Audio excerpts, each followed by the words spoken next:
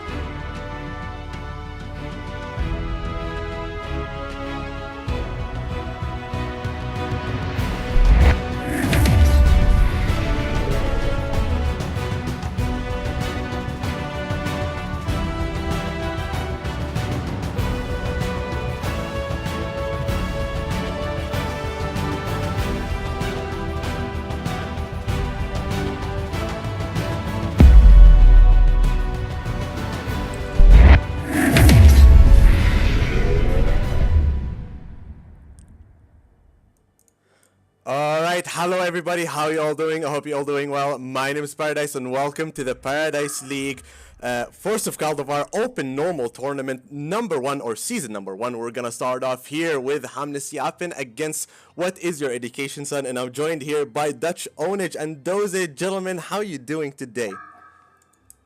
I am doing pretty well. Happy to be casting some games again. Finally something else than a Pro Tour. And happy to be seeing some very familiar faces from back home in the day. And I'm indeed joined by Doze. Doze, how you doing, buddy? I'm doing very fine, man. It's beautiful weather outside. I'm sitting here casting some Heroes of Newerth games, so can't complain. Nice. So, first of all, I do believe that the name of the lobby is wrong. Right? Yeah. Or did Paradise just call out the wrong names just now? Wait, which are the two teams that are actually playing? So it's what is your education, son? I guess Gymnos Japen. Japen? I don't know. So anyway, it's Hellborn on What's Your Education indeed, and Gymnos Japen. I think I pronounced that perfectly. Correctly. Yeah. Perfectly. No faults whatsoever on the Legion side there. And I think these people, the guys on the Legion side are actually Latin, if I'm not mistaken. So I'm not very familiar with them. But I'm very curious to see them perform, because I do believe that they are known to be quite strong players. So first of all, the bans. Magmus, Devour, and Monarch banned on the blue or on the Legion side. Zephyr, the Menace Shaman, and Sapphire banned on the Hellborn side. I know, like, fairly certain that Certos hasn't really played much, and fairly, at least not any competitive sense. So I'm not sure what we should be expecting from these people here. Yeah. Like, in terms of picks. We're gonna see a Bushwhack for the first pick as well. I don't really know about the first pick Bushwhack, if that's ideal, but I mean... A Bushwhack is a really strong hero if you can, like, protect it somehow, right? Yeah, but is it a first pick though? No, probably not. I think Bushwhack is like a hero that you want to pick up if they have some kind of tanky frontliner carry. Something like an Armadon or something like that the Bushwhack can just continuously nuke down, right? Because the jungle toxin stacks at some points are just gonna melt through him, or like tear through him. But yeah, the Bushwhack in general always has been, the issue has been just a lack of HP, right? Yeah. It's just so easy to gank. He has a high mobility, but he, like you say, lacks a lot of HP and is very squishy. And if you catch him, he's pretty much dead. Yeah, and if you compare like the Bushwhack to something like and what's the alternative? What you would have is a Forsaken Archer or a Moon Queen. Both of those heroes, they just farm so much faster. So you don't need to sit behind those heroes that long with a defensive support like a Monarch or an Andro. Which is actually what I would expect them to pick up with the Bushwhack, something like an Andromeda. Or Revenant. There you go, Andromeda. Because the Andromeda is not only amazing with the Bushwhack because of the -6 armor, which is insane in the laning phase, but also just like you can protect the Andromeda by the Bushwhack by swapping him out. Yeah. And the Revenant is definitely an interesting pick. Revenant screams aggression to me, right? If he fits pretty much wherever you put him, you could put him in a lane, you can put him as a core or a support or like whatever. Well, like, yeah, so in my opinion at least, Revenant works really well when you have a hero that lacks the mobility tool to get close to people, but once he does get close to people, he's like really strong. For example, what would be good? Like something like a Kraken or something would be, or like a Pharaoh would be quite good with a Revenant, because if those can get close to you, they can like quite easily kill you. or even I don't know, a panda, something like that, right? Yeah, exactly. It's a lot of catch, and if Am they I don't boring have... you, Dose? No, no, no, no, no, no. Okay. What No. are we gonna think about the Hadamore picks then? We see a Plague Rider and an Empath first picked up here. Yeah, so Plague Rider is definitely... it used to be something that you could only really play Suicide, but I believe that we've seen Plague Rider being played mid lane as well at some points. Right? When like Yeah. dual mid was very popular, you would just run Plague Rider mid lane against the dual mids and just keep denying. Because some dual mids you really just cannot really play against. So they would just do that. And we see that the Legion side also specifically is targeting carry bans now. So Puppet Master, Swiftblade, and Predator, all, I would say, pretty strong carries. But specifically what I noticed there is both Swiftblade and Predator are two heroes that have the same niche. The magic community. So maybe they want something like magic damage focused that wants to gank with the Revenants. That gets really countered by like a Spin or a Stonehide. And they don't want to give them the option. And we see Gladiator and Lodestone here. So they need mainly the carry pick now. I like Lodestone, the Gladiator picks here. Yeah, I mean, Gladiator is just a free... when you have a Gladiator in team, it's just free catch for anyone. Like, yeah, so what I always say about Gladiator is he can stall. He can stall the enemies, right? Yeah. Which means, in like a practical sense, he can keep them in the same place for like 5 seconds. What? Those are two defensive supports, but I feel like there's no one to go with the Revenant here. Okay, I feel like... I guess that's a Pearl Revenant lane, but yeah. It's a bit weird. I think they needed... for example, if they had a Lodestone with the Revenant. Yeah. That would be like really powerful, in my opinion. That's extremely... Like, there's a lot of damage. The burst... Hammer Storm. Okay. We're seeing some interesting picks here. Yeah, it's not what I would expect, because I think Hammerstorm specifically also gets guided a lot by the Pearl and the Bushwhack a bit as well. It is good because it has a lot of armor versus the Defiler ultimate. But it's... I would have expected something more towards like a range carry. So, how do you think they're gonna lane here? Let's start with Legion's side. I would expect a Defiler mid. I guess Bushwhack short, and then... I would just say 2-on-2. Yeah. I don't really see another proper way to lane this. And they're actually going instantly 5 top lane. The train is on its way. It has left the station and it's going places currently. And we see the Hellborn side.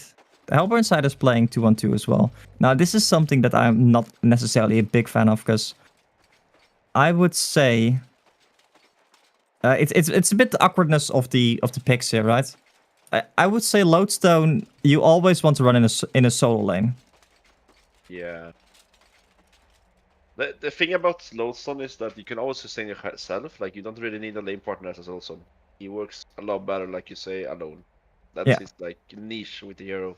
Yeah, but what's actually Lodestone and Gladiator have very similar power spikes, I would say. Like at level 3 and 5, where like the E in terms of the Gladiator and the W for the Lodestone suddenly like become a lot more powerful. And both of those heroes, they can't really protect the laning partner that well. Because like the problem with the Lodestone for like us in a normal lane is his Q has 20 seconds cooldown level 1. 20 seconds is a long time to wait in a laning situation when like every other hero has like 10 to 15 seconds cooldown on a stun. Yeah. I think that's one of the longest cooldowns, right? Like on a... Like... On a single stun? Yeah. Probably, yeah. I mean, like for normal ability.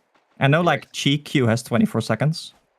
yeah, but it doesn't really work in the same way. That's not a lot... That's... They did a lot more damage to slows like insanely. And also No.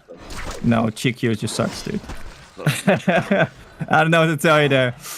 Anyway, okay, so we do see a 2-1-2 situation with the Revenant indeed farming. And it's going to be a Revenant Andro. I do like Revenant Andro more than I like Revenant Pearl. Also because Pearl probably does a lot better against the Plague Rider. Because Plague Rider is naturally going to, you know, poke some Qs here and there. Top lane? Oh, sorry, in the top lane. We see a little bit of harass going back and forth, with Revenant taking some harass damage. I think it was a Hammerstorm stun. Hammerstorm also not get... Oh, actually, Revenant might be a bit in trouble here. That's a wall, but there's no Q currently from the Hammerstorm, because he doesn't have the mana to do that. And actually, we see Revenant might be... No, he's not going to be fine. He is going to fall here. First blood for the Empath. And notably, I was gonna actually say this prior. Hammerstorm not having a Lunar Tier is a bit awkward, actually. In the top lane, we see Andromeda going in on the Empath, but they turn it instantly on the Andromeda. Andromeda is going to be in a bit of trouble. Is going to be fine here. There's no... Oh, there is a potion here coming for the Andromeda. And a little bit of regen coming in for the courier, but it's actually going to be a while before the courier reaches them there. So the Hammerstorm is going to have to play a bit careful. The lane is going to go for a rune top, and it's going to be in a haste. Oh, that's actually pretty damn good for him. He did not go for bottom, he went for boots on the area. Oh, curious. I don't... the reason I kind of like that is because you can like outrun the Eden from the Defiler. Because the E is the thing that he heals a lot with. Defiler. But the thing about the mid is also that since they changed the W like buff, you can always sleep it back to the base, you get a full bottle. So the bottle value on the area is too big. Okay, that's absolutely true, yeah. I don't really see a game where you don't buy bottle on like that either. You just get the value of keeping back with W on yourself, and then you get the bottle and then almost full HP and mana. It's just basically the same thing as if you were like a Tremble, right? Yeah, exactly. But I think this is a... So yeah, for the ones that don't actually know, so the thing that they changed is the W buff on yourself lasts for 7 seconds instead of 4 now. So you have like 3 seconds extra window to TP home. And more specifically, that means that instead of like only having half a second, you have like 3.5 seconds. Which is a big difference. Anyway, in the top lane, like, okay, so this is something I don't like, actually. So, Hammerstorm still does not have either a battery or anything really to sustain himself. And we see actually in the top lane, we see Empath starting with a little bit of harass damage there. But in the end, they turn it on the Revenant. They initiate on the Empath, but the Empath with the heal, the Q, is just... It's just so, like, much HP in total, basically, right? Yeah, so I would never say that you should like man up against Empath. Oh, sorry. Actually, to interrupt you, Defiler is going to man up against the Empath. He pops the apple. Empath might actually fall there. Empath is going to get turned on by the Defiler, and there's no mana on the Gladiator. Gladiator might be in a bit of trouble here. A couple of bottle sips, and Gladiator sips his bottle. He's just going to be fine. He got the bottle. That was so close. That was a DD rune on the Defiler picked up there. Empath thought he was gonna get a free kill, but the golden apple saved the Defiler there, actually, big time. It was a good size up at Defiler also. He noticed that he had to man up, because if he walked into that wall, he would probably die as well. Yeah. Because of the extra damage. Yeah, wall does 30 magic damage per second these days. Yeah, let's say it would be at least 2 seconds. That would be an entire out attack. Yeah. The Hammerstorm did pick up the Chalice now, so he can sustain himself a little bit better. I would like for him to still pick up a battery because of the Andro and the Revenants just kind of spamming spells naturally. On the other hand, the Chalice is also really nice because you have the passive mana, the passive HP healing from the Empath, sustaining you. Meanwhile, in bot lane, it seems like they're very... Both are playing very passive right now. They just stay taking creep kills and denying. So yeah, that definitely, like, I think that definitely might benefit the Hellborn side a bit more. If they're not, if neither side is really abusing the pool too much. Because the Plague Rider naturally denies 1/8 of every creep wave. Because you can, like, use it once per minute. Yeah. Roughly. So if you're just like a deny outside of XP range is... Or mid. Oh, sorry, in the mid lane we see Gladiator actually using his ultimate there. And Defiler ultimate also on top. Gladiator's gonna go for the rune. It's a regen rune bottom. Unbelievable. Super lucky. Super Always. Lucky, always lucky. Always lucky. And Defiler not leveling his W at this point. So do you play a bit of Defiler? Super rarely. Okay. Very little. But So, I would say in this matchup I wouldn't get a W either. Like maybe by level 8 or something. So I think the reason W could actually be good is because if you get W'd by the Gladiator, you can kind of dodge like the Q by silencing the Gladiator, right? Because then he cannot send you back. And the silence level 1 is still like 2 seconds, which might be more than enough to actually dodge the Q. Yeah, you're right on that. But then you can screw up with the combo by Gladiator a bit. I guess. Exactly. I don't think you can reliably dodge the ultimate, because I don't think you're fast enough for that. But dodging the Q should be possible. Yep. Right now it's pretty stale. It's 200 gold different. So I guess like yeah. We got the first blood on like, side, but after that they kinda slowed down. And yeah, I think specifically like top lane, the Revenant is not doing as well. Really hasn't progressed an item at all.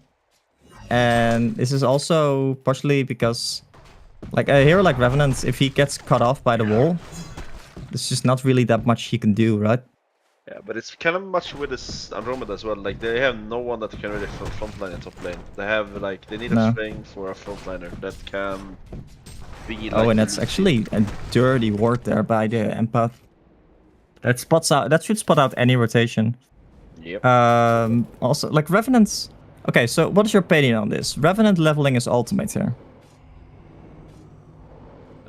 I don't really play the hero, but I mean, don't you always max it up with the hero? It is an insane amount of damage. Yeah, so if like specifically for harass purposes, it's really good. Because level 1 it does 15 times 6 on 90 magic damage. And that's like not counting for the minus magic armor. Then it goes to 150 to 210, 280. But it's like a nice harass tool. But like, what does the ultimate only becomes valuable at level 8? Because then like you get the double proc, right? Mm-hmm. So the double invis, double Q, and double W. As they actually try to go in the top lane, they actually get a good Q initiation on the Hammerstorm. They also start with they pop down a Revolt, and he's actually going to go down. There's no saving the Revenant there. In the mid lane, actually Gladiator gets a kill on the Defiler.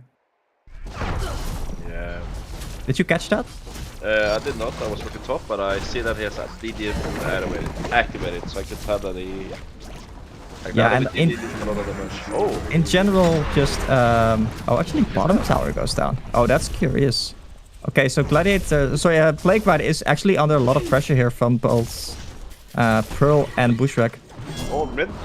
Actually, in mid lane, the Gladiator might go down. The Gladiator's a lot of trouble. He tries to do some. No, he's gonna go down here. And in the top lane, we see the tower is likely to go down here. But yeah, the Revenant plus Andro really doesn't have much opportunity to do anything against those heroes, specifically since they are like just getting out leveled, right? So if you were to stay in the lane, the Hammerstorm could just spam his Q on your face, and that is 325 damage every 14 seconds or whatever it is, 12 You're seconds. gonna say I killed bot here on the player there? Oh, Plague Rider might be in a bit of trouble. Bushwhack and Pearl are setting up. I don't know if this... Yeah, you might actually see him. You might have seen the Pearl rotate over because he has a ward near the rune there. Yeah. I think he saw the Pearl, but he wasn't thinking about the pushback. So if Pearl didn't move there, he could have killed Play. Maybe. Yeah, because like this is a Plague Rider with just red boots. Plague Rider is not as fast as he used to be. I think Plague Rider used to be like one of the fastest heroes in the game. Base, I mean. But that's definitely not the case anymore. Plague Rider might be playing a bit... Oh, actually, sorry, in the mid lane, we see an Invis rune on the Defiler. Actually, that's a Rev Ward. They use the Rev Ward on... That's ultimate on the Lodestone. The Defiler is going to pop his ultimate. Defiler is going to get hit by the Lodestone ultimate. That was a good combo by Gladiator and Lodestone. 5 people from the Legion side actually in the mid lane here. It's going to be the Gladiator ultimate. Pearl's gonna go down here. And there's not much response from the Legion side. Because Legion side tried to initiate there with the Andromeda ultimate. The Defiler went down instantly to Lodestone plus... I think it was Hammerstorm and Gladiator. And at that point you can't really teamfight them anymore, right? Yeah, I think if the fighter goes down, you're pretty much lacking. Oh, Bushwhack. Oh, wait, and Bushwhack might be in a bit of trouble here. He's going to run into 5 people there. He might need to run for his life. Lodestone and Co are kind of on the hunt there. They're just taking stacks for now. Yeah, they still need the stacks on Hammer, which is a big deal. I mean, Hammer's on 521, 20 Yeah, GPM right now. There were not a lot of stacks. Oh, wait, Pearl's going to be in a lot of trouble. Pearl's going to be in the well. And she's going to be respawning soon. Yeah, the supporting cast from the Legion side is really not doing too well. And speaking of that, we see that the supporting... This is like a really good ward here by the Empath. And actually, Revenant is going to be in a bit of trouble here. And in the other side, oh, that's a good Plague Rider ultimate on the Andromeda and Defiler. The Plague Rider is gonna go down soon. The Hammerstorm is already down. Plague Rider is gonna go down. There are 3 people left here from the Hellborn side. Lodestone ultimate pop. Lodestone ultimate is going to go and hit air there. Gladiators forgot to send the pushback back. Empath is likely going to go down in the background. Gladiator is gonna try to TP out. Gladiator is going to be fine. There was a bit of miscommunication there on the Lodestone because the Gladiator had this W on the Bushwhack, I believe. And this is a Bushwhack with 800 HP. I think if Lodestone uses or hits his ultimate there, that's a dead Bushwhack. But this is just the Hellborn overstaying their welcome a little bit too much. Yeah, I think they stayed way too long. They should have taken the stacks and they just went back, but they stayed for a bit too long. They had the final ulti, they should just get back. Okay, so we see so historically in Pro League, when we've seen the Hammerstorm, if I am thinking about like I think we've seen B-Pro pick it up a bit, right? I think B-Pro might be the only team I've actually seen play the Hammerstorm. I think another team plays when I don't know the name, but they can't solve the team. Oh, Kevin's team. Okay, but so Oh, so in the bottom lane we see Lodestone use his Q already. Gladiator is going to be caught here by the stun from the Andromeda. He uses his ultimate for basically just to escape there. Yeah. Notably, Gladiator ultimate also gives you a 10% movement speed buff. Hashtag HoN facts. But so Hammerstorm. We've seen, I think Hammerstorm usually goes for Elbow Parasite. I know that like what's it called? The Smart Club brother Marcus? Oh, in bottom lane. Sorry again. We see that's an ultimate on the Bushwhack. Plague Rider ultimate on the Bushwhack. Plague Rider is going to be manning up against the Bushwhack. Bushwhack is going to fall.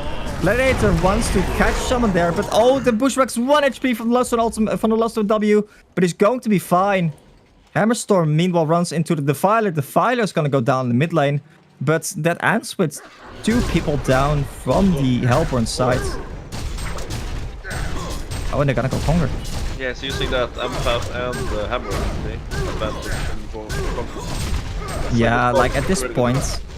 So okay, so I was gonna talk about the Twin Blades. Because Twin Blades is not really an item we see too much on the Hammerstorm these days. And I specifically don't like it with an empath inside you. Because you have so much attack speed already. Do you really need it?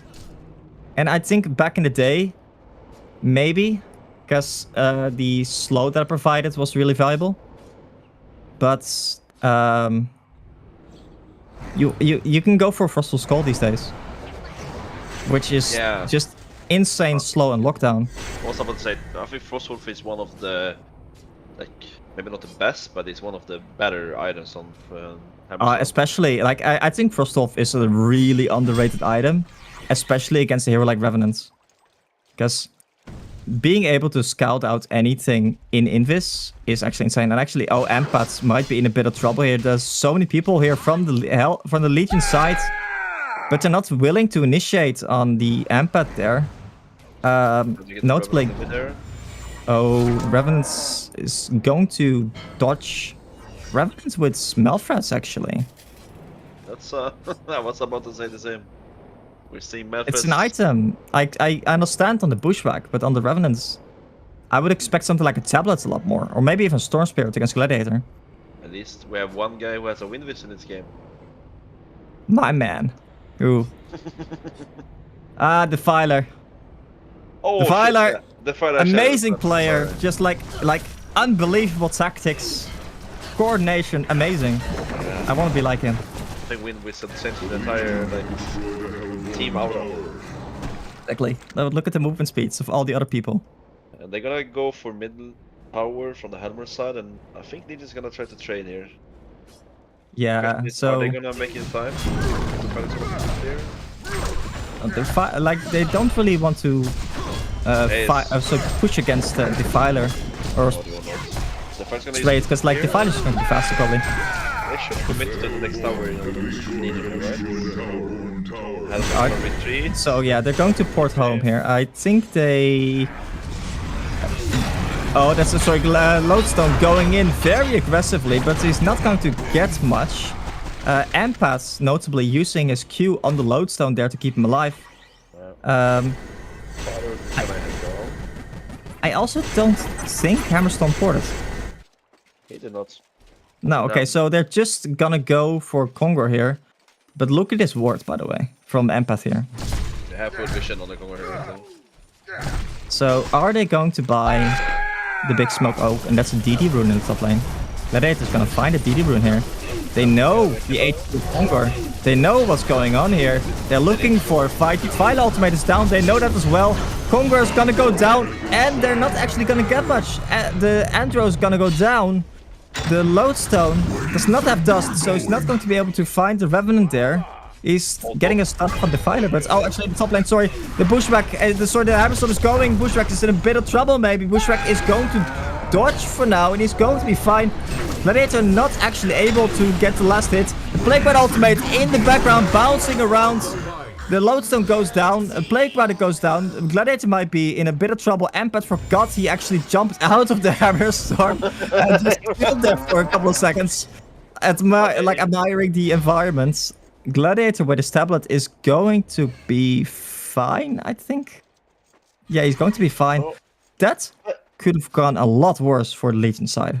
I do have a question for you. Do you think, I see that Bushwhack is maxi instead of I don't know if that's a thing, but you don't, like, the cast with his Q, which is too good. I don't really see the point when you max. Okay, so for the Bushwhack, you want to have at least level 3 W.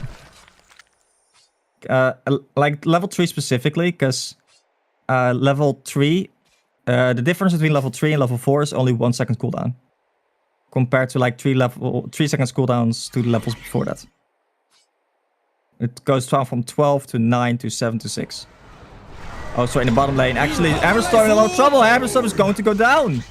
Andro plus the Revenant is actually so much minus armor. Lodestone might be in a bit of trouble. Lodestone is also going to go down. I actually did not think about that, but like Revenant plus Andromeda is a lot of minus armor, isn't it? Yeah, it is. It is. I mean, the Fire ulti did a lot of damage itself, and then again, Yeah, but like Andromeda- the Revenant E. Oh, the Revenant E. Oh, okay. The Revenant E also gives a stacking minus armor debuff. Okay, I did not know that. Yeah. I think you're right. I don't think I ever played Revenant, to be honest.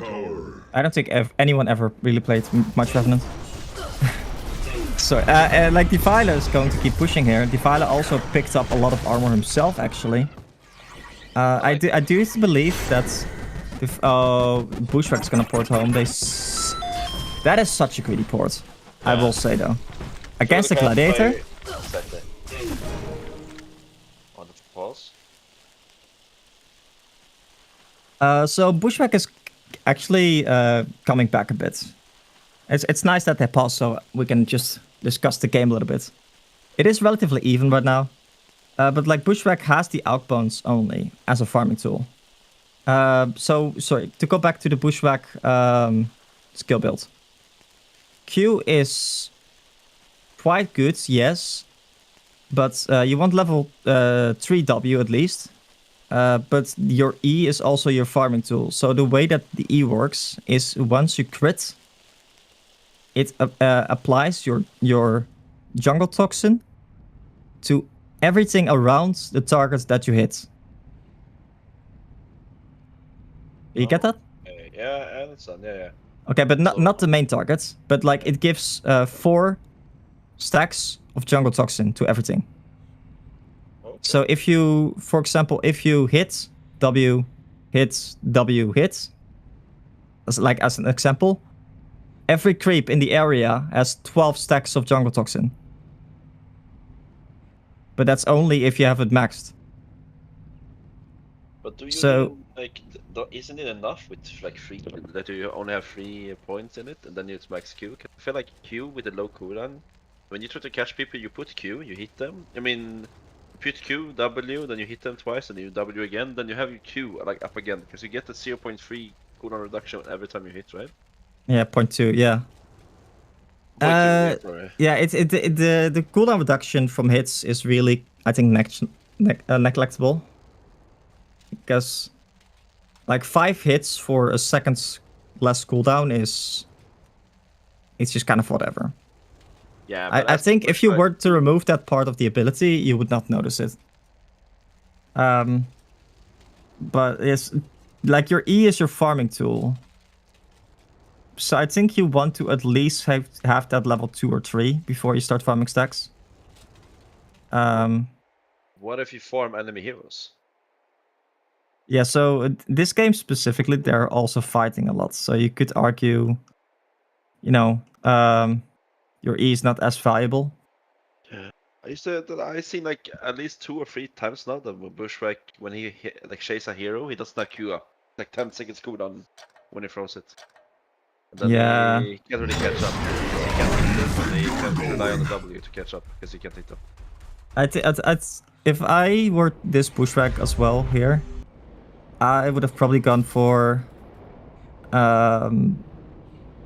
maybe a Sackstone and like an Energizer specifically. Oh, actually in the bottom lane, sorry, Andromeda plus Revenant on the hunt, on the prowl there.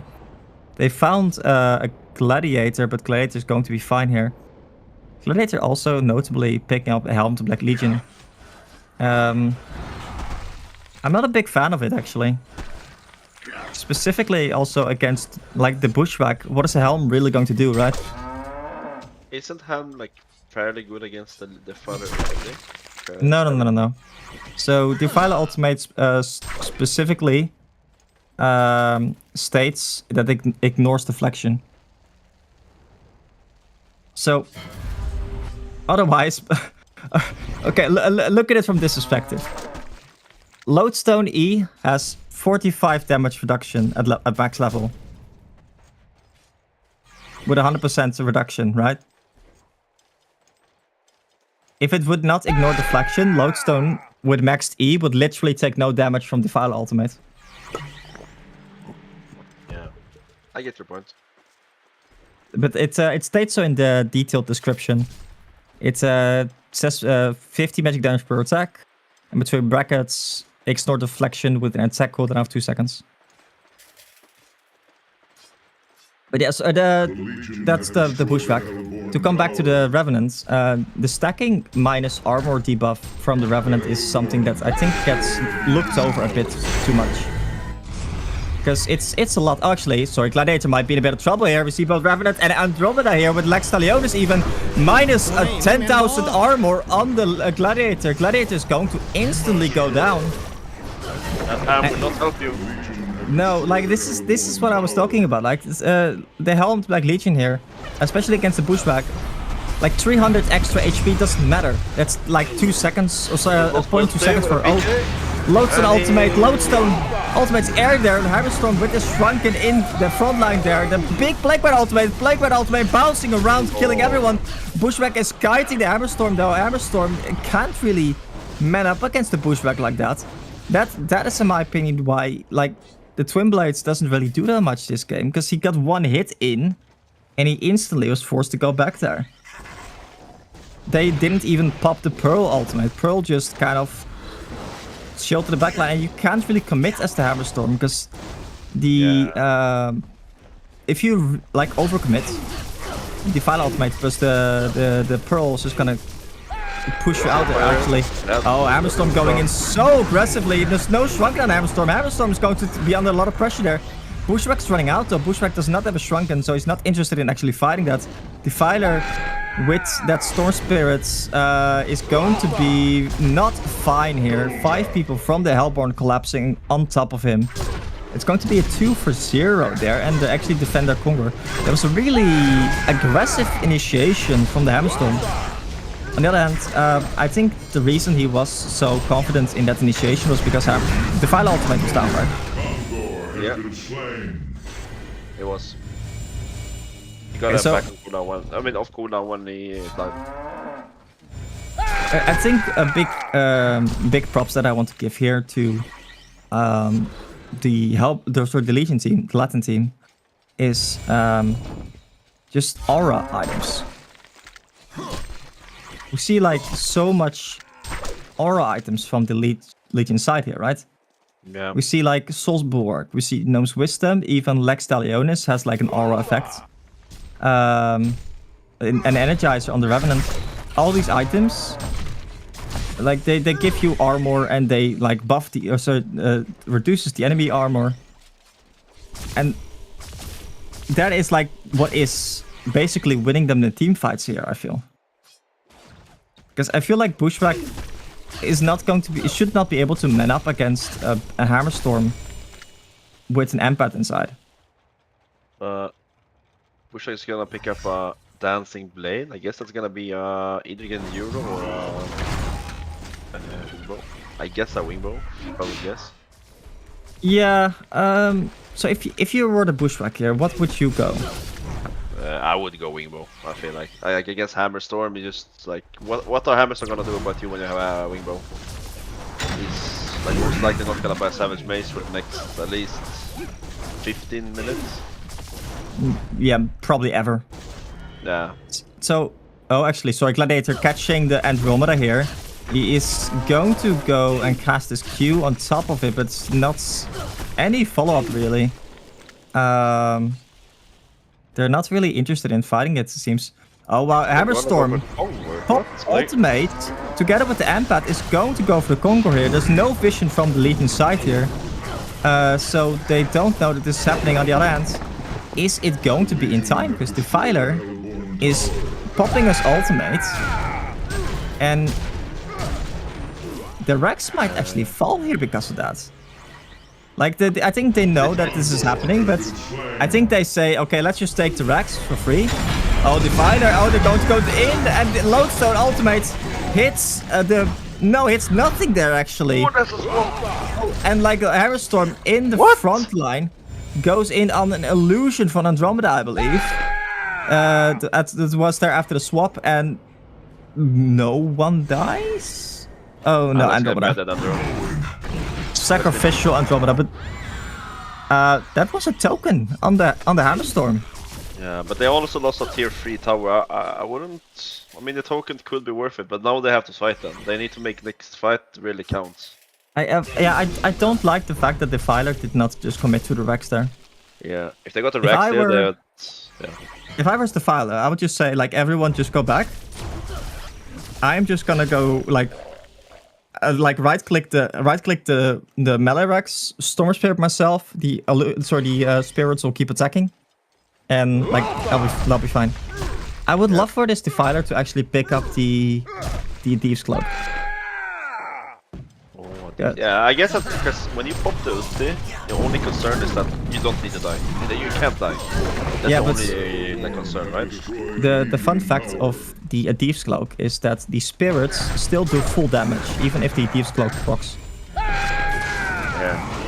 Oh yeah, because they don't really... they're gonna put bots here? Because, yeah, they're separate from the Defiler, somehow. Hammerstorm with that minus building debuff is going to smack this tower. Tower is going to go down so quickly. Oh, actually, Defiler pushing mid lane. They're going to just get the base tower there. That's a Gladiator ultimate. There's no Storm Spirit on himself. Pearl is pushing away the Lodestone. Lodestone is going to go down, but holy crap, Bushwhack is so low instantly. Hammerstorm is porting home here. Gladiator is going to be on the prowl here. He might see that. No, the Q did not give enough vision to see that actually. And everyone in the Legion side is going to be fine. I think... Oh, they did actually lose both racks in the bottom lane. I did not notice that. Yeah, they lose both racks, but also they lose a second tier 3 tower on the... like Hellborn side, so they only have like last tier 3 tower now. If they push now, they could easily get a Rax. But also, yeah, 2 Rax are at like half HP here, and they're going to be at half HP for the next 5 minutes, I would say. Or they're gonna go reaching up over the next 5 minutes. 2.5. Yeah, exactly. Yeah, so we do see the Bushwhack indeed picking up the Wingbow, and Bushwhack is on a mission. I'm not sure I approved of this mission. Well, I approve. There's Wingbow, he shows. Oh, and Revenant is going to be in a bit of trouble here. That's a 5-man smoke. It's a Gladiator ultimate right on top. Oh, in the background, we see a Hammerstorm and the Bushwhack manning up to each other. Bushwhack thinks he made a big mistake, and he's going to go down. Manning up against the Hammerstorm with that much damage without your team being there is not a great idea, buddy. Like, Hammerstorm is not a hero you want to challenge to a man fight. That was not a good idea. I don't even know if Amped was actually inside the Hammerstorm there. I don't think it was. He jumped in after Bushwhack died. And yeah, it was, I think, partially like no misses, sure. Yeah. That's, like he got 3 hits, like straight off, like both the twin blade hits and then second, like 3rd hits from Hammerstorm. But like the Wingbow is only 20% evasion for range. I may be one of the few people that thinks this, but I like specifically like melee Wingbow so much more than ranged Wingbow. But I also guess that like Bushwhack relies a lot on his like attacks, right? And he doesn't get a lot of attack range from it. So I guess is Bushwhack in itself, he benefits a lot from it. Yeah, I could see that. But also he got one-shotted by Hammerstorm, so I mean he needs armor, he needs HP, he needs something to be more tanky. Yeah, he's like dying. So I was thinking, I was thinking about like going for Frostal Skull on the Bushwhack, but it's only 20% movement speed slow when wielded by a ranged hero. Yeah. It's not very much, is it? For like a 5k item. I think that's the reason you don't ever really see it picked up on a ranged hero. You're gonna see a Hellflower picked up on Gladiator. I don't think he had that last fight. No, he had the Arcana for a while. Oh, he picked up the Altar's Heavy Helm. Yeah, he did. I don't know if he knows that it doesn't work against Defiler.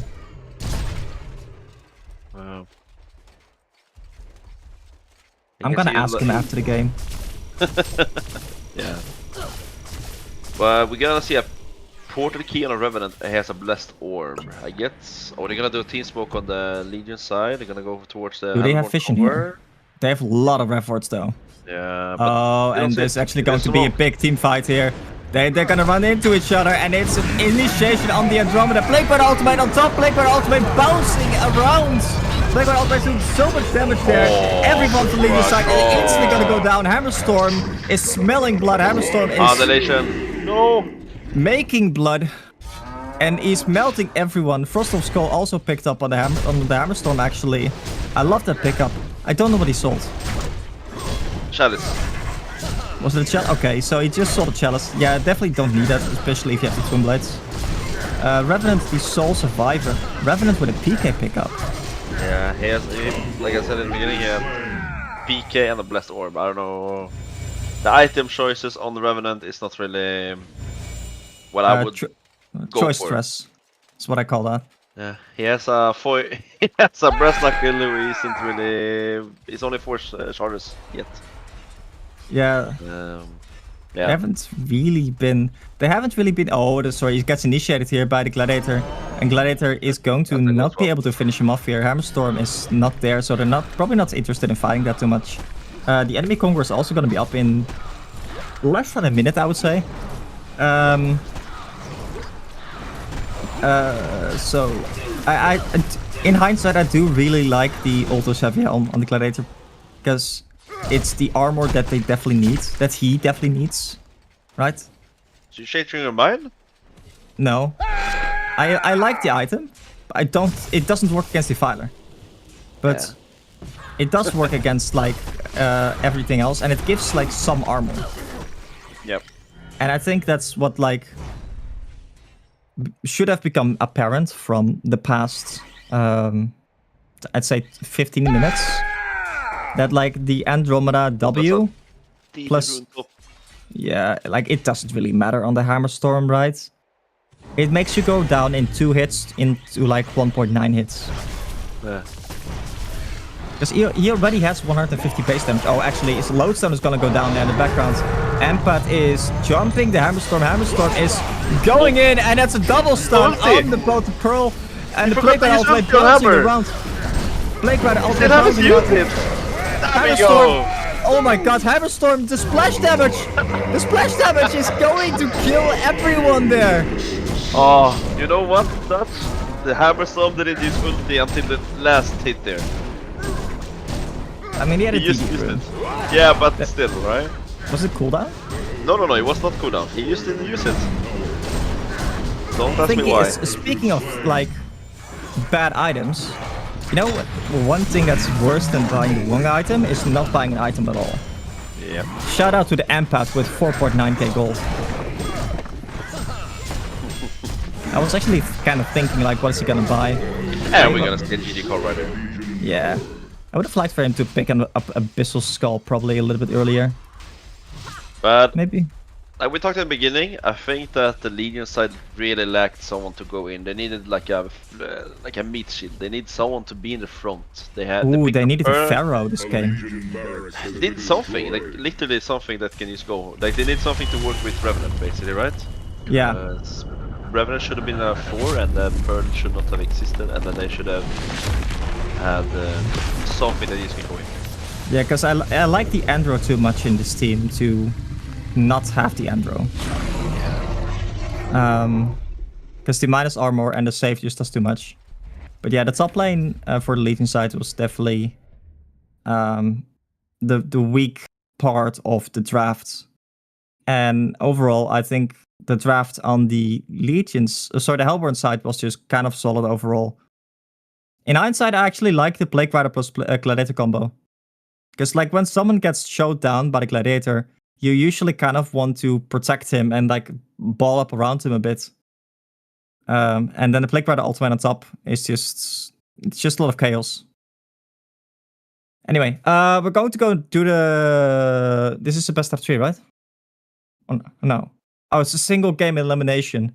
So this means... Oh, sorry, not elimination. It's a bracket system, I believe. We're going to go to the next game, which is going to be... Yeah, okay, so we will be back in roughly 5 minutes. Doze, any last words? It's a bit ominous. It's GG. It's I GG guess. indeed. Okay, we'll see you in a little bit.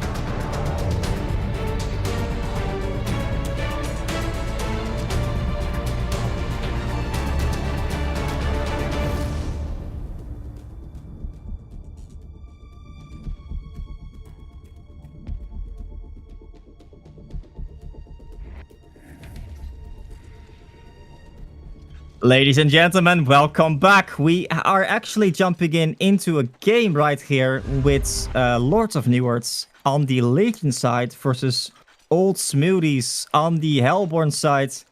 I am once again joined by Doze. I could not find anyone else. I'm really sorry, chat. Actually, as we see Alodia fall here.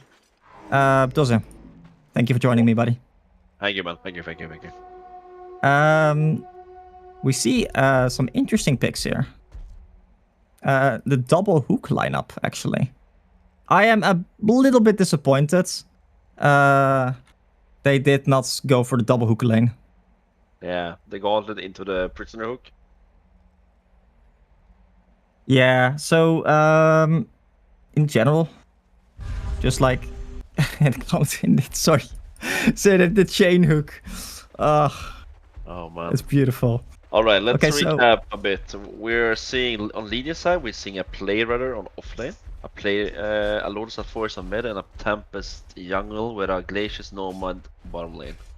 And then Yeah. on Hellborn, we see Maliking Geomancer in short lane with a Gauntlet in mid, and a Elonia Prissy lane on long lane. What do you think about those lanes? Dutch? Sorry. First of all, if I like look at the lineups, not even at the lanes, I am noticing like a severe lack of stuns on the Legion side. Yeah, Which- they have like one secure stun, then they have, and then Tempest, I guess, but it's already laning. So Even Glacius isn't really a secure stun, I would say, right? yeah, it's only a minute, right? Yeah, the W. Yeah. So it's a mini stun, and then it's a disarm and an immobilize. So like in the early game, it's as good as a stun. But I feel like in this kind of situation, the Plague Rider doesn't do too much. Oh, actually in the mid lane. Oh, so Gauntlet is gonna go down. Oh wow, the dot from Sephora is just running him down. Oh, actually, sorry, in the bottom lane, we see that Prisoner is taking a lot of rest damage. Nomad is chasing him down. Nomad is going to get the kill there on the Prisoner. I think part of that also comes down to the fact that the Alonia died first blood against, I think, 4 people or something rotated into the bottom lane. So this is a really good start for the Legion side here. Yeah. You're gonna get both runes as well. Also, yeah, so they're gonna get both runes and the Tempest picking up an Invis rune. Oh, this might be the Alonia again. Nomad chasing down the Alonia. Tempest does not have boots, so he might not be able to catch the Alonia here. Oh, Nomad is smelling blood. Nomad is going in. Nomad is committing. No spell or something. Go, man. I can like respect the commitment. That's all I can say. Yeah, that's a lot of that's commitment, man. That's what you call it, man. I never seen that before. Where you dive tier 2 at minute 2. That's something. Not outside of TMM, no. No, something like this. If this was TMM, then Nomad would have popped back. I'm certain of it.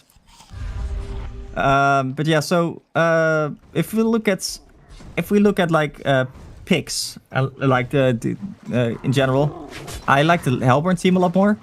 If I look at like lanes, I like the Legion side a lot more. Oh, Hook actually in the tower range for the Gauntlet, but like Gauntlet doesn't do that much damage. Yeah, I find Gauntlets a super awkward hero. Yeah, and I also see that it's picked one time in E. Like, I don't know if you do that right. You should always max W in my opinion against 1 versus 1 lane. Because of the long range hook, you want them into the tower. Also, the stun increases by. Yeah, so I've talked to some good Gauntlet players about this a little bit. Because normally I would always max W in general. Because the Q and the W, the difference in damage that you actually get, in damage output, is not that much. Back in the day, the W used to not scale in damage. But nowadays it does. Yeah. So you would like max the W for, indeed, the longer hook range. Because the W starts at 800 range and ends up 1100 range. Which is a pretty big difference. It's also like when you lane like this, if you max hook, like Lord would never be able to like farm safely. Well, even if you exchange blows with him as Q, Lord would always heal up with his W and Q. Yeah. Okay. So like exactly. So the reason to max the actually, who went down there? That was the Glaciers that went down. Actually, Nomad in a bit of trouble. Alonia manning up against the Nomad. The Nomad's gonna go down. That was actually almost turn kill from the Nomad. Prisoner can be quite dangerous in the laning stages, especially early on. I really like the fact that Prisoner actually got 1 level in his E. Because it's so much base damage. If there are 2 like enemies there, that's 45% base damage. Yeah. So Basically. in top lane, we haven't really seen a lot of action. I mean, when you see a player, they're always like the lane is always gonna get a bit scuffed, right? Yeah. Deny every single other lane, right? So I mean, what I would do if I were against the Plague Rider in this situation, I would literally just send the Malikan solo against Plague Rider. Because Malikan, sure, he's going to get like a lot of harass damage from the Q. But if you were to get like, if you were to max your W or something on the Malikan, you'll be literally able to like heal everything up the Plague Rider does. This opens up the opportunity for the Geomancer to roam and to get stuff done. Because if Geomancer rotates middle, suddenly that's like an actual kill on with Gauntlet. Oh, actually, Gauntlet going in on Tempest there. Tempest might be in a bit of trouble. If Tempest is not going to survive that, no, Tempest gonna go down. DD rune on Gauntlet. I don't know if the DD rune actually mattered because Gauntlet was already a little low. But to come back to the Gauntlets.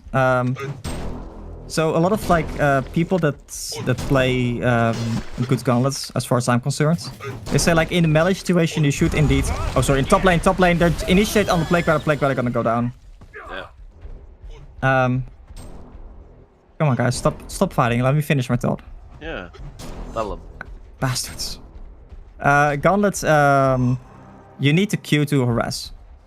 That's why I would want to max the Q. But if you look from like a total damage perspective, it doesn't really matter whether or not you max the Q or the E. Or the Q or the W. So I don't know. Also, okay, so if I were to play Gauntlet, I would look at it like this. You can't miss the Q. You can't miss the Q. True. Right? True. Can't miss the Q. Oh, Prisoner. Yeah, Prisoner tried to get a hook off on the Nomad there. Nomad is dodging it. Oh, the Nomad uses ultimate. Nomad is not going to have an ultimate to protect himself here. It's going to go down. Oh, that's a huge Tempest ultimate. It's Malikan. That's not letting the snow. No ultimate on the Malikan. He's not going to be able to protect him. Just allies there. Tempest is gonna go down. The team support's not quite there. Lords of Force just a little bit too late. If Lords of Force was there like 5 seconds earlier, I think he could have killed basically 4 people. Oh, Malikan, no, I think Malikan's gonna be fine here, isn't he? I think. I don't think the Blightstones do anything there. The Blightstones nothing. Doesn't change anything. Nope. But it's about the idea. It's about the idea. They want him to survive. Exactly. Okay, so Splayer is farming top. Let's see. Yeah, I guess Plague Rider did not have a TP or something like that. Plague Rider does have triple stacked ancients, which he is likely going to take soon, since he has his ultimate right now. And all in all, right? We do see something that is expected. To happen when you have a jungler.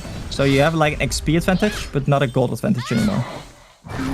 Oh, and in the bottom lane, sorry, we see Nomads getting hooked in the tower range, but I don't know if you want them, buddy. Oh, Nomad is gonna go down. The Nomad did have 10 charges on his mana battery and a golden apple. And I did notice very cheekily that as he, like, after he died, he swapped his life tube and his golden apple for slots. I mean, that tells a story, doesn't it? Yep. Forgot to press button. Oh, actually, Gauntlet's in the mid lane. Gauntlet's gonna go in the Plague Rider. Plague Rider's gonna go down.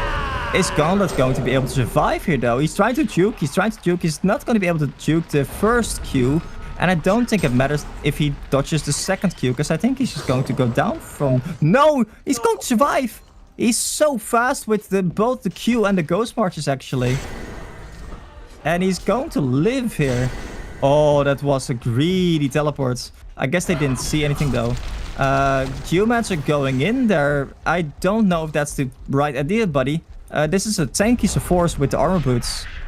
There's quite a bit of... Oh, that's actually, in that sense, Lords of Forest going in. Malikan pops his ultimate. Malikan is not going to be able to do too much. Oh, Malikan's going to go down to the Glazier's ultimate. He went in. If you stood still on Malikan, I think he was fine. He was right outside the Glazier's ultimate. I think if he had a hatchet up, he could have chopped the trees probably and like gotten out there on the other side. Or you in the bottom lane, Prisoner and Nomad going at it. Prisoner with these auto attacks is hurting so much. But Nomad can get like a really easy ultimate there on the Alonia Q, and Alonia is going to go down. Nomad did get stunned in the end, but he managed to get the last hit there. Meanwhile, oh, look at this Gauntlet on the Plague Rider. Plague Rider is... Oh, Gauntlet is taking some bounces, but it's not going to matter. Gauntlet is going to go down to the Plague Rider there. Plague Rider did farm most of the Ancients, though. Okay, what are your thoughts about this? What, like, the Plague Rider item here? Oi. Yeah, it's I guess that's a build-up for Alchemist Bones, I would suppose, right? I mean, it's not going to be a Thunderclaw, I'm assuming. It's let's just say it's very late game focused. It's a really good hook. Oh, on Lords of Forest is taking a lot of damage here. Both Geomancer and Gauntlet. The team support is there now, but the armor boots on Lords of Forest is what's keeping him alive here, right? I would say that the deal was... Oh, they lost the tower, they didn't deny it. Oh. The archer sniped it with his 28 attack damage. That's unlucky. Yeah. I mean, it is a sniper after all. Or is it, no, wait, it's actually an archer. I think it becomes a gunman with mech. Oh no, sorry, in the bottom lane. That's a big hook from a Prisoner. Nomad get pulled in, but Nomad doesn't die here. The tower's not attacking. The tower doesn't understand aggro. Glacius with a huge ultimate actually getting a double tap there. Because the tower... Oh, and Nomad is in a bit of trouble now. Nomad did not have ultimate up, so... Could he have dodged that with his W? I don't think so, no. I think the damage still will go on. Yeah, right? So I think the projectile gets disjointed, but the AoE damage is still there, right? Yep. Oh, and actually Lords of Forest with half HP, half mana here. Tempest in the backline with an Outbones, but also with an ultimate. So Tempest is gonna go in with a one-man ultimate only. Alonia is going to be the sacrificial lamp, but look at this. We see 3 people, 4 people now rotating bottom lane. Prisoner. Like, this is the nice part about having both Prisoner and Gauntlet in the same team. If you miss one hook, that's no worries, you have another. 4 people from the Legion side now in the bottom lane, and we see so much vision here from the Hellborn side actually. We see 1 ward behind the tower, 1 ward there at the medium and small camp. But not too much is happening. I guess the Hellborn side is fine with the rotations that are happening here, because they know how many people are here. They have the vision. Oh, Lords of Forest is gonna smoke towards bot. I'm gonna go for... Oh, there's a double damage from there. Ooh. And it's gonna go in a river towards bot here? Yeah, I guess so. I guess they want to fight this. They don't have Tempest ultimate though. Are you really sure you want to fight this? You have Plague Rider ultimate, but how are we gonna initiate? Yeah. Maybe Nomad ultimate? Like, Nomad ultimate does have some really easy hits on the Alonia. But if you run in like that, you're in danger of getting hooked. As Glacius is fouling out here. And Nomad is going to go in on the Alonia. The Alonia is going to go down. We see Geomancer actually popping an ultimate in the backline. Plague Rider ultimate in the backline. I don't see much going on there. Gauntlet and Nomad are going at it. Malikan in the front line. Malikan is going to go probably down here with his Innocent Terriers. He's doing so much damage to himself because he can't heal up. But Nomad is going to go down in response. Yeah, he did. Yeah, Malikan against Lords of Forest. It's the ultimate counter pick, really. Yeah, it's unfortunate that they mix some spells there and they don't really have the coordination. And like in the end, like Tempest ultimate was used. Yeah, it was. But like there are so many like Tempest going so aggressively on the Alonia that Alonia dies. And Lords of Force wants his tower. He commits. He does not have a hatchet actually. Wait, he cancels TP. Why does he cancel TP? He missed the Q. Oh no, Glacius with the huge ultimate in the backline there. Gauntlet cannot run through. He did not have his ghost marches up. And a buyback from Gauntlet. There we go. There's the classic buyback. Yeah, hey, buybacks and running towards the lane. Yeah. A Plague Rider almost has his outbounds. It's pretty good. I think that's gonna change a lot of the outcome of the game. Yep. It's gonna be able to get some free XP in the wood storm lane. Yeah. So he can farm a staff, I guess. Okay. He also okay. So what are your thoughts about it? He maxed his extinguish instead of his Q. Now I will say the Q scales really roughly with mana. There's the ones. Nice. But you want max Q, right? Like the hero already does so little. Don't you?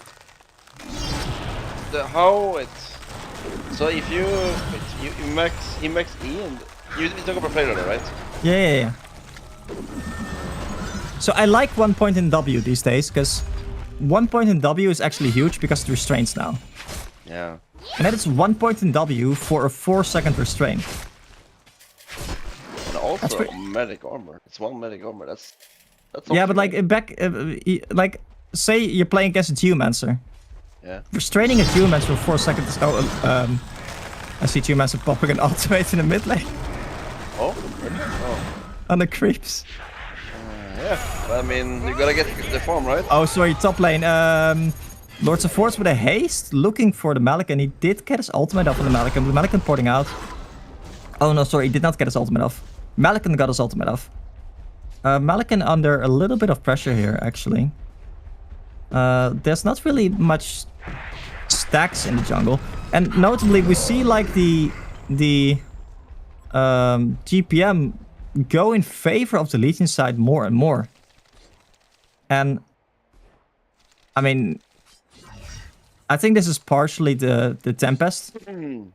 Just farming pretty well, but also, I mean, outbounds.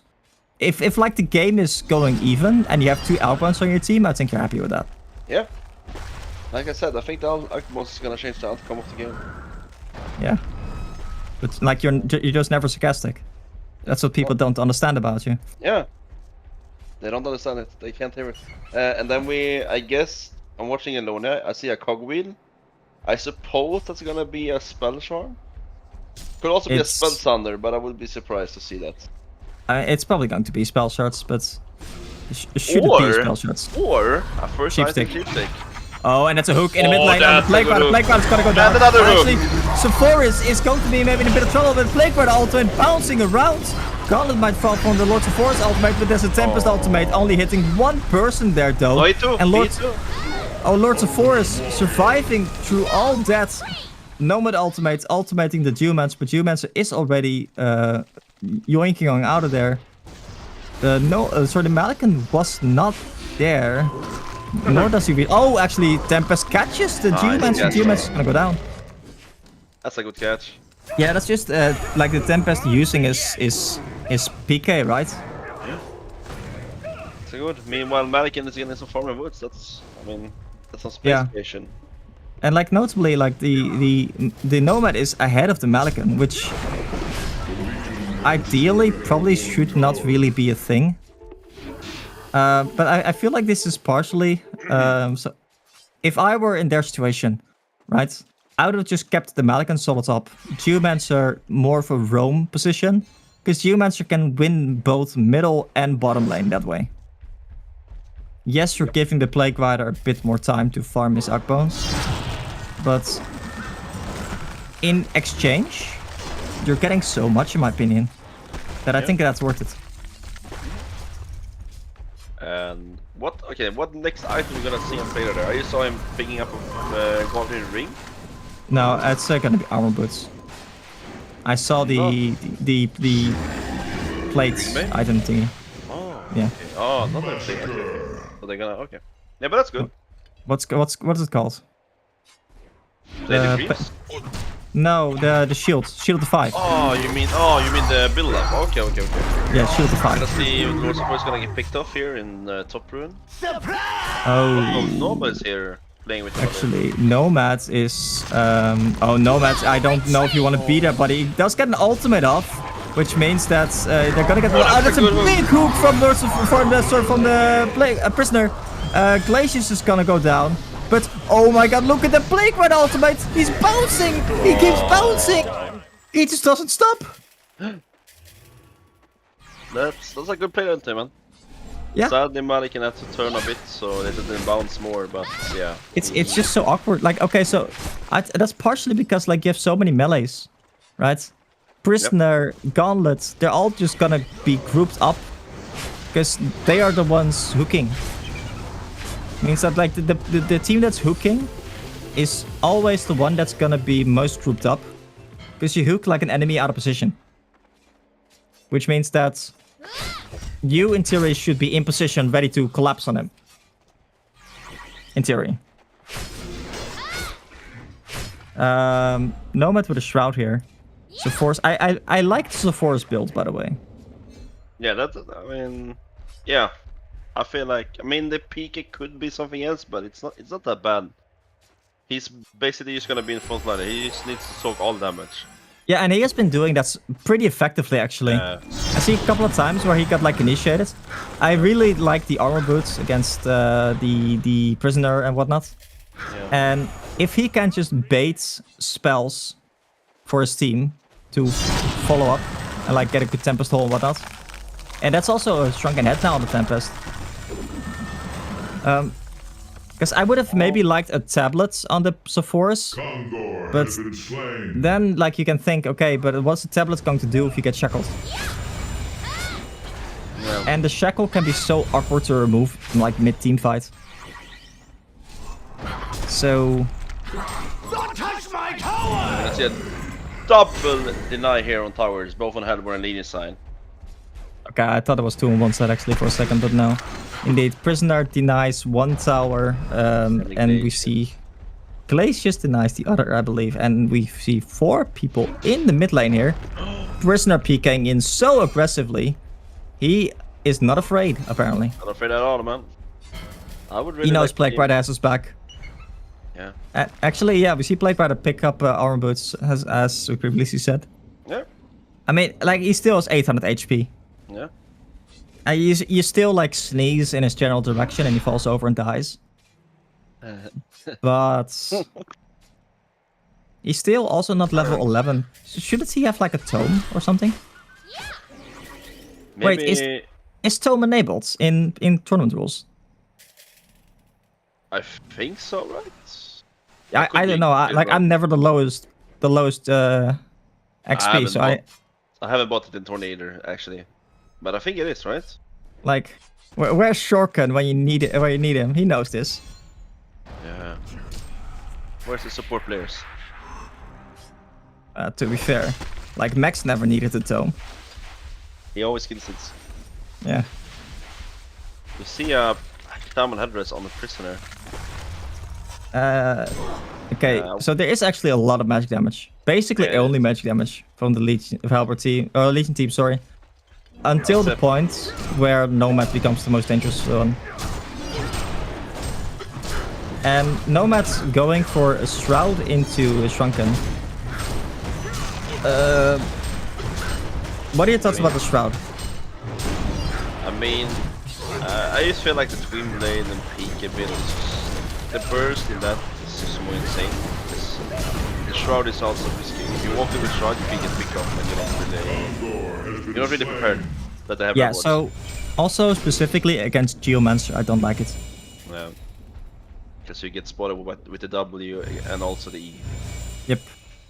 Yep. Yeah, I was more thinking about the E, but actually you're right, the W also scouts you out. He reveals him whenever he hits. It's it. Yeah. And what I it doesn't really help you against something like the Prisoner. And the amazing thing about like PK on the Nomad is that you can actually initiate with the Nomad. Then you PK into like an Alonia W, you ultimate, And that's a free ultimate on anyone.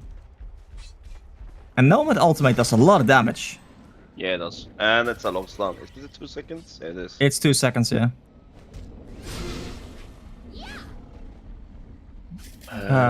Yeah, we see a 16k lead for the Legion side. Do you think that Helgon is gonna have a high chance of winning this, or do you think it's gonna So, be like, okay, I think that gold lead is a bit misleading. Because a lot of it is in towers. Yeah, yes. And also a lot of it is in outbounds. Actually, in the bottom lane, so we see Glacius getting initiated here. Glacius actually picking up his spell charge. And that's a Breakpoint ultimate. Breakpoint ultimate bouncing around. So much damage there. And we see the Tempest ultimate on top. The Gauntlet is already down. Malikin is down. Prisoner is going to go down. Sporting Cast not there in time. Melodia going down. Geomancer there as the sole survivor. Coming a bit too late to the party. And that's, I think, might almost be it, I would say. That's a 5-for-0 exchange. They went in on the Glacius. Glacius notably picking up an Astro and Spell Shard. Yeah, really the key CC man. Bless me. And that's going to be the GG call, yes. Like, they were just a bit too behind at this point. They should really be ahead with their drafts compared to, like, the enemy drafts, because the enemy had the jungler. But they were not really able to capitalize on any kind of early lead that they had. So that is going to be the game. And I don't really have much else to say about this game. Doze, any final thoughts? I think, like we said earlier, I think the Alchemist Bones changed the outcome of the game, to be honest. It must have been the case, true. To be fair, the Plague by the ultimates were doing some work in those team fights. Yep. Like, for real, though. Okay, so we will be right back with the next game. This is, by the way, going to be the format for the next little while. We are just going to be kind of hopping in between games, looking for some interesting matches to follow. If possible, we're going to show, like, full games. But, of course, if we see some interesting games that are midway, we will also have the opportunity to just kind of hop in there. So, I will stop rambling now, and we will be right back.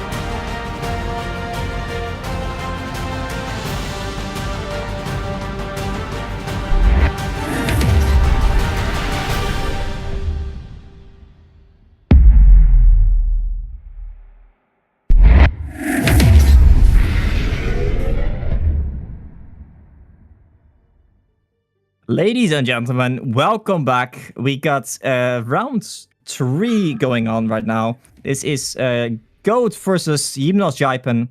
This is the second time I think we've seen Hymnos Jaipen today. I think we've seen them the first game as well, if I'm not mistaken. And this should be quite an interesting game.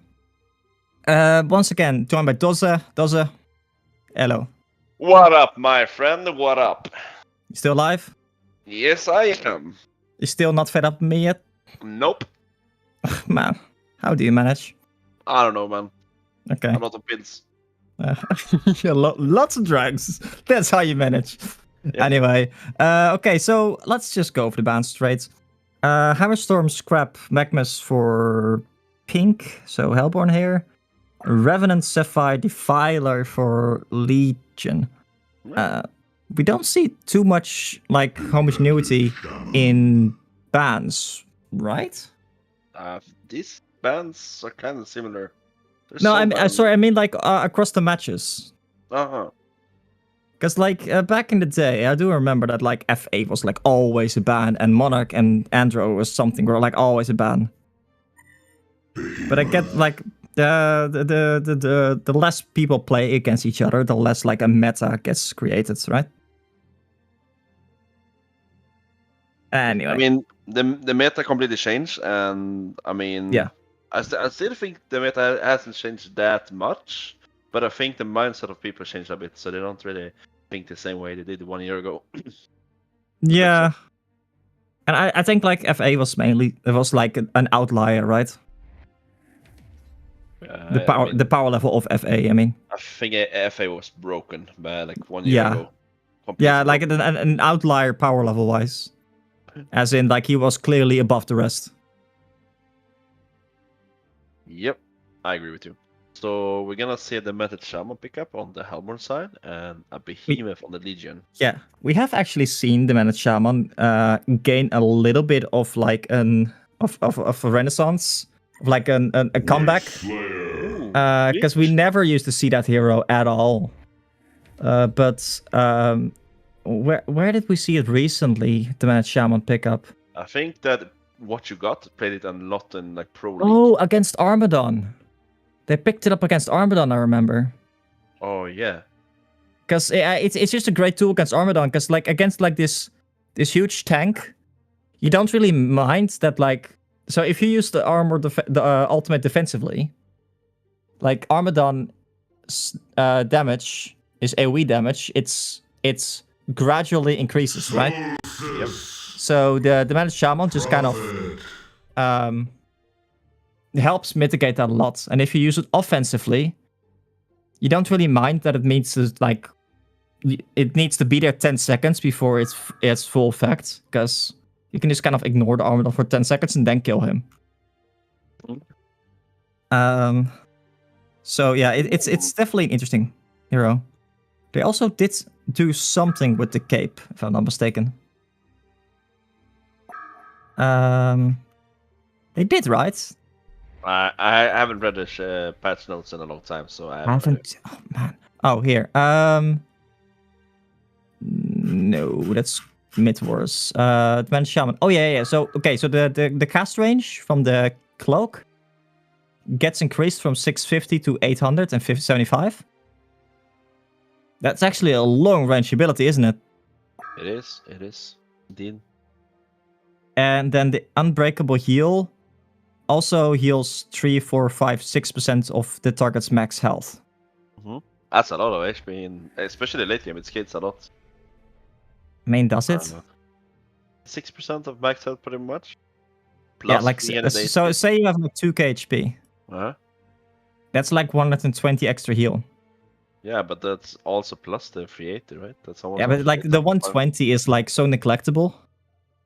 Yeah, and that's already if you have like 2k HP. Yeah. Is the 120 really going to do this much? Yeah.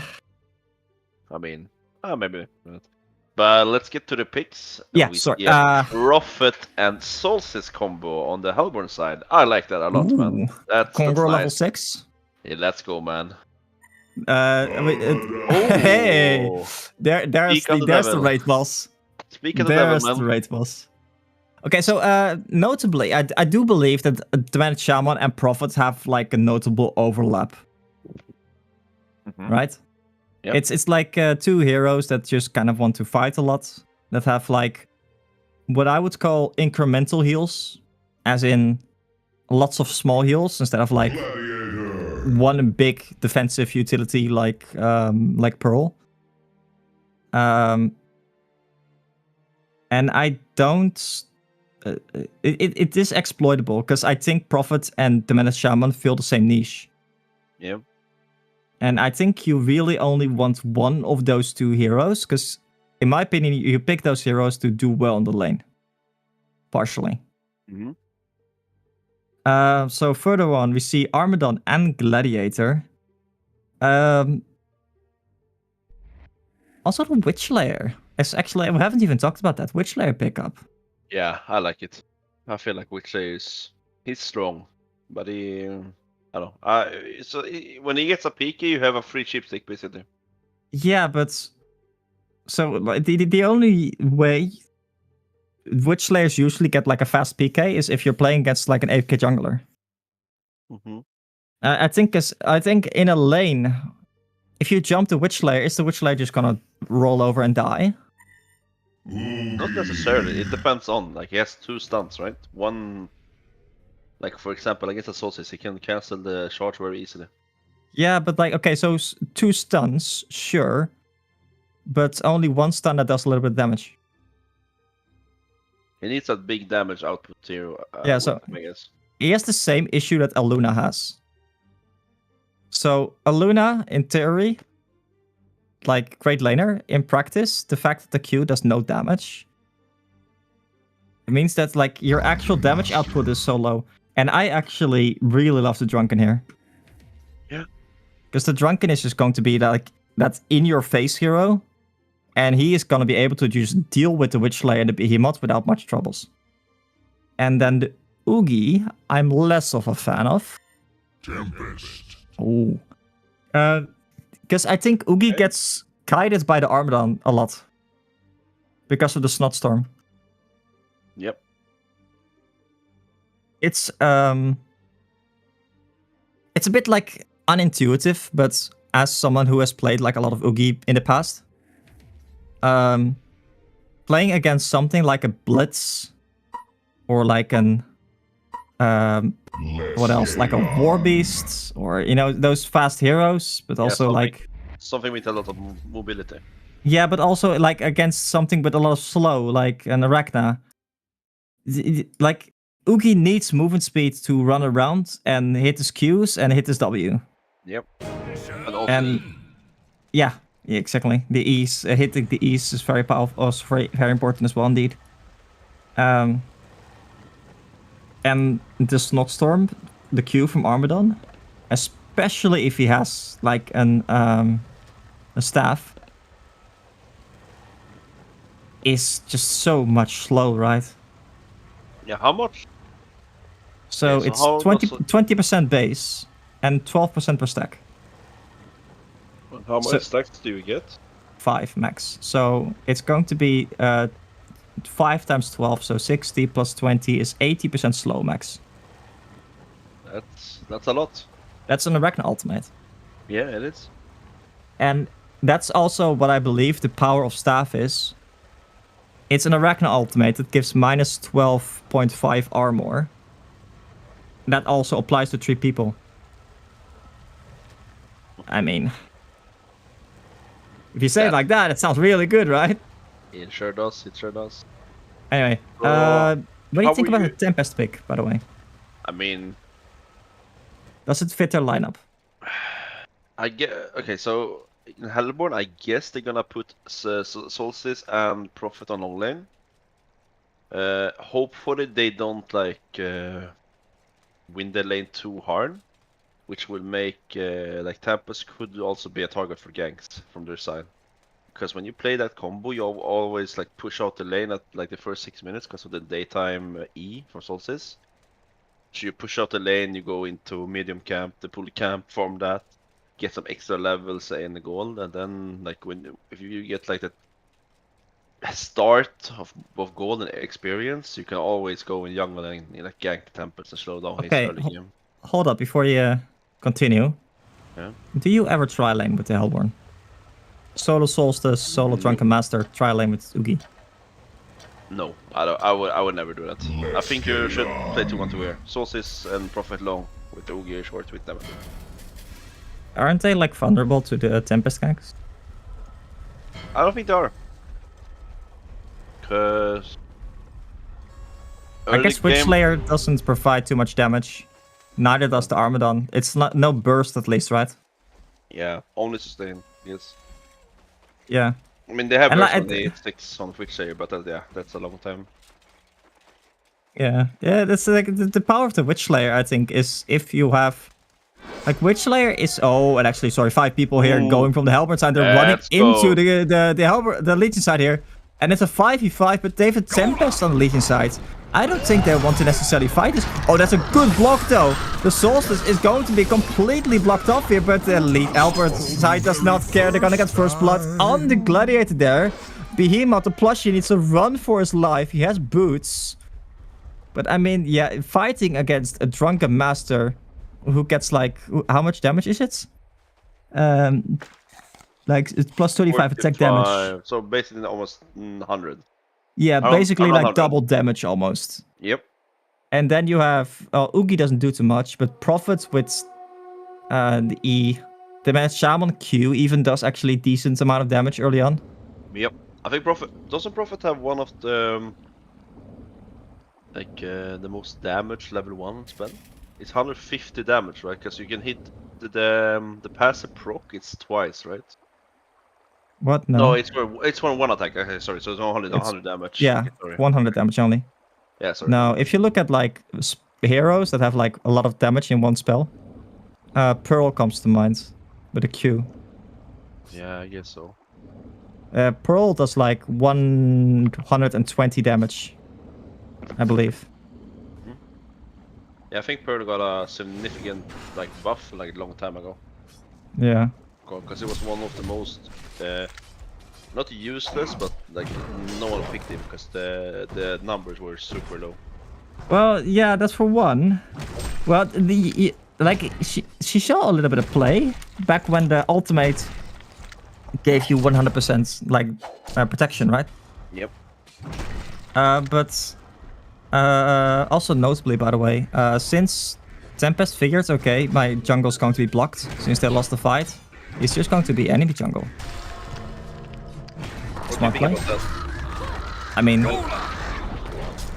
Yeah, but okay, so let's see now. When Hellborn gonna find that out, you think that they're gonna rotate one gank and kill him? can they? I don't know. I think they can though. I mean, I do want to say something about this micro. Yeah. That's not the best one. Let's hope that what you got is not watching. What you got crying in the background. Oh, we're gonna see mid. That's a low gladiator right there. Oh, yeah. So, Gladiator... Oh, Drunken Master was thinking about it. He wants, man. He wants that. He wants to cancel that. He wanted blood. So, Gladiator just wants to play passive. Right? Yep. Oh, actually, he has a Tempest. Ooh, that's a missed pitfall. Okay, but like, say... you rotate the Shaman, because... to deal with the Tempest, quote unquote. Yep. Right? What can Tipan Shaman do? Run up? And then like you have 6 elementals hitting you. Oh, Behemoth. that is a bit surprising that he's going down, I think. Oh, and bot. Oh my god. That's a dead Witchslayer. Oh, but Prophet actually might be in a bit of trouble as well. Armadon is hitting his Ws. That is 1 heal. I think 1 more W and the Prophet should go down. There's no battery on the Prophet. Solstice does have 10 charges here. But so many... Look, like he has 5 stacks of the Spine Burst on himself. Armadon is a hero that if it gets to chase you down, you are kind of screwed.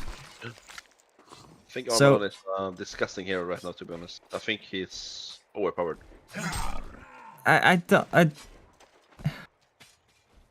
So I think he is definitely, like, in some situations, he's quite broken.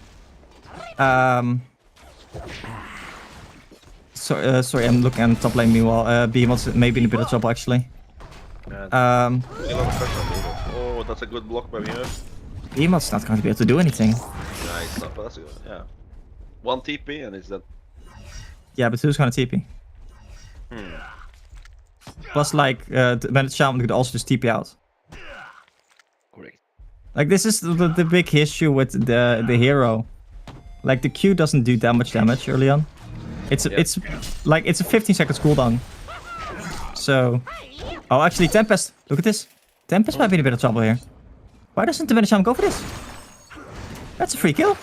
No, that's a free kill. No boots or something on Tempest.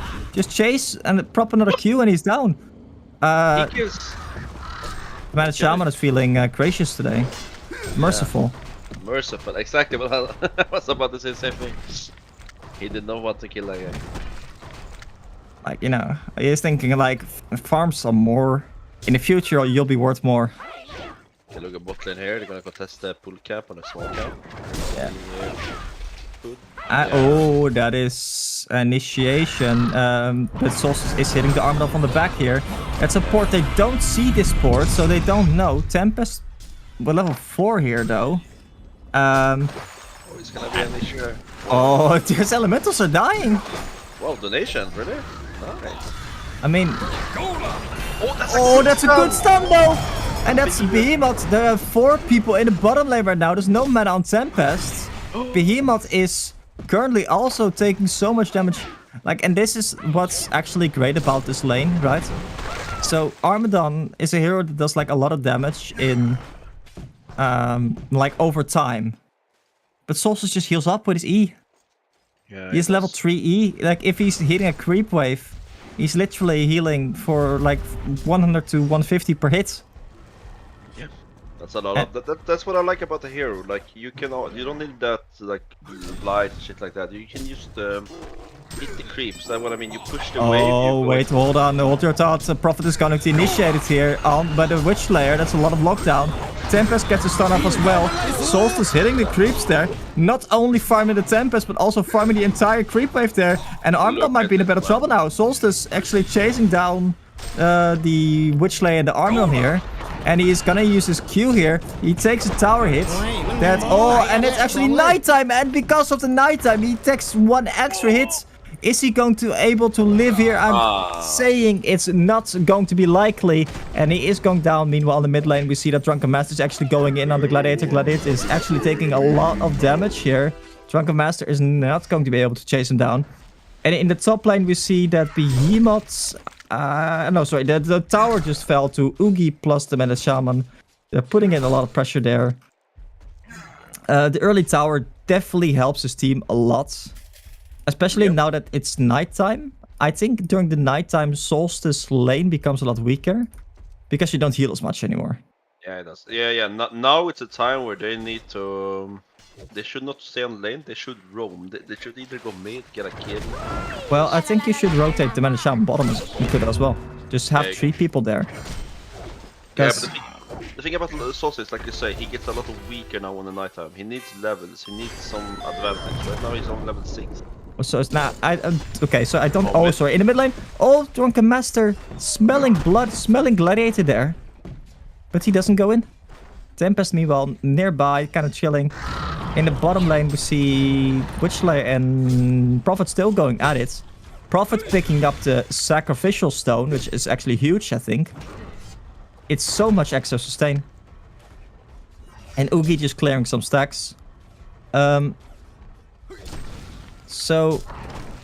Okay, so 2 things actually. One, Solstice. Oh, sorry, Solstice in the bottom lane going in a Witch Slayer. Witch Slayer actually, he gets his charge almost cancelled, but he gets off with not the final hits. And there is Tempest doesn't have mana for his ultimate actually. Tempest is not going to have his ultimate for quite a while actually. He needs 100 more mana. Prophet is running. The Bandit Shaman boarded in. The Bandit Shaman is using his cape there. Cape procced on the Prophet. Prophet is not going to be able to live, but the Tempest goes down to the dot from the Bandit Shaman. And the Bandit Shaman goes down in the end. And in the mid lane, I don't really know what happened. I think Drunken Master just took a little bit of damage there. I don't think they're happy with that trade. I don't think Tappa should die that early on. He needs to be able to farm a bit. He's only 200 GPM right now. Yep. Because you want like to open up the jungle for the rest of your team, basically, right? Exactly. So now when the teammate needs the Oh, look, mid lane. Drunken Master is going to be able to pop his ultimate on the... What's Gladiator doing there? He had a haste rune. That's unfortunate. He was playing with fire and he got burned. He got burned right on his ass. Tempest has ultimate. Drunken Master. Yes. Oh, is Tempest gonna run into the Oogie here? No. Yeah? Yes, I think so. And Drunken Master is also chasing. Oh, he missed the first Q. He missed the second Q. And he hits the... And he gets popped. I mean... Like, he doesn't really need to hit your spells, Oogie, when, like, you get 3 mana, right? Wait, who needs to hit spells, right? Exactly. Oh, and the bottom lane, actually, Solstice going in on the Armadon. Armadon melting. Hasted Gladiator there. But there's the Demanded Shaman ultimate. And look at the armor from the Gladiator. It's -5 there. And it's just so much minus armor. Yeah, it is. So, sorry, what I was gonna say about the Solstice before we got rudely interrupted. Is I think like Solstice changes his toolkit from sustain to burst during the nighttime. Oh, sorry, in the mid lane, Gladiator initiating on the Drunken Master. Drunken Master gets his stagger cancelled actually. Oh, that's pretty big. Drunken Master's not going to be able to live because of that. Oogie smelling blood. Oogie going in, missing every Q he has.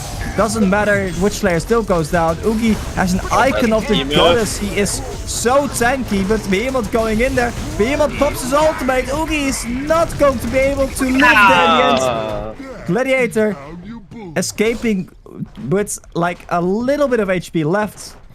That is actually a really big kill.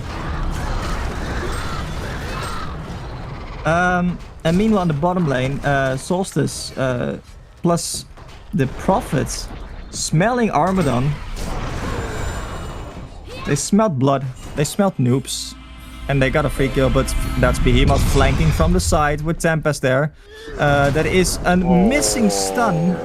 Prophet is likely going to fall. Prophet, Solstice going back in and it's a kill, Behemoth! Prophet is... Oh, Prophet almost lived there, but I think Solstice might get a double tap there. Micro with the elementals not exactly on point.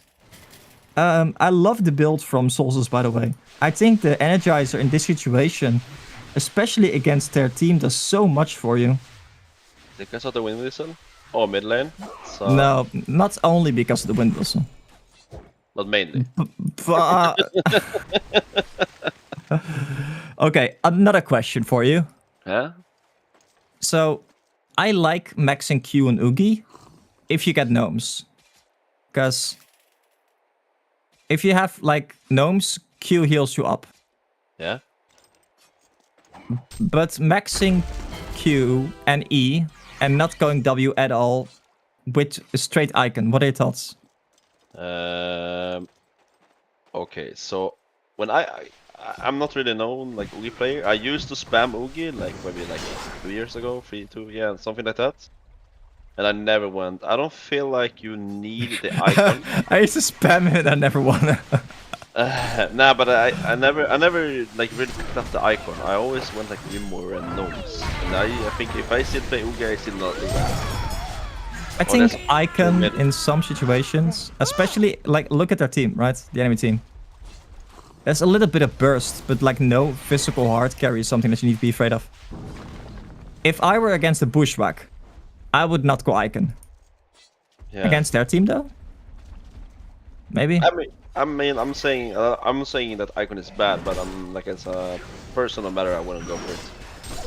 Also, it did not actually... Okay, so what you used to do a lot, keeping an eye on mid lane, is get mana boots, split up the mana boots for icon, and then like go armor boots or post haste or something like that, right? Mm-hmm. He went mana boots and icon. I think that's that good. Like that hero is literally like played on mana. You need mana. That's it. Yeah. I think, oh, in the mid lane, Drunken Master going in on the Gladiator. That Gladiator taking a lot of damage, but so is Drunken Master, and it's a 4-man Tempest ultimate, but the team support is not there. Armadon not quite there. The Behemoth is going down. The Tempest is getting chased down by the Solstice. Oogie still in the front line with the fresh icon of the Goddess picked up. Armadon now there as well. Witchslayer running for his life. 4 people on the Hellborn side. Chasing down. I see Oogie getting super creep locked. This is actually hilarious by the tower there. And the Armadon is getting chased down by the Solstice, the Prophet, and the Demented Shaman. He's running for his life. I don't think he's going to be able to live there. No. The Solstice chases him down. And that's going to be 5 people for 1. Only the Drunken Master dying. That was a 4-man Tempest ultimate. Yeah, it was so sad that they did not have that backup. It's hold your thoughts. Actually, Gladiator going in here with a Q and a W. Behemoth also going in, but that's an Oogie you're initiating on with the Demented Shaman behind. And the Prophet. And that is like the power of like a Demented Shaman on like a super tanky hero, right? Oh, and actually, Witchslayer, buddy, I don't think you want to be there. They did not want a free kill, I guess. But look at this right now. So now the icon has 6 charges. Oh, you always have to prove me wrong, huh? I mean, I'm not gonna say I hate it. Right? Meanwhile, in the mid lane we see both Behemoths, Gladiator. Sorry, now we see Armadon and the Gladiator go down to the Oogie, and they just CC. Yeah. To be perfectly honest with you, I think like after the last 2 team fights, you're not gonna stop that Oogie anymore. Not with your team. I think like this game is just, yeah, it's too far.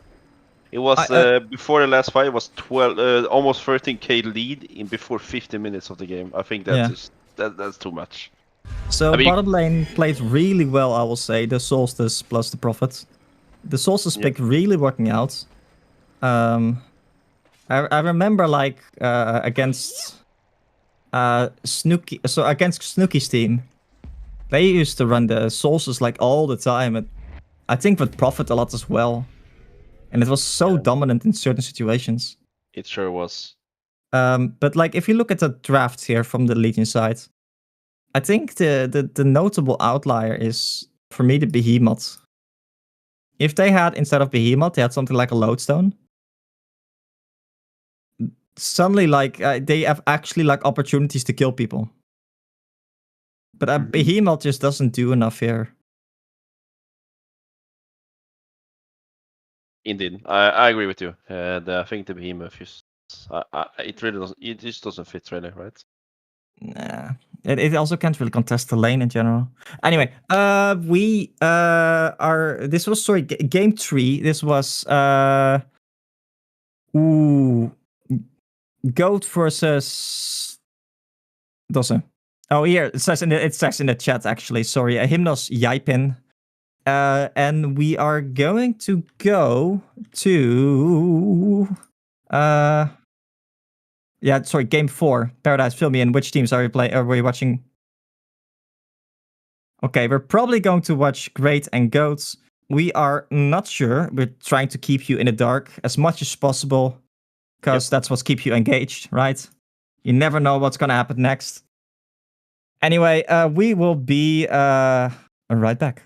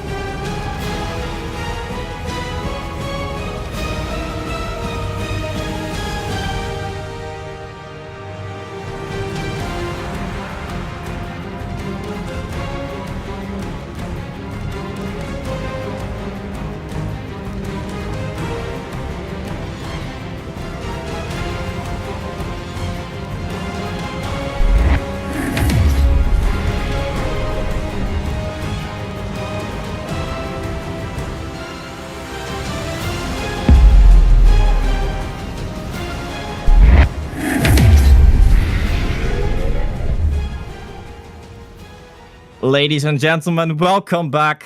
We are once again here. I'm joined by Doze once more. Doze, how's your food? My food is going great right here. I'm in the kitchen and watching some perfect home games coming up here, man. Amazing. He's having some garlic cheese, as far as I'm aware, on a burger, a chicken burger. I knew you guys were curious, so I think that is first and foremost the most important thing we want to share here. Secondly, less important, we have the HoN game. We got 2 Russian teams, actually, until the end versus Plucky Plucky. And we are going to just go straight into the bans, I think. We have Pebbles Armadon, the raid boss, is banned. Pyromancer Scouts bans. I do recognize a couple of these guys from TMM for sure. I know there are some capable players in both sides.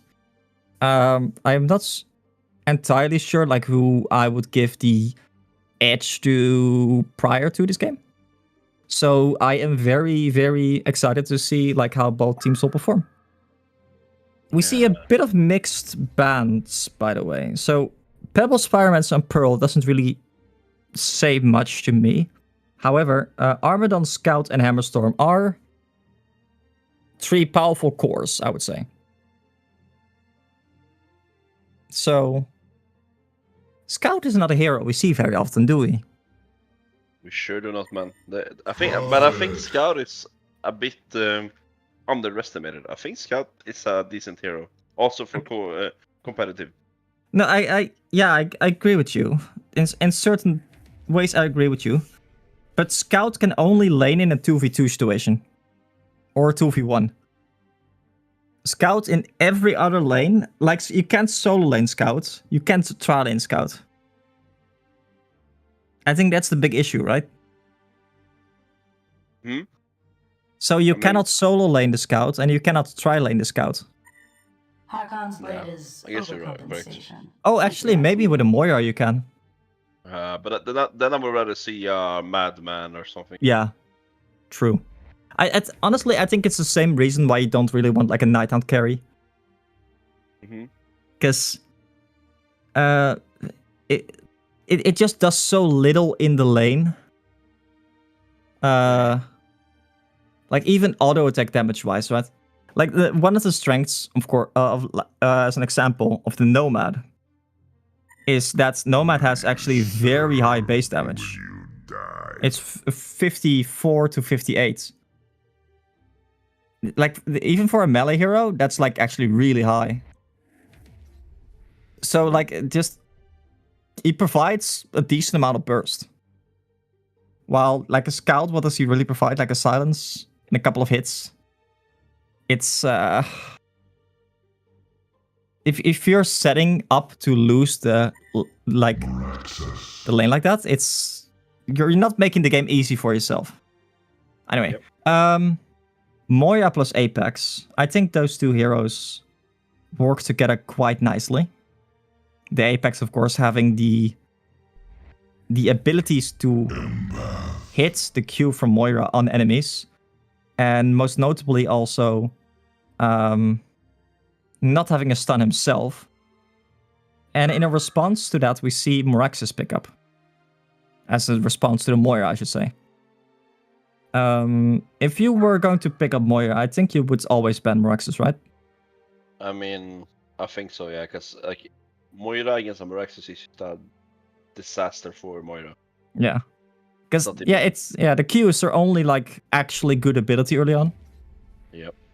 And you're just giving the Moraxis plus 15% bonus damage and like max movement speed almost. Yep. Here is just a pure counter to Moira, like a pure counter. Like there's no questions asked about it. Yeah. Okay, so I've seen plays where if you're fast enough, you can technically mana drain him and hit your Q. But it's not easy. It sure is not, man. It's actually quite hard. Yeah. Well, let's get to their bands. Yeah, sorry.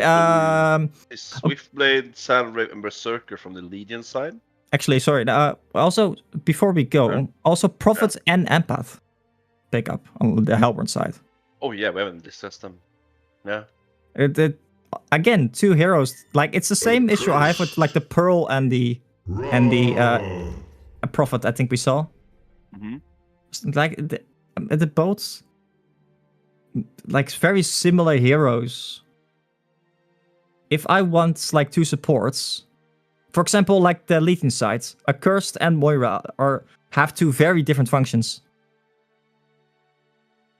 Right? Yeah. With Moira being more a bit of an offensive hero and Accursed being a purely defensive hero. So that's go. I kind of like it because I would prefer them seeing. I guess if I would guess that Accursed and Amun-Ra is gonna lane. Yeah, that's a good combo. And I would rather see them going up against the Moraxes and whatever he's gonna lay with. Yeah. And then you put Moira either mid with the Apex, which is maybe not the best, but it's something. Like you can always put the Q and Apex and he goes forward. Yeah, I don't think Moira is a bad mid laner. No, it's not. And then you put the 5th, I guess, because I expect Amun-Ra to be a core, right? And also Apex. Yeah, so you always indeed put Amun-Ra plus Accursed. For the guys that don't know, the way that the combo works is you put the shield from Accursed on the Amun-Ra, and when you use Path of Destruction, the Q from Amun-Ra, it will automatically like deal damage to the Amun-Ra, 20% of his max health, and that actually procs the shield. So it's like you don't really do any damage to yourself with the Q, and you do like a lot of damage to the enemy. And you just do that over and over again. And I do remember that the Q from Ra used to be so slow, right? They made that like a lot faster. And we see Arachna plus Bushwhack lineups. Those are not picks we've seen very often. We have seen the Bushwhack today, once. Against the Hammerstorm. And he definitely did work there. Yeah, he did. The Arachna, though. That has to be a mid hero, right? Yeah. So I would guess that there's a Morax's Prophet long with Ampath Bushwhack short and Arachna mid. Yeah. Okay. If I'm looking at like the Hellborn's, sorry, the Legion side, it screams like low armor to me. So funny enough, I think like a Divinate Shaman on the Legion's, the Hellborn side would have been so big here, or something that like deals with armor on the Legion side, because like Ra and Apex are going to be quite tanky or like high HP, but not too much armor. And a Chronos. A Chronos. Oh okay. wow. So they're gonna. That's not bad. Like Moira and the Chronos is actually a really good match. But against Empath though. So if Empath jumps like the Bushwhack and the Bushwhack gets Chronos ultimated, the Empath can still storm and tablets and do whatever. I guess you're right. But I mean more laning phase. I think Moira and Chronos together is really strong. Oh yeah, no, absolutely. So that's going to be Apex middle probably. Ra plus a curse, or maybe even. I wouldn't hate Chronos plus Moira middle.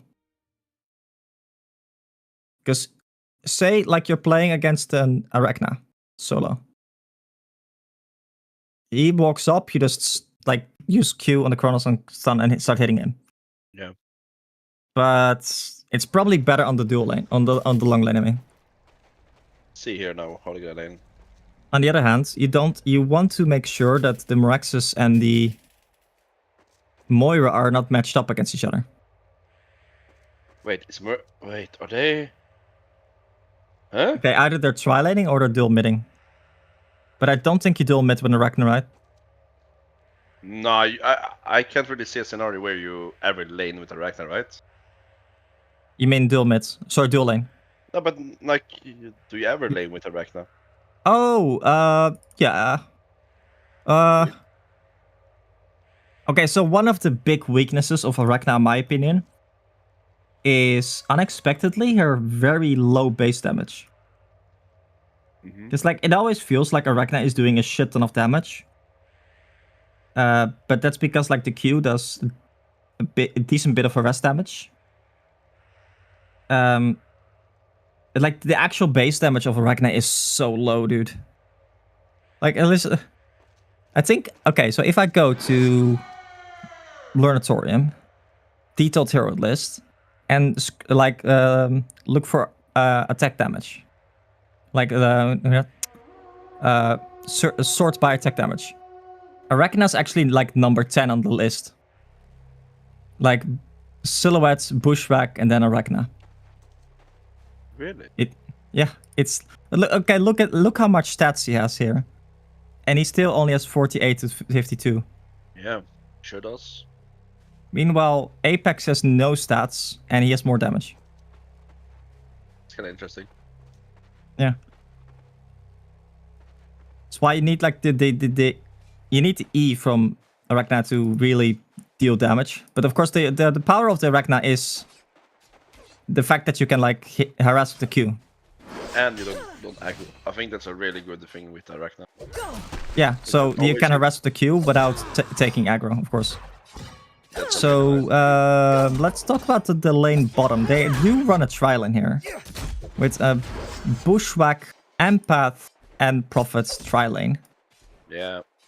I feel like the Empath is out of order. I feel like the Prophet is actually really good because Bushwhack and Prophet is stronger than you think. Yeah, no, I agree. I think the Prophet is just in general a lot of sustain. And I don't think they're necessarily going to be able to kill the Chronos because they don't have lockdown for him. However, they do have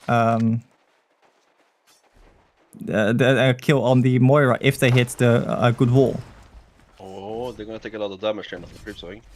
Or they at least. Yeah. I mean, I don't... Oh, actually, there are level 2. Actually, Empath might be in a bit of trouble here. They did... No, they don't have the heal. They didn't have the heal on the Prophet. Yeah, but I wish they committed. Yeah. Moira though. I mean, on the other hand, this lane is about surviving it, right? This lane is about surviving. Yep. Oh, Empath So, using the link from the... yeah, Empath is playing a bit aggressive, and the Prophet was actually gone. Now, did they see that the Prophet was gone? I don't think so, no. Actually, Apex is going for the bottom rune. And there's a region rune top lane. They did not see that the Apex was rotated out there. And actually, Moira is quite aggressively playing here. Oh, look at the top lane. Look at the lane. In the top lane, Amon sorry. Ra Oh, whoa! Wow. Amon Ra goes down! Accursed, and that is unexpected. And the bottom lane, we see Chronos going down. I think they committed for the Empath, but they did not get the kill in the end. Moira using his Q. He's going to hit a stun on the Prophet and the Empath, but in the end, it's not going to be enough. 3-0 for the Hellborn side here. This is not exactly what you want to see here, especially in the top lane. Amon Ra dying. That is not something that should be happening. That should... I mean, you can never say it should never happen, but that's that's something you should actively try to avoid. Yep. So, I would love for in the top lane, right? For both the Amon Ra and the Accursed to pick up the heal crystal.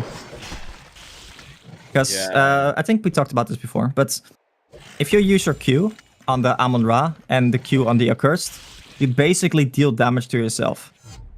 And the heal crystal procs whenever you take hero damage. Meaning that, oh actually, and we see Accursed rotate bottom. I was wondering about this. Do you do that? I mean, I guess the answer is... Right now that Morax is basically winning top, I don't think it should. But like, no, so...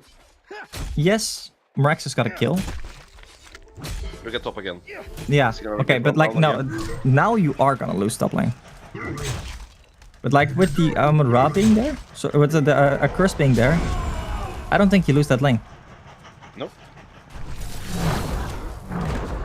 But like this is why I was hesitant to send the accursed bottom lane. Because the Ra can't solo lane against the Meraxes. I don't think there are many heroes that can solo lane against Meraxes. No, Meraxes is super strong hero. The charges on his axis just come back way too fast. What's the cooldown of it? 5 seconds cooldown. Or like, oh my god, they're diving so deep. And that's the Chronos shield actually coming through. Bushwhack has boots though, and they're also tanking a creep wave, so they're taking a lot of damage. Prophet gets a stun off on the Moira here. Moira's going to go down. There's no more shield or mana on the accursed. Chronos is going to have to queue out if he wants to survive. He's not going to. He's not able to somehow. And he's going to fall. Accursed now currently has no mana. We see Bushwhack actually making the short range ports. Accursed is just creating space at this point. And last hits the creep with his Q. I think he could have tried to at least deny himself there with the Q. Again, if you deny yourself with the Q on Accursed, you... I think they only get XP at that point. So... this is not going great for the Legion side. Amon-Ra currently being... and actually, I think they're going to take a pause probably to maybe think over what their plan is going to be, how they are going to come back here. Because even though, if you look at the Legion team, they're not overly farmed or something, but they are simply winning every lane. And even in the mid lane, we see Arachna being on 35 and 11, Apex being on 12 and 1. And okay, so Apex also went for a soul trap, which against Arachna is just like, I'm gonna say it's just not good, because Arachna can get rid of the dots with her W. Yep. Plus, like, Arachna already does do... Oh, that was a little bit... Let's get it on. I don't know. Okay, that was just a little bit of BM. Or sorry, a little bit of miscommunication. To be fair, like I'll say, like, this is like a lot of people, or sorry, a lot of the players here, they don't necessarily have a lot of competitive experience. So, you know. Yeah, that's something you don't do. You have to... Yeah, so like, generally speaking, the rule is one team pauses. Say if Legion team pauses, then if you want to unpause, you have to ask the Hellborn team if they're ready. Then if Hellborn team says ready, then Legion team can unpause. Yep. That's a good kill on top though. They got their Meraxes, so... Oh, that is indeed a good kill. So yes, the Accursed going top lane again. I think they should have really focused on winning the top lane. But to be fair, I don't think Accursed did anything there. He didn't get assist or anything on Accursed, so I think that Amon-Ra actually killed Meraxes completely at all. I think, yeah, it may have been that the Ra was, sorry, the Meraxes was just low. Yep. I will also say, actually, Amon-Ra might be in a bit of trouble if he chases. No, he's not going to. Haste the Accursed mid lane as well. But they're just not getting any value from the Accursed, right? He's basically just running around right now. He doesn't know where to be, and he doesn't really... He needs to... Oh, there's nowhere to gank, really, or do much.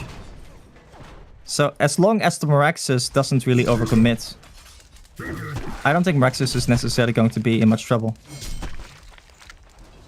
Even against something like... Actually, look at this. Meraxes... Oh, in the top lane, actually, Meraxes popping his ultimate. Interesting. But Amon-Ra going for a life tube. He's just tanking up. He's actually taking a little bit of rest damage. Oh, in the bottom lane, sorry. In the bottom lane, we see a Curse going in quite aggressively. Shards of HoN is already used. And there are 4 people here from the Leech side, 4 people from the Helmert side. There's a big ultimate. We see 2 people going down initially. The Empath and the Prophet. Sporting Cast is down. Arachna is there. Arachna's not too healthy. But the big Apex ultimate just nukes down 2 supports. And even, like, look at the HP of the Bushwhack. Yeah. Bushwhack went for a Brass Knuckles here. That's very greedy. Yeah, exactly. Which I was gonna say, like, is very much on the greedy side. Because look at the HP of the Bushwhack. 580. I think that Bushwhack is not a tanky hero. I think that Moraxus starts with a higher HP pool than he has right now. No, he has literally the same HP as an imp right now. Like a lane creep. He does. Nice. So, yeah. Oh, and actually also... Bushwhack maxing Q. Ooh, I don't know about that, to be honest. But maybe, like, in a tri lane, you always wanna like, poke them. You wanna... Okay, so if you're playing in the mid lane, Bushwhack mid lane, I could see it. Oh, and the top lane. Oh, look at this. So the Bushwhack might be in a bit of trouble. Bushwhack is... I think going to die in the Soul Trap value indeed.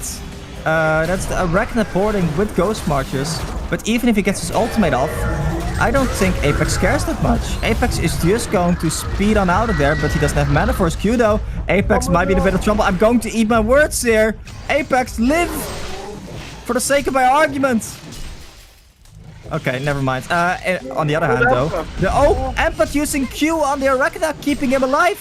Amon-Ra is going to kill the Arachna on the last hit, and he actually might now also be able to get the Empath. Empath running for his life. There's 1 port incoming from the Bushwhack. Bushwhack actually quite strong at this point with that Malthreats getting a charge there and actually hurting so much because of the attack damage there. But that was very clutch. If the Amon-Ra died 0.1 second earlier there, then the Arachna would have lived, because it takes just too long for him to spawn again. Oh, and look at this. Apex is in position in the top lane. Bushwhack does have an ultimate now, but it's only 660 HP. So he might be in a bit of trouble here. Oh, never mind. Apex actually missed his... he hit his Q, I think, but he did not commit for the kill there. Yeah, I think he should not have used both spells. He should have used one of them. So either he runs after with W and let him... Yeah, just run up. I'd say run up and Q. Yeah. And then like Q, ultimates, and then W. Yep. Although, I will say... Oh, wait, actually Empath, Empath's hasted. Never mind. Empath's not in trouble. So... Oh, sorry, in the bottom lane, look at Moraxus. Moraxus is ballsy, but he doesn't really care, because actually Moira doesn't really damage him. Okay, so I think I would like Moira to rotate and a Curse to sit behind the Chronos here. Yeah, indeed. And then we're in the play Amon-Ra and Moira. Yep. Oh, look at this. A Curse, sorry, I mean Amon-Ra in the top lane going in, and they're getting a kill on the Empath there. Empath going down. But in return, I think both Bushwhack and... Wait, is Bushwhack going to live? No, surely not, right? Nice. No, okay, so that's a Soul Trap value. So yes. Value again. Man. He's making me eat my words. Yeah. I feel this is oh, and the bottom lane, that's a Chronos ultimate. The W from Moraxus was proc though, and that means that he is going to able to speed on out of there. I don't know what procced it. Was it the shard? No, it may have been the spell, the Mana Sunder. It could have been. Either way, so yes, while the Soul Trap is not that great against Arachna, because Arachna can indeed still just get rid of it, it is really great against everyone else. Because lots of squishy heroes. And in the top lane, Amon-Ra smelling blood, a Curse taking a lot of damage, being forced to proc his ultimate, and that is the ultimate from Arachna on the Amon-Ra. Bushwhack going so low. Bushwhack is going to maybe fall. No, he's going to be fine. Ra does not have an ultimate either, and the Empath actually using that Q, that new Q from the Empath, where you can actually use on an allies to heal them up, she's making full use of it. Yeah, that's the second or third time now he uses the Q to heal up the Bushwhack, and I mean, it's basically Oh, sorry. same. Sorry to interrupt you, but in the bottom lane, we see Kronos actually being under a lot of pressure. Meraxes already having used the Q previously. Is going to use it again. He says it never matter. Pop his ultimate, and the ultimate is going to secure the kill there. Kronos not being able to live against the Meraxes. Meraxes level 9 here. This is something we don't usually see on the Meraxes. That's a soul trap Meraxes. I mean, okay, so I can see it. I can absolutely see it. Because you don't necessarily have like a lot of damage on the Meraxes. It's more like slow tickles of damage. Yep. However, against the same arguments that you could use with the Arachna, where Arachna can remove the dot. The dot. A curse can also move the dot. Yep. So, but still, it doesn't happen that every time a curse gonna be there. So true. It's just but that yeah. like, oh, actually in the bottom lane, a curse is playing full aggro, and I think actually I will say, Meraxes not requiring any region here is what's allowing him to play like this, and that's the Ampath. Because he just has a chalice. But because he has like 4.8 HP region, he can just like play aggro. You can just go in and start hitting him. You see and you what see these axes. Sorry, what? I was about to say that we see a recipe on the Kronos for Oh, in the top lane, Amon-Ra does have an ultimate, but he is likely going to fall first. We see no TP support at all coming in from the Hellborns, from Legion's side here. So I think very likely Amon-Ra is going to fall. He sure is. Amon-Ra is playing a bit too aggressive, I think. He doesn't have the aggressive behind him, and he's he's good. Notably, he doesn't have Helm to Black Legion. And Helm to Black Legion is actually... Oh, Arachna with haste in the bottom lane. He's going to choose to not go for the curse, but wants the Kronos instead. And actually, that's a pretty good ultimate. That's an ultimate from the Apex, but it's not going to be enough. The Arachna is just going to run on out of there. I think the Apex may... Oh, wait. No, did he catch? I think he caught the Meraxes only. Meraxes not able to proc the W. He already used it, actually. There's an ultimate on the Kronos. Kronos using his leap aggressively to go in, and that's going to cost him his life. It was not enough there. I think the Moira stun was just a little bit on cooldown before he went there. And so that was, I think, a good turn attempt from Kronos, right? Because he caught both the Arachna and the Meraxes there with a pretty good ultimate. Especially like, since it also allowed his teammates to set up their spells.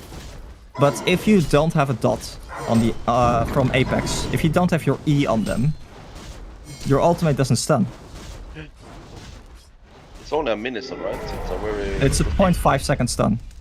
And if you do have the dot, you get extra 1.5 stun, so it would get stun for 2 seconds. No, so you get an extra... normally it's 1.5 seconds. Sorry, normally it's 0.5 if you don't have the dot. If you do have the dot, it becomes a 1.5, a 2, or 2.5. So it's not that long. No, it's not super long. But it also extends the duration of Burning Ember by 5 seconds. Of your dots, your E. So, Moira taking the haste rune. Actually, Prophet might be in a bit of trouble here. Prophet might be in the well. And that's a stun on the Arachna. Arachna in a bit of trouble now. Ra with the Toxic Claws chasing down the Arachna. Arachna has an ultimate up. Choosing not to use it. Using his Energizer instead. That might actually keep him alive. Meraxes in the background. That's a huge stun from the Meraxes. Hitting 2 people. Meraxes, sorry, from the Ra. Meraxes hitting his ultimate. Arachna going back in with his ultimate there. But that's a 4-man stun on the Meraxes. The Apex running for his life, but the Spider is bullying him. The Spider is not able to finish him off. And there's the Amon-Ra actually finishing off the Arachna. And the Arachna, meanwhile, goes down. That was actually a pretty damn good ultimate from the Prophet, I think. Because the Prophet... sorry, from the Moira. Because the Moira ultimate gives a lot of movement speed to your allies. And that's what allowed, I think, the Apex to live there. How much is it? Is it like 20% movement speed bonus? It's 35%. Oh, Yeah. that's a lot of movement speed bonus. I don't know. Is it tapering? It might be tapering. Oh, top lane. Oh, in the top lane again. Apex not using his abilities first, and actually he might be in a bit of trouble here. No, never mind. Look, if he had his Q first, like his E would last 5 extra seconds. That is like plus 200 damage. And Yeah, he that's needs that pushback. to. That's the second time he used to use the ulti without having the amber like on the target. He needs Yeah, to... it's not even about the stun. Yeah, it's about the damage as well. So. Oh, and look at this. That's a triple stack. That Amon-Ra is very much inclined to take. But he's not. We're gonna see a smoke on the Chronos. Are they gonna contest these stacks maybe? Oh yeah, they are. Actually, their entire jungle is also stacked. Oh, and by the way, look at this. So ballsy, the pushback is just going Conger. Not so completely, no. They don't have really... They do have vision. Sort of, I guess. I mean, they have vision and they have a rev. So they already checked this. Yeah. What a mad lad. And that's... And he is... the Kronos is getting initiated here. And they just completely don't know. Pushback just going, just sending it, and pushback's actually getting so low. Oh wow. Oh, Ra going in very falsely. Oh, and that's a good Kronos ultimate. Catching both the Empath and the Prophet in the backline, or the Arachna there in the backline. Rex is getting very low. Rexus might actually fall here. No, Rex is going to be fine. Empath actually jumping the Rexus there, saving his life. Empath is so low. The bushwhack was a little bit too low to actually fight there. And they're going to, I guess, steal the stacks now as 5. So okay, the Amon-Ra not having... Oh, and they actually they used all the spells. So they thought like, okay, if you use all the spells, then we're just gonna go in. The Bushwhack is kinda low. And there's a stun from the Ra. And that hits a lot of people. And Bushwhack is going to fall. And that's the Apex ultimate. And it's a disaster for the Hellborn team. They're all retreating, they're all dead. The turn! From a That was- almost a 5k lead to a That was actually huge. That's Ra stun, right? It's just such a huge factor in these team fights, because we have seen a couple of times where the Ra stun just hits 2, 3, 4 people. Do we have a hidden player in this game? I see Apex with red boots. I can't believe my eyes. Snark, is that you, Snark? Can we have an IP check on Apex so it's not Yeah, Snark? actually, okay, so Snark. Oh, and that's a big stun from Rex. There's a 3-man stun. And Rex the ultimate on top. The Kronos is going to TP out. Kronos is actually, that's a very good choice. And that is a huge Moira ultimate saving his teammates' lives there. The Energizer on top.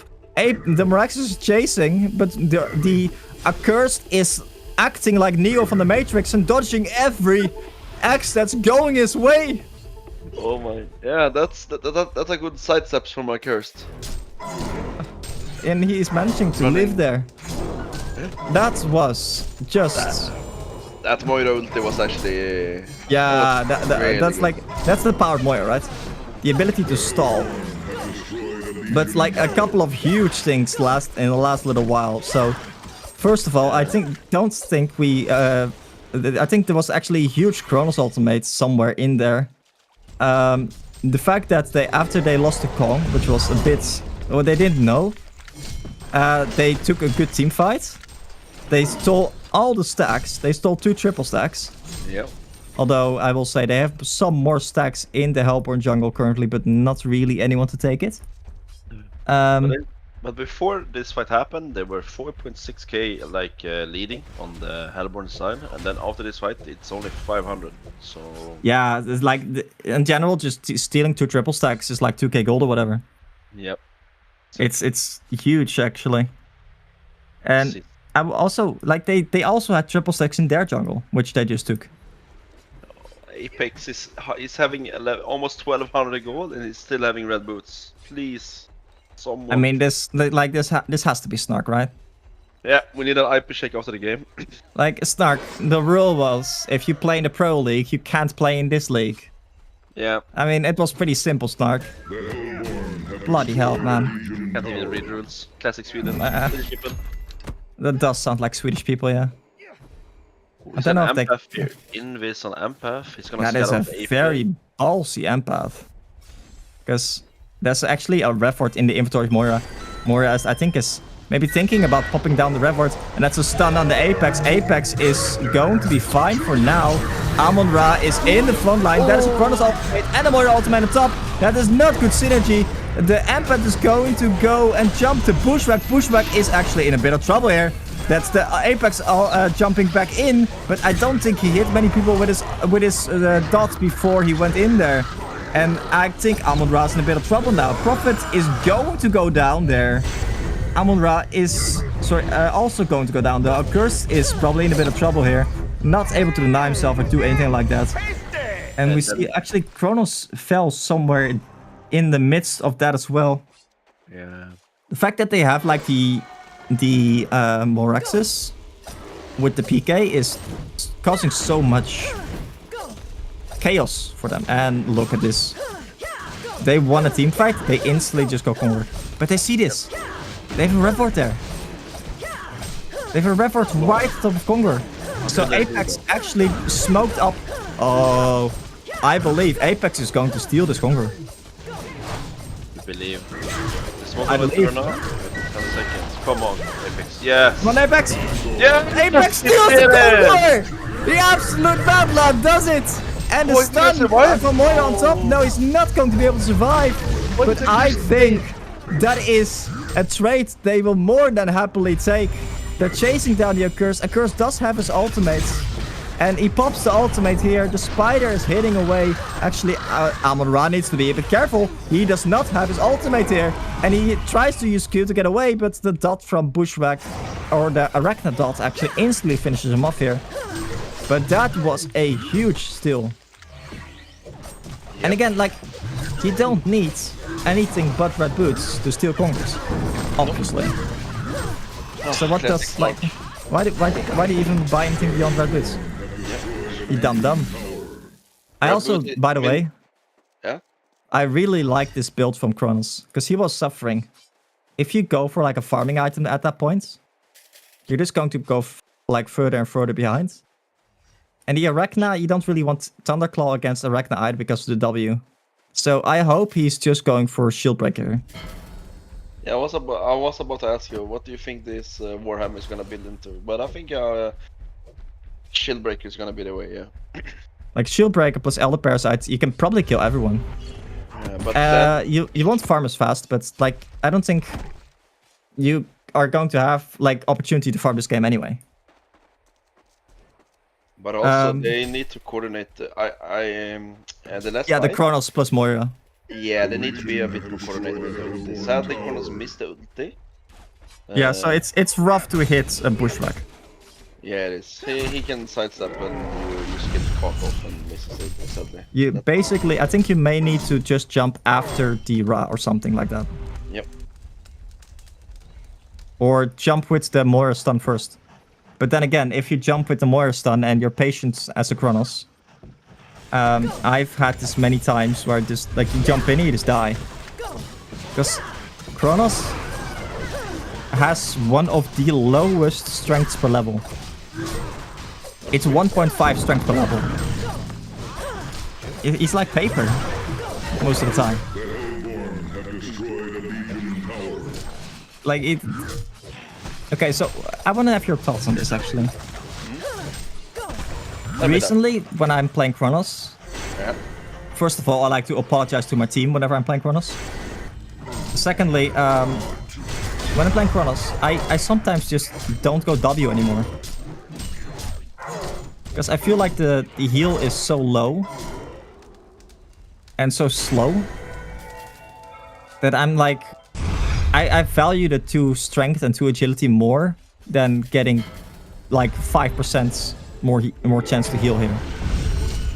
I mean, it's very like it depends though. If you have a lot of bursts, let's say you can rewind and die with the ulti almost. It's 80%, right? Yeah, but if you work on averages, right? Yeah. So you're going to basically you could reiterate the Chronos W as take 4% less damage per level. But that's only if you are not just bursted down. Because I think like 4% less damage per level would be a lot better than it is currently. Because it used to be like that the W would heal 50% of your max HP per second. But currently it heals only at a max rate of 10% max health per second. That's not that much. That's like Apex E. Yeah. Like the bugged Apex E healed for twice that amount. You know what I'm talking about, right? I not really know what you mean by bugged Apex E. Okay, I'll show you later. Okay, so there was a bug with Apex E, where if you bought staff in Apex, yes, Apex has a staff effect. And you move around. Meanwhile, they're doing Conga, by the way. You could like move around, and you heal 8% of your HP per second. Yeah. It was bugged where you would both heal 8% and get 8% HP regen per second. Oh, nice. So you would heal 16% HP per second. Oh. So I bought like an Ultra's heavy helm, a mock, and a spell sunder, and is moved around at like 200 movement speed all over the map without dying. Oh, in the bottom lane, that's Moraxis popping his ultimate. Moraxis actually having an Acolyte staff in his inventory. By the way, please don't ban me for bug abuse. Thank you very much. I deny everything. Foxbow. This cannot be used in the court of law or any such. This is just for entertainment purposes. All right. We will never forget about Foxbow. Fobo was fun. Oh, Fobo, yeah. So right now, this Apex is winning 3.6k. It's going to be an outbound. Oh, that's a shield breaker level 2, I believe. No, level 3 almost, actually. Yeah, level 3. That has to be a mock on Apex, right? There's no other. So mock on Apex is really strong, I will say. But it is mainly strong if you get it early.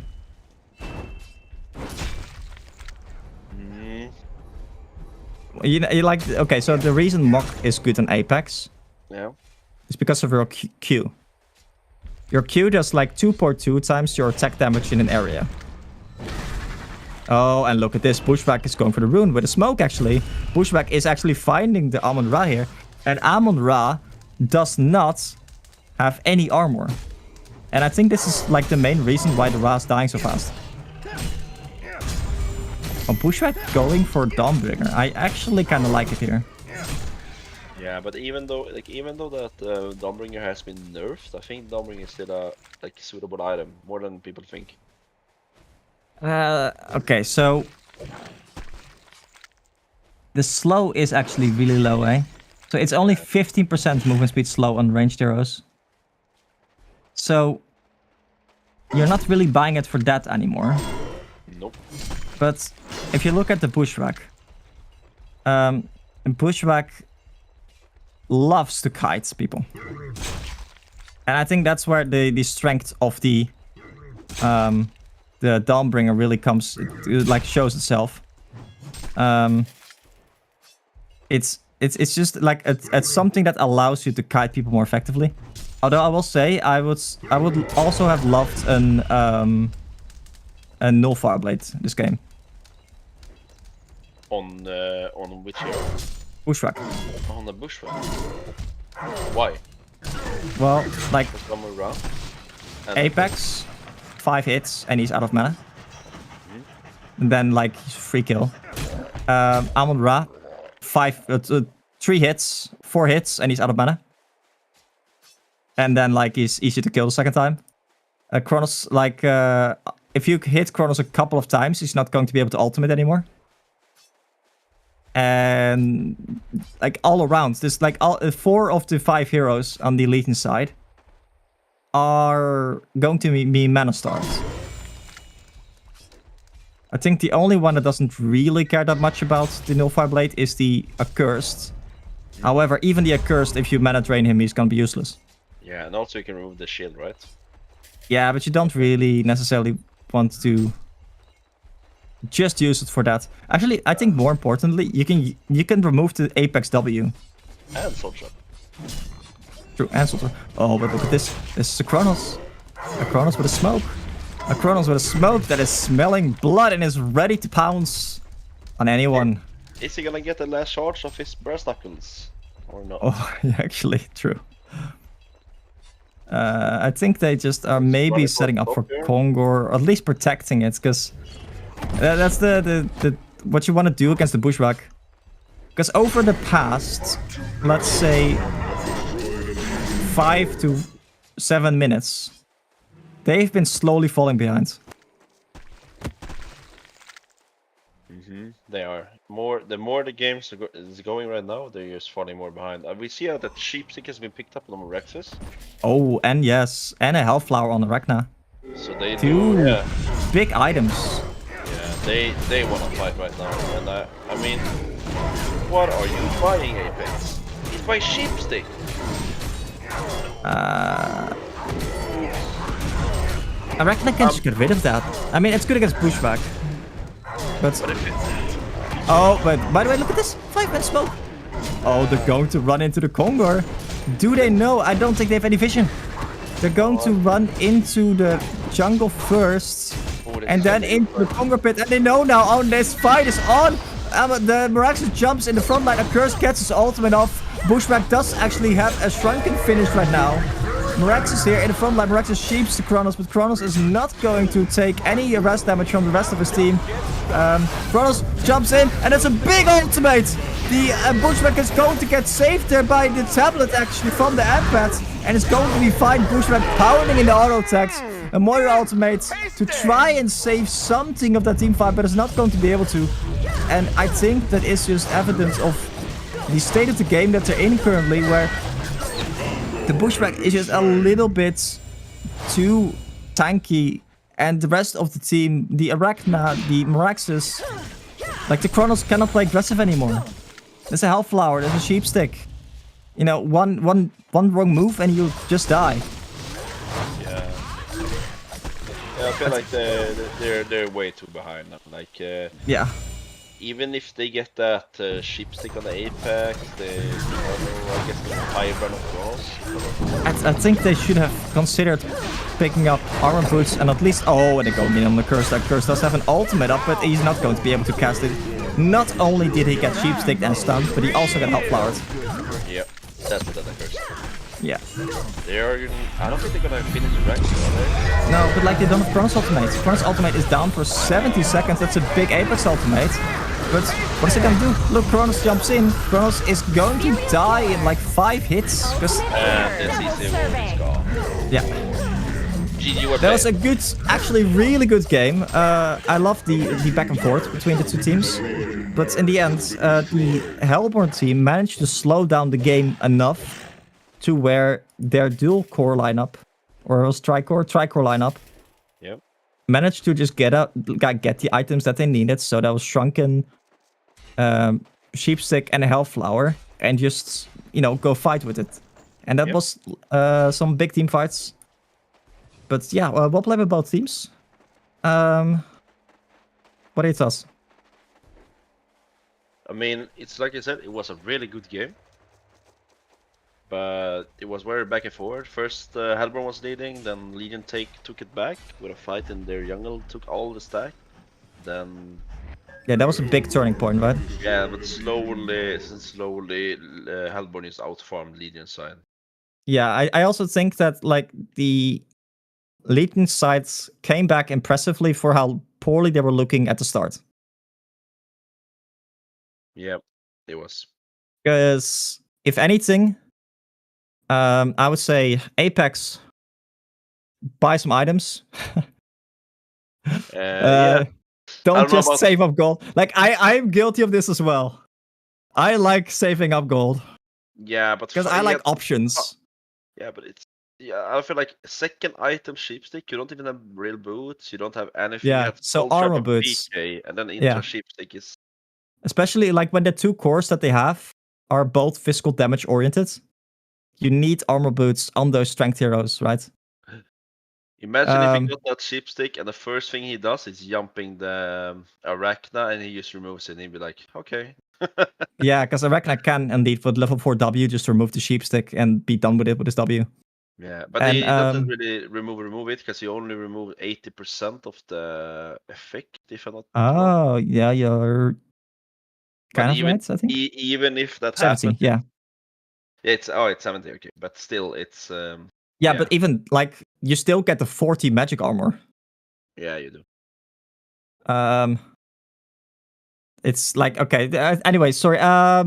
To round out that game, it was entertaining. It was really cool to watch and well played to both teams. And I think we are going to get into the next game right now. So we will see you guys in a bit.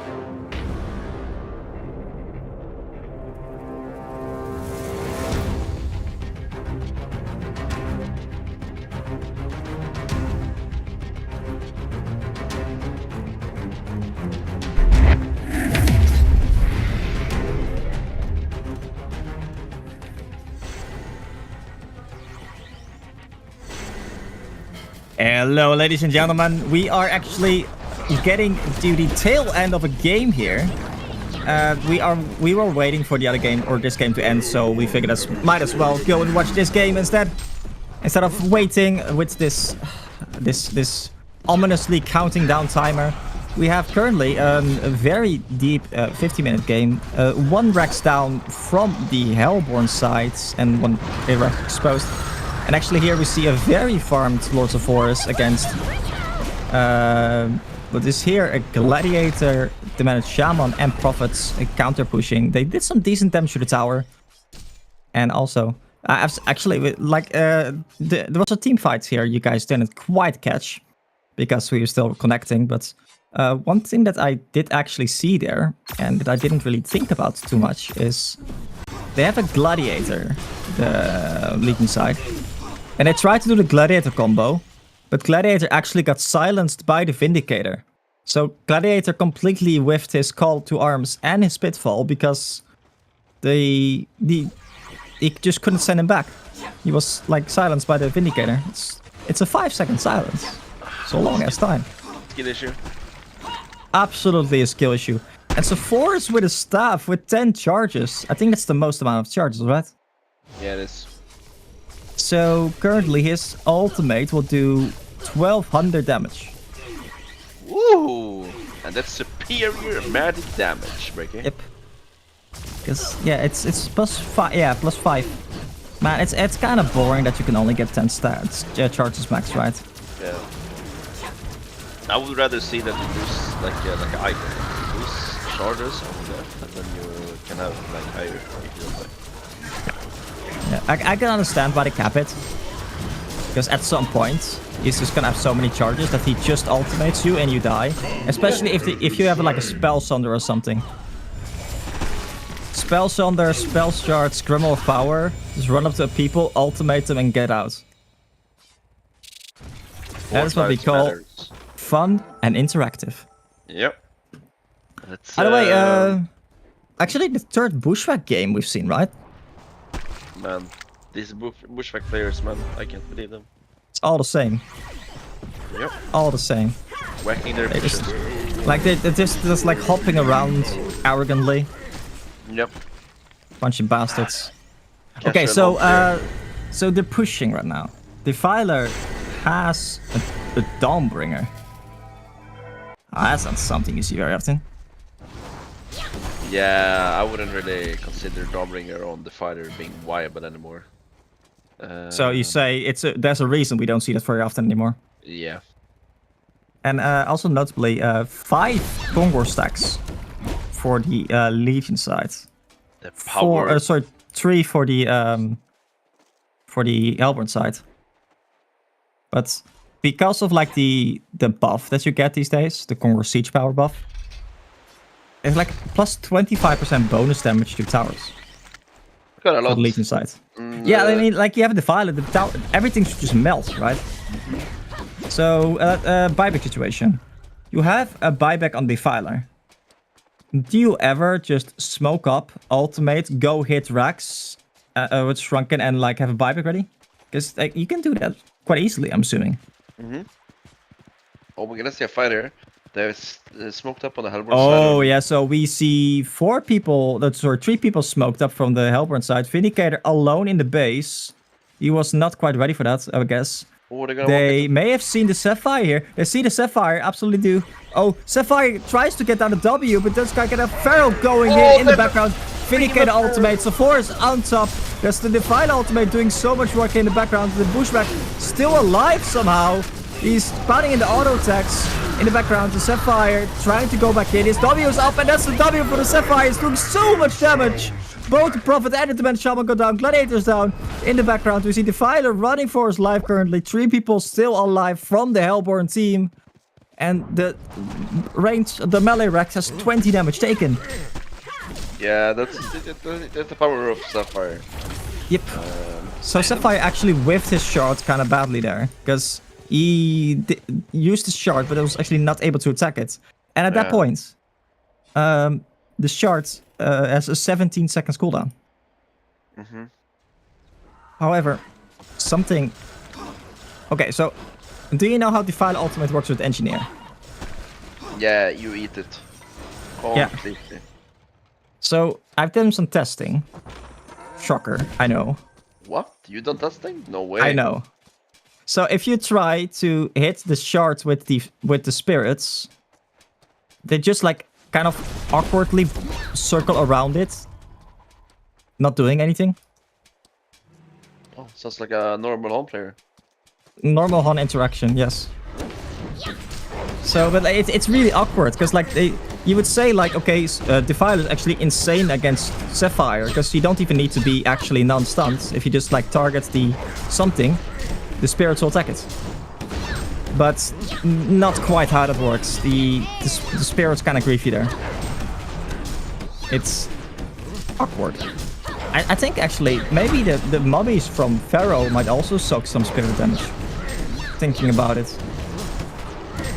Because the mummies should count as like I think 8 mummies. They all take 3 hits, so that's 24 times 50 soak damage. It's not bad. Oh, maybe actually they're looking for blood here. I don't think they have any vision on the Legion side here. But both Legion and Hellborn are very balled up right now. A rune. Oh, like Sapphire, what are you doing? Sapphire, you got balls, my man. Walking up to the rune like that. Against the Pharaoh. He does not care. Against Man. the Pharaoh? No, the one day's just slow. He's dragging his balls across the ground. Yeah. Also, he has a Whispering Helm. I would have loved for him to take that Warbeast Enchanter there. Because, like, vision in the late game at this stage is insane. Right? Like, Warbeast Enchanter vision can single-handedly win you the teamfight. Oh, yeah, you mean the blue small creep. Yeah, the Warbeast Enchanter. Okay. Yeah. Like, when you're pushing uphill, it's so good, dude. I've had so many times, like, old games, where I was like, where you still bought Whispering Helm on the Malikan. Where, like, you just get, like, you're pushing uphill, you buy, like, you get, like, an enchanter, and every time you push uphill, because it has 30 seconds cooldown as well, you just, like, you know, pop the vision. And actually, Sapphire is pushing quite hard here. And look at the wave top lane as well. And, oh, this is maybe a big of an issue, because they saw them TP out, and that's when they went in, so Pharaoh going in, so Forest going in, Vindicator doing, like, Vindicator got some fucking items here. Bushwhack is TPing out, and he's going to be fine in the end. And the middle tower falls from the Legion side, so Defiler going down. This was kind of expected. So, okay, so this was honestly well set up by the Hellborn side. Because they pushed the mid lane, forced a response, and the moment they had a response, they had the vision near the Conquer Pit here that allowed them to see like that the port was happening, and they just initiated right after. And that's also the power of Pharaoh, right? The fact that you can initiate. But there is Defiler using his second buyback, which also means that Defiler doesn't have a buyback anymore. And Kane, so being Gladiator being so aggressively here, I think he is he using anything? No, it is a Hellflower, sorry, it's Force Ultimate on the Gladiator. Big Pharaoh Ultimate, Pharaoh is going to fall here. The Shard in the background there, Shard doing a little bit of damage, Shard's going down though. I think the Illusion's attacked it there. The Force is running for his life, the Vindicator is gonna TP out, the Monarch is going to probably get out here, and actually, I think everyone but the Pharaoh might be fine here from the Hellborn side. And meanwhile, you see, like the Fury or Sapphire in the bottom lane, he's just being a sneaky little fox again, I guess. He's probably just setting up for. By the way, I just noticed the Violet bought a Shroud. Oh, he did. What the? Okay, yeah. I mean, the spirits still do damage, even if you're shrouded. Interesting. So the fact that he doesn't check for a ward up this cliff is actually kind of surprising to me. He placed a ref ward right here, in the near their lane. Stairs. Yeah, in the stairs. And Sapphire being here with only one buyback, that's greedy. Speaking of things that we've seen before, 7k gold and still got a Malfrats in his inventory. What is he gonna buy? Oh, are we gonna see a Doombringer? Does it matter? Buy anything. Oh, he went by his Wingbow. Yeah. Please sell your Malfrats, bro. Come on. Oh, he sold it again. Maybe he's doing the math with his buyback, so you really want to have a Wingbow Yeah, and a but he can buyback. sell the Malfrats.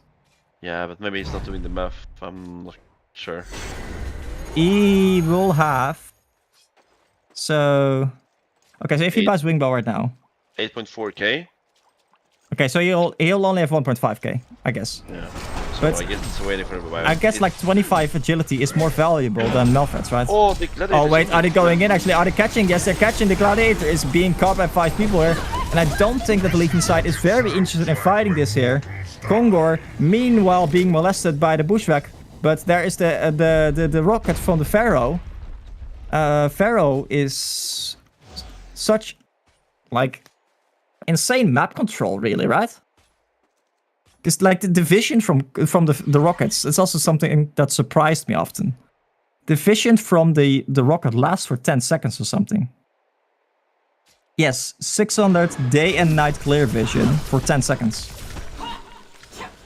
It basically gives you, like, permanent information on like a certain area. And they use the eye to get rid of the ward there. They have a ward of their own currently. And it seems like Bushwhack and the Defiler are going on an adventure. They are. They sure are. But Defiler doesn't have buyback. He used his last buyback. Gonna buy backdoor here or what?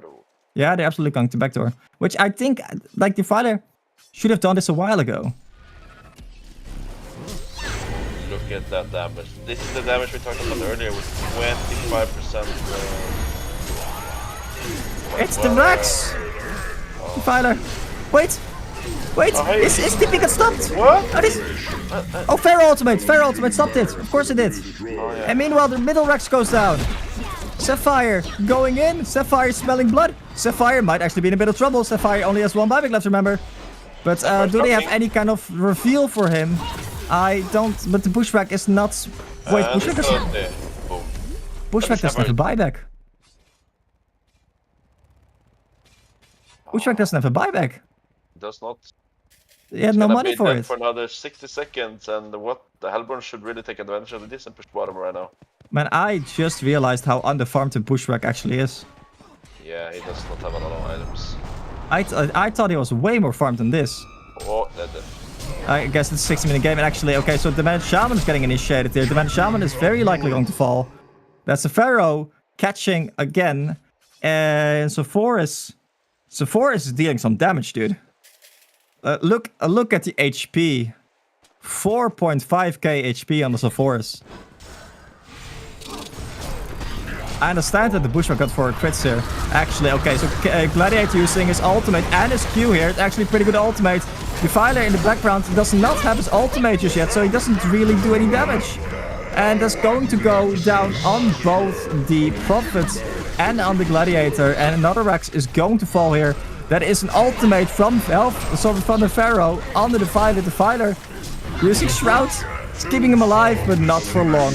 Because there is the dust. And there is the dead Defiler. So the Bushwhack is kind of going in here on the Sephoris.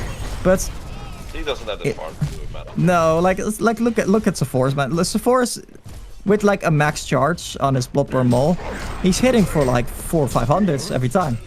Yeah. And he can, like, you know, he can double hit as well if you hit like W hit.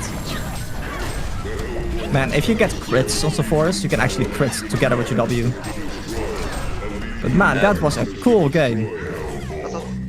Yeah. Sadly, we didn't watch the entire game, but that looks like a good game. But unfortunately, we are quite limited in our ability to foresee which games are going to be interesting and which are not. I do not have foresight yet. I've been practicing, but I cannot yet predict the future. Soon, though. But we will see this team, the Hellborn team, Team Great in the next game, which is going to be Team Great versus Team Project Conquer. So we will be right back.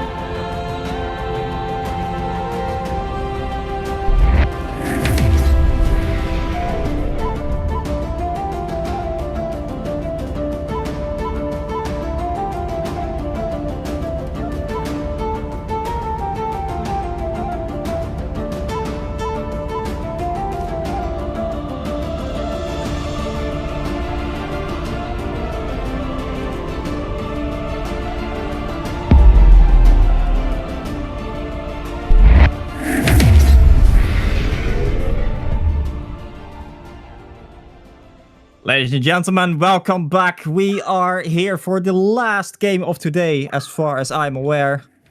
At least of this, for today of the tournament. Sorry, my brain is fried after a little bit. We are here with Team Great versus Team Project Kongor. The guys you want to point your finger at in case anything ever goes wrong. Not just HoN related. If your real life doesn't work out either, just point at them and scream. Furthermore, do this flawlessly transitions me into a little announcement that we have been running a little bit late because of some unfortunate server issues. If only there were some people that could actually, had some power to fix these things. But alas, here we are. So, Dose, how are you doing? I'm doing Are you fine, still man. alive? I'm alive, man. I'm hyped for the last game here. Okay. So, we have bans. I know. I'm shocked as well. Monarch, Kronos, Armadan, the raid boss is banned. Amon-Ra and Gauntlets. Now, Gauntlet is not really an hero I would consider to be first ban material. Neither is Amon-Ra. Or Kronos. And actually, if you are thinking about picking up a Magmus, yes, I was gonna say, I think you should always ban Kinesis, right? I guess a Magmus you should always do that, yeah. That's the counter to Magmus is like pure Kinesis. Because if you have a Magmus stun on the Kinesis is just a ranged version of Magmus Plus. Yeah, Because exactly. The other abilities of Magmus don't really do that much. Yeah, the thing is, like, when you have Kinesis with like a Rudley, Magmus, Geo, like there's so many good Qs with a stun and a escape that you have. Well, and Magmus is just one of the best ones. Yeah, because if you compare to let's compare to Rally Stun, right? Rally Stun level 1, 70 physical damage. So notably, physical damage does not proc the shield.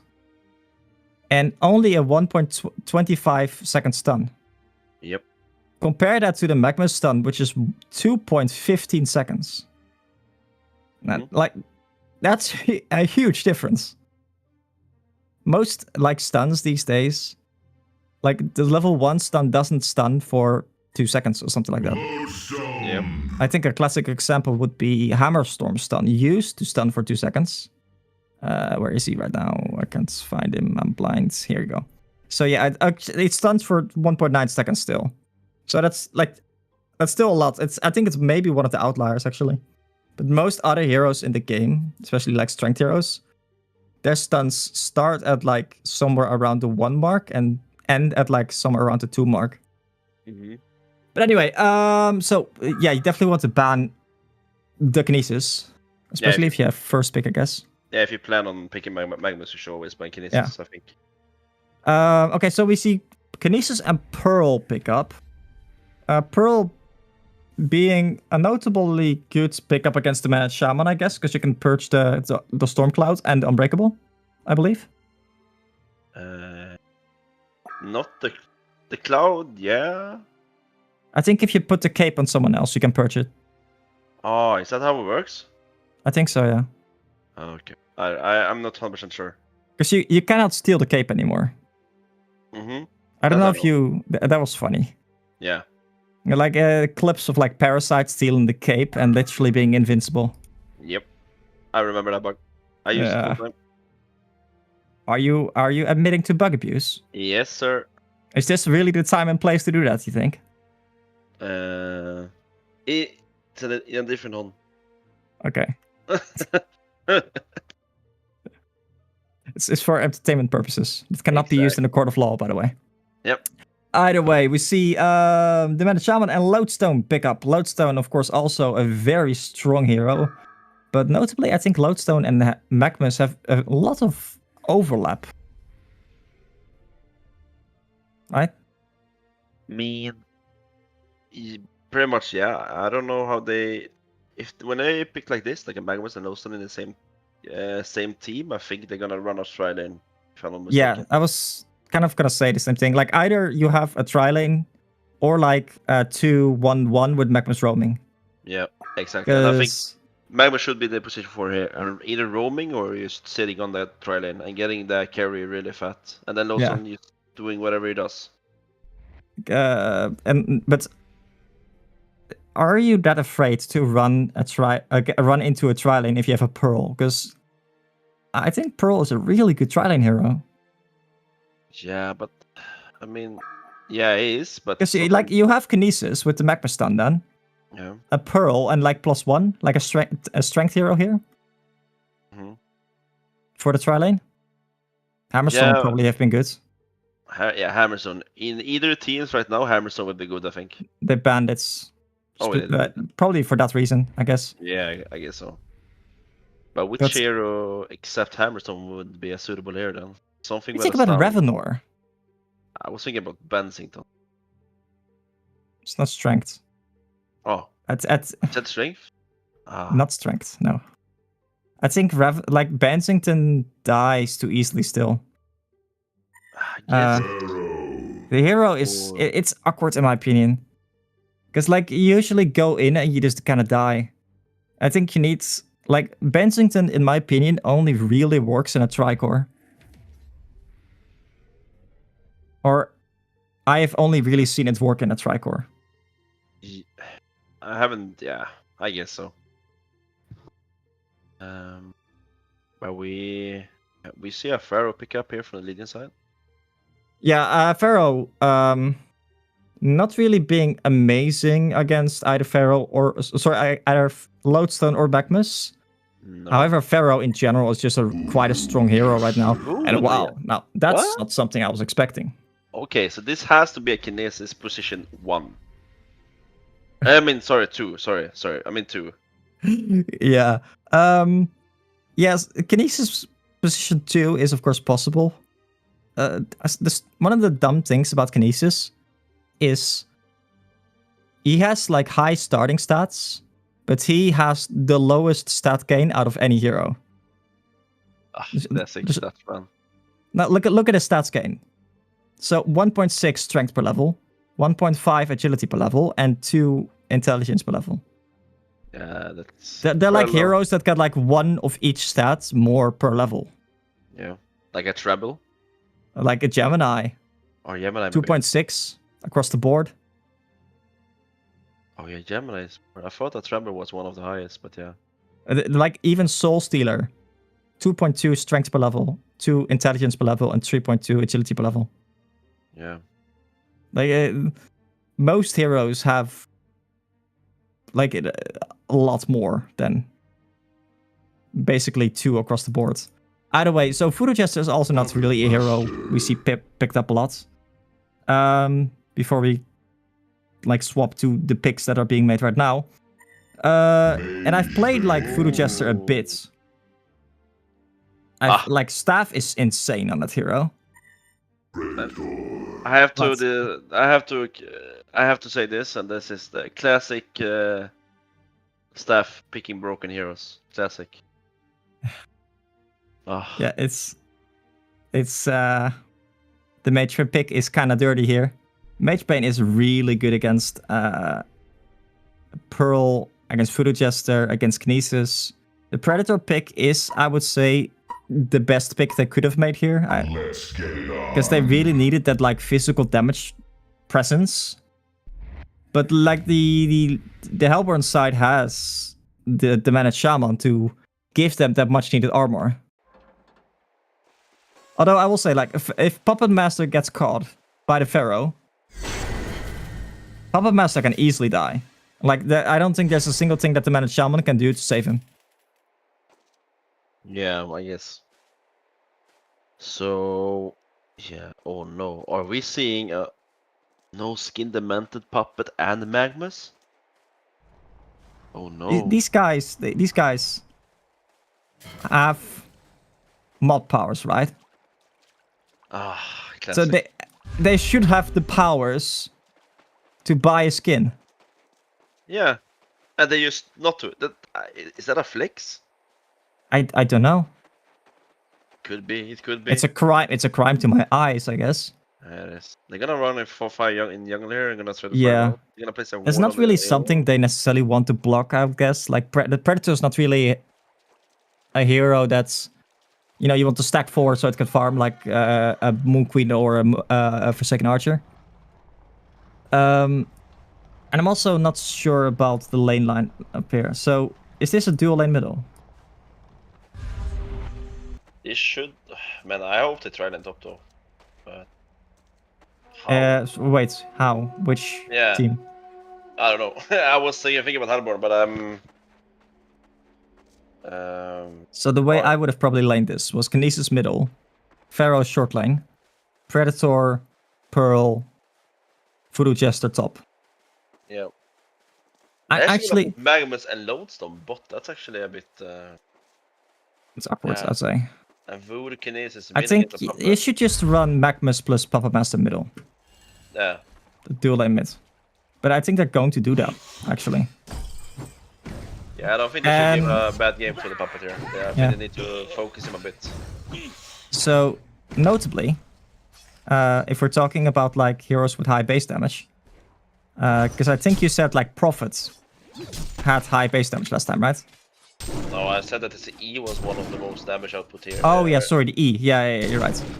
But like Voodoo Jester, I'm pretty sure is one of the heroes with like the highest base damage of the ranged heroes. Because look at that damage right now. And Kinesis having, yeah, Kinesis actually, Kinesis because Kinesis starts with 30 intelligence. Yeah, exactly. But like 58 to 66 physical damage per hit. It hurts you so much. And I admit this is a bit controversial, but I have been playing a lot of Voodoo Jester lately, and I have not been leveling my curse in the lane. I just max my W because the heal is actually insane. Oh man, that's what have you done now? What? I just leveled the heal. Oh. Okay, so look at the heal, right? The heal from Voodoo Jester. So at level 4, it has 8 seconds uptime, 11 seconds cooldown, and it heals for almost 400. And like 200 in AoE. Now tell me that's not good. Meanwhile, you look at Curse, which is an ability that has like 400 range. You need to literally be in melee range to hit it. And then it does like barely any damage. Unless you already have like, or you have like follow-up damage. Already misses stun on Magnus on bottom lane. You're gonna go on. Oh, actually, okay, sorry. Magnus stun missed. We see them chasing down the Lodestone a little bit here. No Toxic Claw on the Predator. Predator leap in approximately 7 seconds. Lots of creeps here in the area. Both waves are getting mauled by the neutrals here. And Predator is seemingly afraid to take that last hit there. So let's see. Actually, okay. So the in the top lane we see Pharaoh being a little bit harassed here. Also, no Toxic Claw on the Mage Bane. You need like Toxic Claw, Mage Bane, Predator. Like those two heroes, like they live and die by that item. And we see the Predator also now picking up the Toxic Claw. So they might now be able to actually get something done here. Yeah, now I would say that he needs a little 1 or 2 points in E, because he's playing against 2 strength heroes. The value of getting an E is actually insane. Yeah. Because they have a lot of max HP. Well, not insane, but it's fair so enough. like, yeah, the E is the nuts. It's like the E is, I guess a Lodestone. I guess it's kind of good. Yeah, so a Lodestone is getting jumped here. They're going for the counter kill though. Pearl does have a heal up, but it's not going to be in time. The W from the Lodestone doing too much damage, and Lodestone gets the kill on the Pearl. Oh, Magnus runs out, and he's going to like feed himself to the Predator. Well, a sacrifice to the gods, you could say. And in the top lane, meanwhile, we see the Pharaoh actually falling to both the Managed Shaman and Mage Bane. Mage Bane probably just drained his mana too much, so to the point where he couldn't do anything anymore. Mage Bane is a very fun hero to play against, I always say. Actually, in the bottom lane, we see Lodestone getting jumped by the Pearl a little bit here. But it's not going to be enough to do anything. Oh, in the middle lane, sorry. Puppet Master taking so much damage. The curse is applied, and I think Puppet Master is going to fall here. 52 damage proc there on the curse. So, And that like, is... they need to change something about Puppet Mid. They can't just let him have a stuffy game. He has 120 GPM right now. Okay, They need to... another question then. Yeah? Say you went Magmus middle here. Would that change anything? No. They should not even put Puppet Mid. They should put the Maze Mid. With the Voodoo? Sorry, with the Advanced Shaman, I mean? I would do that. Wait, what? I think that's way better. Because Puppet Okay. can win top against the Pharaoh. I mean... Wait. Obscure bug knowledge. Wait, So- yeah. What happened?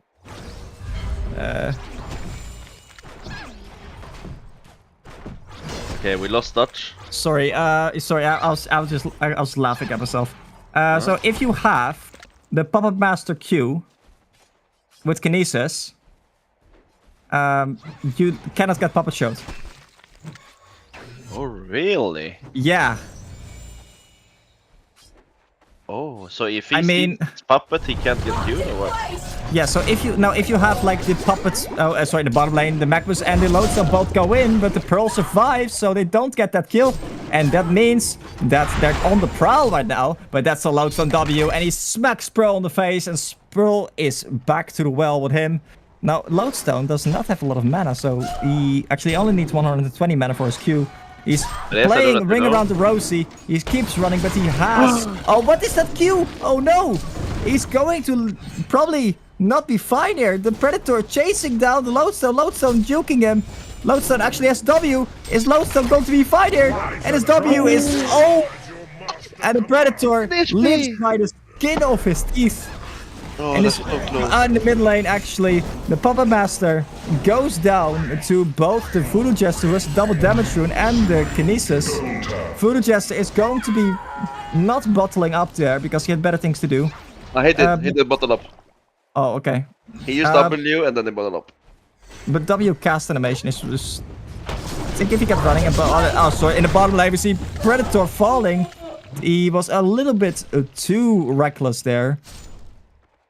But sorry, back to... So, if you have, like, the Puppet Master Q stored as Kinesis, you just need to have it stored, right? Then, like, the Puppet Master W cannot affect you. Oh, really? Yeah. Now, if that's not some perfect example of spaghetti coding, then I don't know what is. It sounds like HoN to me. That sounds like HoN to me, indeed. I mean, it is kind of funny to use bugs against the developers. It is. I mean, in my opinion, actually, they get bonus points for that. Yep. I think that we see Magmus rotating to the middle lane. This might actually be a bad situation for the Kinesis and the Voodoo Jester here. Voodoo Jester also not having a lot of mana. And actually, the ultimate from the Kinesis on the Demented Shaman. Demented Shaman is going to be fine here. And it's a big Magma stun. Magma stun, two people there. The Kinesis is going to fall. Voodoo Jester is probably going to be fine here. There's like no items on the Puppet Master. So Puppet Master is not really the biggest threat. So... That was... Wait, did the Demented Shaman... the Demented Shaman fell! Oh, I didn't even realize. He already used the cape from that. Oh, to what? Kinesis. Oh, I think Kinesis got one spell off at the end there. Oh, sorry, in the bottom lane. You see Predator jumping the Magmus. That's a Lodestone ultimate though. Predator still has his W and he's going to pop the W. And that means that the Lodestone W only does half damage and Magmus misses the stun! The W was still active on the Predator, but this skin, it's so hard to see whether or not that W is active. So we're already gonna see that this Predator skin is gonna get removed, and Kinesis is gonna get removed as well. Yep. Right? To be fair, this is like just pay to win. Like, no, this is how they like trick you into buying skins. Yeah.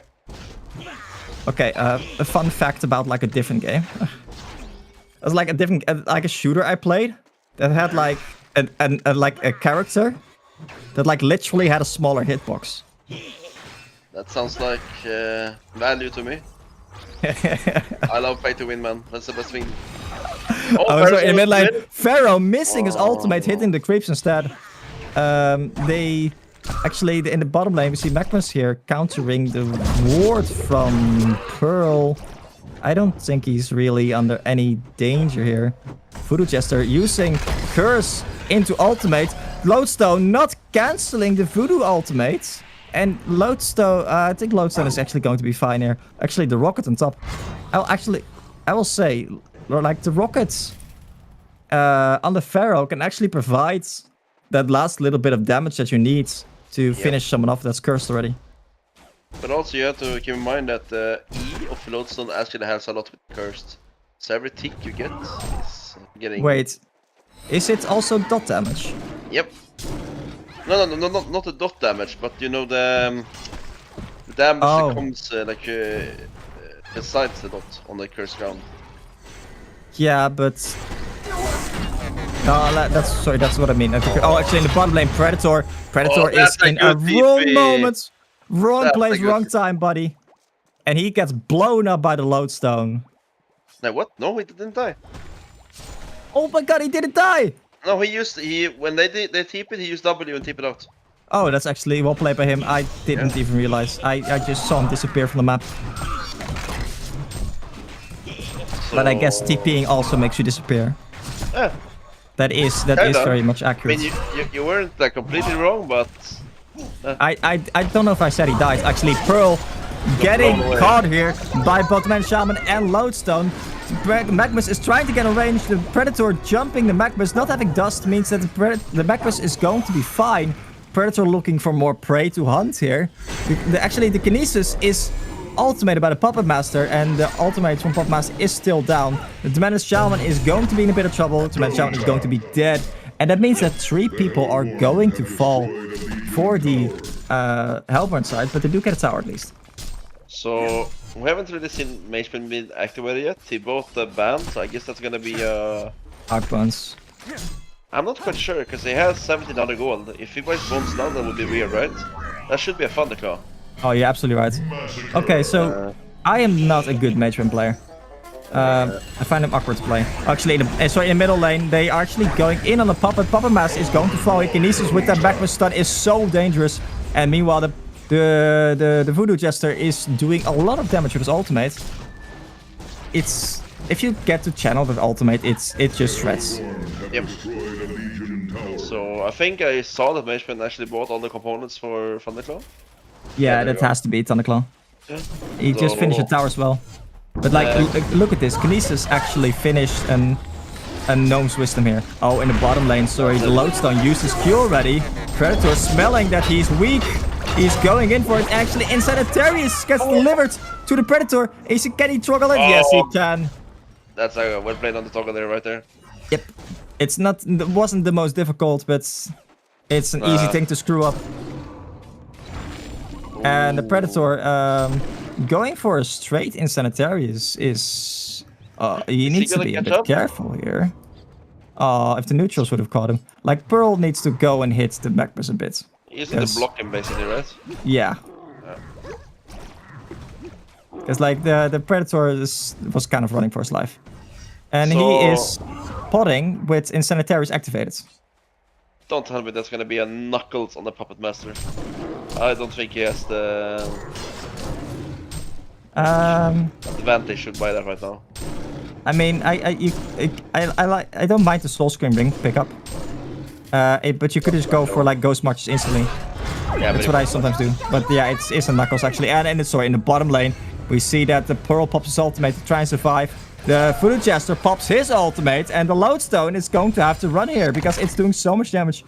But again, the Magnus living because he has... Oh, actually, sorry, Lodestone survives initially, but then dies to the Magnus stun plus Kinesis ultimate. And Kinesis is going to pick up another kill there. And we're also going to see a Voltstone on the Kinesis. So I guess is this going to be a carry Kinesis? I can only say one thing, and that is that my body is ready. Your body's ready. Anyway, Like, although I will say though, against Mage Bane, it's not exactly the most ideal pickup, right? So, what did it say? Oh wait, sorry. In the middle lane, we see a Predator and a Kinesis here. So this Puppet Master has some balls, man. Pharaoh in the top lane. Kinesis picking up a double damage rune. And that is suddenly a very dangerous Kinesis. Yep, it Magma's 5 people here from the Hellborn side. Oh, the Magma's stunned up, and it doesn't have a stun, but they don't know that. Magma's they do. Magma's stunned up to kill the wards actually, and that is the Pharaoh ultimate. Pharaoh jumping the Mage Bane, but Mage Bane is not getting, sorry, the Pharaoh is not getting any support. Lowstone going in the backline here, hitting his ultimate. Predator is getting Magma stunned there, but they're not really gonna get anything. It's a 1-4-2. Wait, Pharaoh didn't even die actually. Pharaoh did survive, and when Shaman gets caught there, Kinesis gets ultimated by the Mage Bane, and he's so low. He is going to fall there. Mage Bane ultimate completely nuking the Kinesis out of orbit. And the Mage Bane is going to survive. Pharaoh did not go for the snipe, sadly. But yeah, they just jumped the Puppet Master. Yep. Pharaoh jumps the Mage Bane in the background, but like since the Pharaoh doesn't really have a lot of mana at the moment, he doesn't really take damage. It also seems like the Mage Bane might be going for a Shrunken right now, which I am not a big fan of. I think like Mage Bane, if you pick the hero, you have to make use of his natural tankiness. Yep. Which means that you want to get like just a bit of HP pool or something like that, which is also like, if you look at him right now, he's trying to farm, but he's getting low. Yep. Yes. The thing about Mage Bane is that I don't think Thunderclaw is an optional item to go. I think Ruined Axe or Mock is just better. Because as a Mage Bane, you don't need the attack speed. You have the attack speed with your E when you fight. Okay, so if you need magic damage, Yeah. I could see it if you're kind of like, if you go Elder into Thunderclaw or something like that. Maybe. Like Elder Black Legion into Thunderclaw. As you see right now, like he struggles with creeps. If he had a Cleaver here, he would. Yeah, but if he had play like better. Elder Black Legion, he could do that as well. Yeah. But yeah, this is indeed why you don't go Thunderclaw on that hero. It's just so awkward to farm at that point. I think maybe even like Refreshing Ornament could be a somewhat okay-ish alternative. So Yeah, I think like Helm to Black Legion is actually a pretty good pickup on him right now. Specifically because you can make it into a basher as well. What do you want to see on Puppet here? What kind of item? Do you want to see an Adler? Do you want to see a Shroud? Do you want to see... There's only one item I want to see in him. And that's a tablet. Because you're playing against the Pharaoh. Like even if you're playing a position 1 Puppet Master, if you're playing against a Pharaoh, you just get a tablet. Because tablet is not a bad item on a Puppet Master. It gives like 22 damage or something. Yeah, 12 intelligence, 10 damage. Oh, he missed on that Voodoo there. Oh, sorry, actually going in on the bottom lane, Voodoo Jester is all alone in Narnia. And he actually gets his curse and a little bit of damage off on the Magmas. But the heal from the man Shaman makes it so that he doesn't really take too much damage from the curse. And he is going to be fine in the end. Puppet Master, quite low in the jungle. I would... If I were this Puppet Master, I would play a lot more careful against the Pharaoh specifically. Because... interesting. Okay. So what Puppet Master did there? Yeah. I did not notice. There are things that I don't know. So he used his W on the Skeleton King. This is what it sounds like when And the Skeleton King... the Skeleton King started attacking like this, the little skeleton behind next to him, right? Yeah. And as the Puppet Master was attacking the Skeleton King, it was puppet showed, the small skeleton didn't aggro. Oh, really? Yeah, because it was like technically an enemy at that point, I guess. Yeah. There's some interesting game mechanic. Only the staff could know. Yeah. Staff abusing bugs, SMH. Look at this. He's doing it again. Look at this guy. Yeah. Oh my so basically, god. that's what he did, and like the other creep would not attack him. Oh man. I'm opening a ticket right now. Yeah. Actually, Kinesis being very aggressive here. Oh, he just wants the Magma's Q. And I guess he died at some point. The Legion have And now And he maybe just- finish his Sprunken as well. Who, sorry, Magebane? Yeah, maybe used bought his recipe. Oh, he's gonna Okay. find me. He has a deed in his smoked. He wanna kill here. He wants a kill. Oh, okay, Kinesis actually going in on the Demented Shaman. Demented Shaman is not going to live for very long. I mean, the issue currently for the Hellborn team is that you want PK Lodestone. But... So Lodestone still needs 200 more gold. And Magmus also needs a bit more gold before he gets his PK. Yeah. And that's, I think, also a bit of the weakness of the draft. It's actually funny because I think I said a similar criticism of one of Snark's draft recently, where he had Behemoths, Kraken, and Pebbles in the same team. Yeah. If that's not a B Pro lineup, then I don't know what is. They did upgrade boots though. I mean, to be fair, if there's not a cursed, it's not a beeper draft, right?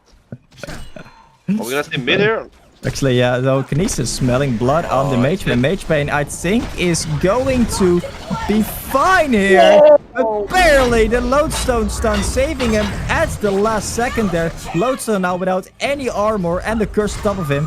That's a PK in the Voodoo Jester, by the way. That is a 300 GPM Voodoo Jester. And like currently, this Kinesis is not something they can actually deal with. Because he is actually quite tanky with that shield and that gnomes. And I think he's going for a Shrunken next. Yeah, that was like surprisingly a lot of damage. Would you rather see him upgrade to Hyper Crown, or do you think the Shrunken is the right call there? So Hyper Crown is a great item on Kinesis. A lot better than like the Thunderclaw. Because it is way easier for the lightning to bounce than for enemies to be like in a small area. So it's also a lot easier for you to proc your shield. Plus you can also use it on allies. But I would say that you need a Shrunken. Because if you don't get a Shrunken, you're like a walking time bomb whenever the Magebane is close. Because as we have seen before, right? One ultimate and he's dead. Assuming he's low mana, but like Kinesis is an extremely mana intensive hero. Which is actually why I would have loved to see him pick up a Chalice earlier. Because you just don't want to be low mana against the Magebane. If you can prevent it at least. Puppet Master also, by the way, picking up an Elder Parasite. I do like that item. But I think I would have preferred the tablets. Because it allows you to deal with the Pharaoh. Yeah. Although at this point also the Pharaoh is not the only threat anymore. And look, sorry, in the mid lane, they who are fighting here, the Kinesis is...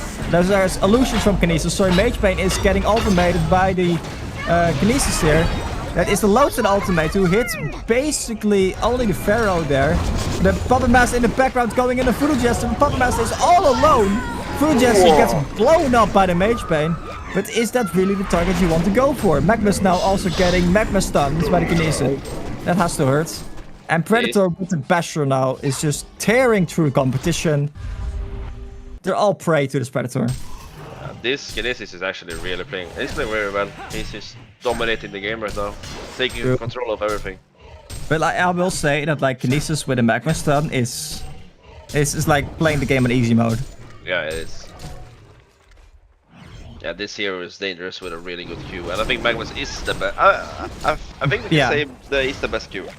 Okay, it's not just like it's not just like a great stun that's like builds up a lot of shield for you, but it's also disjoint. It like goes through anything. It is really long range. and it's like impossible to miss. Which is in my situation always important. I have a question for you. Go for it. Do you think that Corden will report his teammates for feeding? I don't think he needs to report anyone, actually. Yeah. He's banned them, right? Now the real question is, are we going to see these people ever again? Yeah. This might be the last game for them, huh? It's feeding. Yeah. Unlucky. Oh, that's actually, a frag. Magnus smells a tasty morsel on the top lane. Magnus running for his life, having a target on his back. Magebane running at the Predator, but buddy. Oh, actually, in the bottom lane, Lodestone is going down. And look at this. This is almost a Hellflower on the Pharaoh. Yeah, man. This is almost 18k in 25 minutes. That's a big deal. It comes a lot of it comes down to this Puppet Master not having a good game. And I just want to flame this puppet for buying brass knuckles. No? Before Ghost Marches. I don't think it would matter. Actually, that's Magebane dead. Yeah, like you may have a Shrunken, but it's not gonna save you from the Predator. No, it's not. The Predator has the Oblivion Hammer now as well. Yeah. Yeah, he hurts. He hurts. Yeah, you don't want to man up against him right now. And they're just going Conquer, I guess. So Elder Parasite should allow him to sustain himself. Actually, the Oblivion Hammer helps a lot as well. And Puppet Master is maybe at the wrong place, the wrong time. There's no ultimate from Kinesis, so they're not going to be able to actually catch him here. But I think they are likely just going for Congo right now and are going to be pretty happy with that. Because it's not like the Hellborn team can really farm that fast anyway. So, as a Pharaoh, I've always noticed how low armor and magic armor you actually have. Yeah. Because, like, okay, so currently with Gnome's Wisdom, he had like 5 armor, 7 magic armor. And now without, he has 4 armor, 5... And it's a lot of lost value, because 1600 HP. Yeah. Oh, Lodestone, buddy. I don't think that is the way you properly use Lodestone Q. So, Lodestone is going to fall here. He did actually have a PK. Was his PK cooldown? No, he didn't have PK. He just bought it. He bought it when it died. Oh, okay. So he did actually manage to pick it up then. That's good for him. Yep. So with the PK on the Lodestone, and it's actually... the Magma soon. Oh, and the Magma soon, indeed. For the 50 gold, and that's it. That is really good for them, because that means that they can actually, like, maybe do something against the Predator. Because even if you use your W on the Predator, you know, for the 8 bonus armor, the Lodestone armor just reduces, or the Lodestone ultimate just reduces that to 0 armor. Kongor has been slain. Like any external buffs applied after the oh, they do, yes. They popped the token on Kinesis. Yeah, I think that's a good call. Then he can go in without using BKB and just...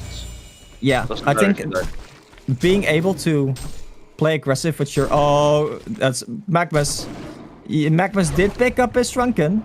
Sorry, his PK. So he is going to maybe... Oh, actually, is going to make the mistake here of the escape here. That is actually Magebane going in on the Kinesis, but Kinesis has that token, so I don't think that's a target you want to go for. The Pharaoh jumping the Magebane. Magebane is Hellflower currently.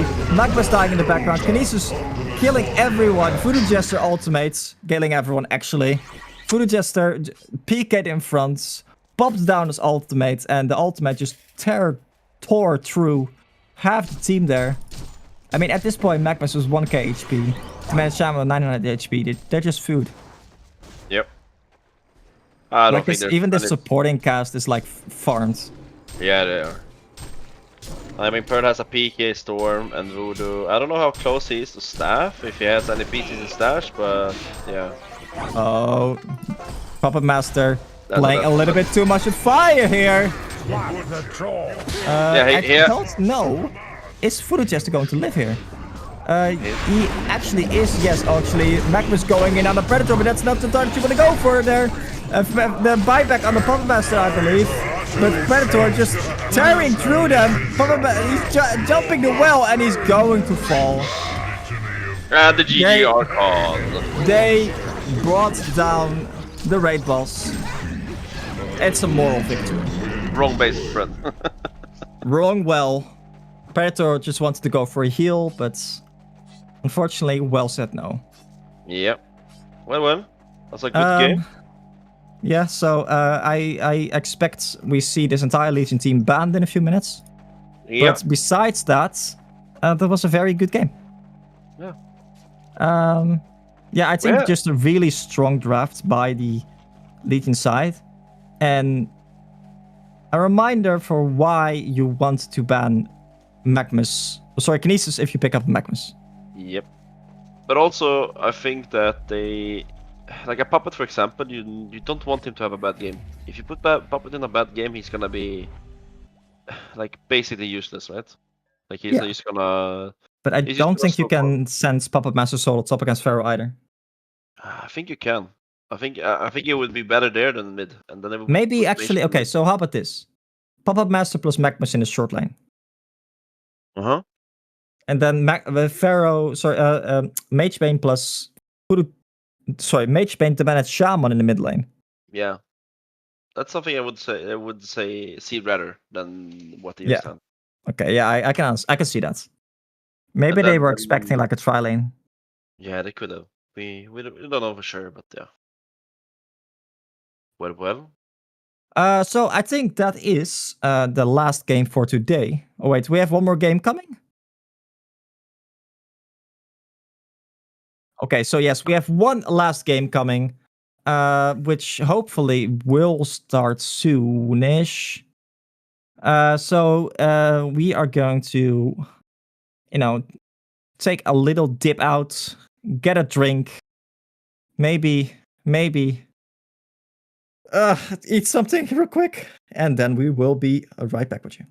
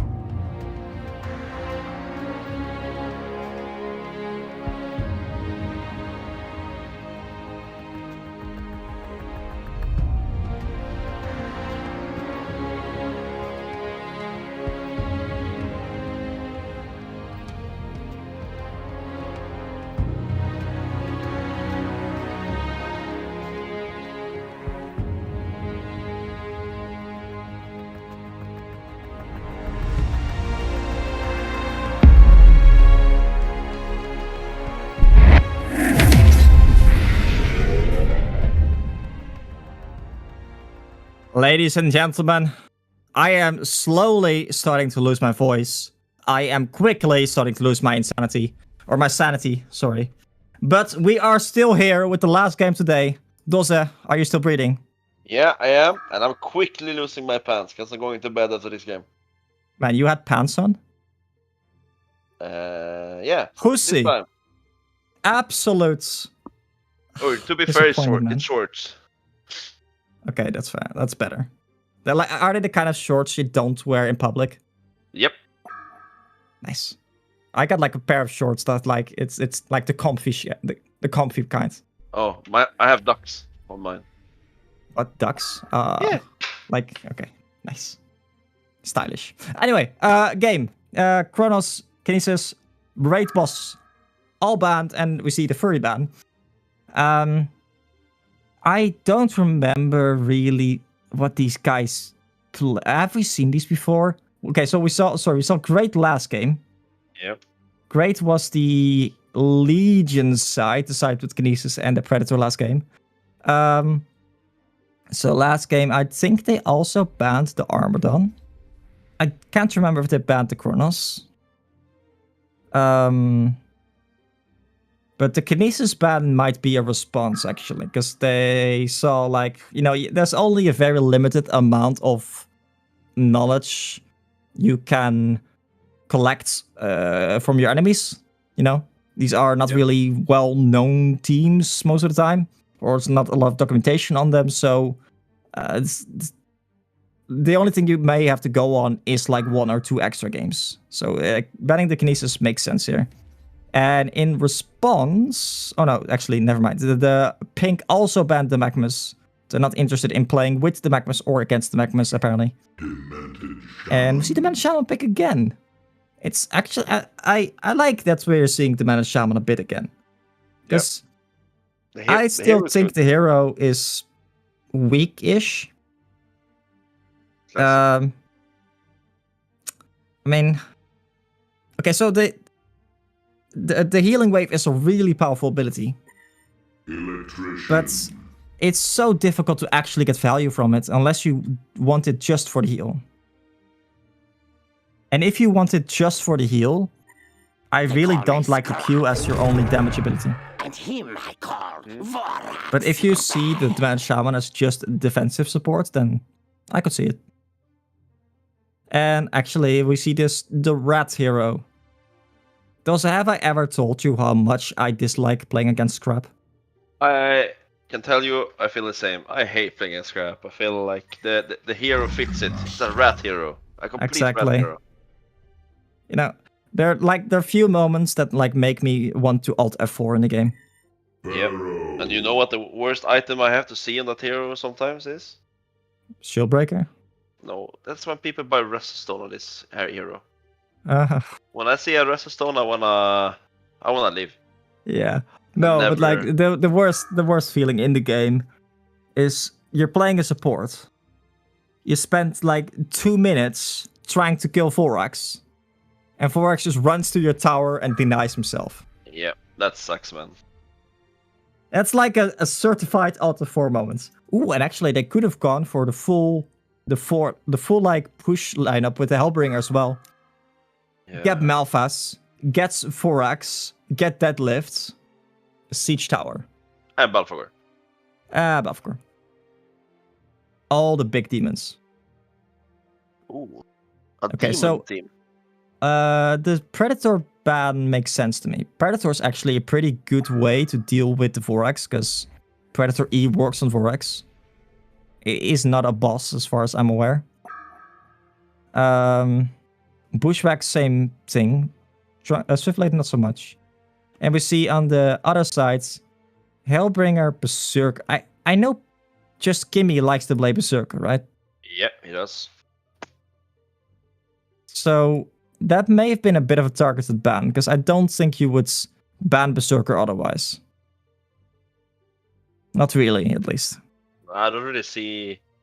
Like, even if he plays Berserker, like, the hero isn't really play... if you don't get a good early game, I feel like he falls off way too easily. Yeah, like no farming tool. You don't want to get a cleaver on him. I think like the best farming tool you can get is like an elk bone. But the 15 damage, the 15% extra damage taken on his ultimate, together with like an elder that you almost always want to get, it's just a bit too much, right? Yep, it is. A bit too much damage taken. So in the late game, like realistically, you should always lose every 1v1, especially if you're playing against the Demented Shaman, because as a berserker, you rely on just going full smork mode and like going for someone. But if that person has 30 extra armor, it becomes a lot more difficult. Surprisingly enough. And we see an Artesia pick. Oh, I like that hero, man. I used to like watching that hero play. Artesia sometimes feels like the most broken hero in the game. And other times, he just falls over and dies. Yeah, it's just a meat shield that you 2-hit, basically. And since the Legion side has a Pharaoh, I think the question becomes, can the Pharaoh jump the Artesia? Right? Monarch. Because if you don't jump the Artesia,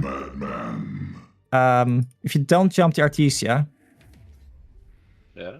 he's just going to heal whoever gets jumped by the Pharaoh. Like by so much. Because it's like a really easy heal. Yeah, exactly. We're gonna see a Madman pick up on the Legion side. I like Yeah. Madman. I feel like Madman's good here. Yeah, so... Okay, they picked up a Monarch. Yes. Yes. They already had a Demented Shaman. I would have really loved for them to pick up an Moira instead here. Yep, they need something aggressive. Although they have a Miraxis on the enemy side. Yeah. Maybe that's why they didn't do it. But Monarch is almost worse, right? No. Like, so... You cannot choose to... Like, after you use the Q in Moira, you cannot choose to not use the Q. To, like, not have it target someone. Mm-hmm. That's why it's so easy to like, dodge it with the Arcane Shield. Yeah. But the reason I also like Moira in this case is because it deals with the Electrician so perfectly. Yeah. Like, ultimate the Artesia in the backline, mana drain the Electrician. Oh, and a Ravenor. Now that's a hero that actually got buffed last patch, and that we really haven't seen. And a little nice thing here is the Mana Shaman can give his team all the armor in the world. And the Ravenor is not gonna give it two shits. Because he only deals magic damage. He's just gonna smack right through them. Now, Ravenor specifically also needs a lot of support. Like with armor and just general tankiness, because that hero is also a hero that just feels like he falls over and dies. I don't know. Like, I thought that Ravenor with the buffs was gonna be insane. Oh, he got buffed? Yeah. So his Q used to be 15 seconds cooldown. Yeah. And now it scales from 16 to 10 seconds cooldown. Oh. But 10 seconds cooldown on like 1.5 second stun is not bad. But okay. Do you ever max? No. That's not the only thing. Huh? Furthermore, his ultimate used to have 80 max charges, then 120, then 160. Yeah. And now it always has 160 charges. Okay. But... So that's change number 2. Be patient, also. Be patient. Okay. I'm not that fast anymore. So it's basically his ultimate in the early game is just a bit better. And then change number 3 is that he can now actually sustain himself with his E. If you hover over the E, you see that like the E now heals you for 30% of the magic damage dealt. Whoa, that's only the shock damage. Oh, not all magic damage. Okay, then that's not too much. Yeah, but okay, so it deals 300% to non-hero units. So it will deal, well, 20 times 3, 60 magic damage, right? Yeah. And you heal 30% of that. So, you know, quick math. So he's a jungler? No, you can't jungle with him. He heals only 18 and he has like no armor, so Yeah.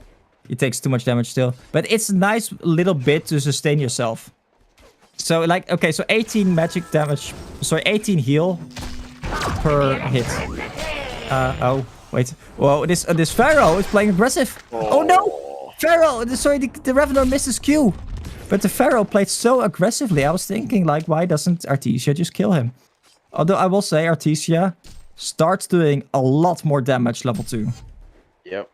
Because currently his Q does 125 damage. Oh, wait. I have an interesting question for you. Oh, sorry. Interrupting you. Madman in the bottom lane actually getting initiated by Scrap and Electrician. So that's a lot of damage. Oh, Pharaoh might be in a little bit of trouble here if he doesn't play careful. I think he's gonna be fine. He has a tier. I don't think that was gonna kill him. But yeah, go first. So Electrician actually spec Q level 1. Yeah. I feel like that's kind of not what you want to. Cause Oh no, absolutely. I think you do. In this lane, you absolutely do. But why? Okay, so the point of Electrician is that if you get E level 1, you can E like entire creep wave, you get back more mana than you spend, and then you harass them, and they can't really man up against you. Oh, like that. I was thinking, like, if you just Q the Monarch, the Madman can't stop you. And, like, it's the easiest way to hit a Mousetrap. Because Mousetrap does a lot of damage. Yeah. But I can see your point, yeah. I actually didn't really know that about the Electrician. Yeah, so you get the mana per hit you, and per unit you hit. So 15 mana per enemy, tripled for enemy heroes. Which means that if you, so you only need to hit 5 creeps or 2 creeps and a hero to get your mana back. Yeah. So basically you can spam it, and it's 85 medical damage early on, which is like it's quite a bit. It's significant. And if you compare it to the static grip, it's 1.5 seconds, but it's also stun. Yeah. So I think specifically he picked it up here because it allows you to hit the Mousetrap. Yeah. And the Mousetrap at the moment does 60 damage initially, and another 80 magic damage after the proc. So 140 damage. That together with the Zoomerang, which does 120 damage. Yeah. Scrap is like a menace to deal with early game. Yeah, he does a lot of damage. You don't wanna get caught in his Mousetrap and Zoomerang. Nope. Oh, and actually they go in here a little bit on the Monarch. They're just doing a little bit of rest damage, and you see the Mousetrap there proccing, but the Monarch maxed his Crystallis, yeah, so he's just healing up. I would love for this Electrician to pick up the upgraded shield. Because then whenever the Madman runs through you with Q, he's gonna proc it.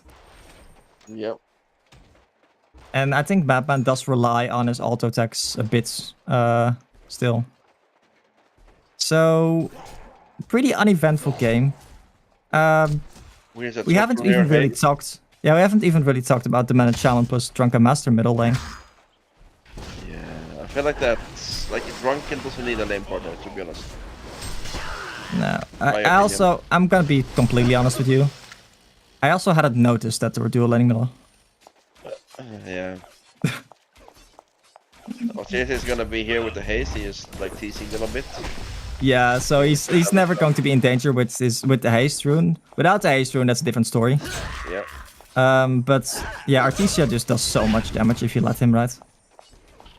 I think like Artesia can maybe work in some lanes, but you need something to protect him. Like a strength hero that can protect Artesia. Or something. Right? Yeah, exactly. So what is that? Like a rally? You don't really want to use your Q defensively with Rally. Nah, not really. And like in general, Rally is just super weak because his Q does like no damage early on. Oh, and actually they're chasing the Pharaoh. Pharaoh is going to be fine here. He's going to run away. They did not see the Pharaoh, went to the right side. Ravenor also getting 1 point in his E here, just to sustain himself a bit. Like the E change is really nice because it just helps you. You don't have to. Oh, sorry, in the bottom lane they go. No, that's gonna be fine. I have a question for you. Do you when you play Ravenor, do you max Q or only have one point in the Q? Okay, so you used to only get 1 point in your Q, yes. Yeah. Because the Q used to always have 15 seconds cooldown. And it's like it didn't increase duration or anything like that. It just increased like plus 60 magic damage per level. Yeah. So you would always... Oh, the bottom lane, he missed it! First blood on the butterfly. Butterfly goes down. Butterfly dead. You wanted to just get stats over like leveling Q. Yep. Which was part of the reason for why they actually changed the Q. Because it's not necessarily really like a thing you really want to be like very common, right? That you like a spell feeling so useless that you would rather get 2 stats. That is just really boring.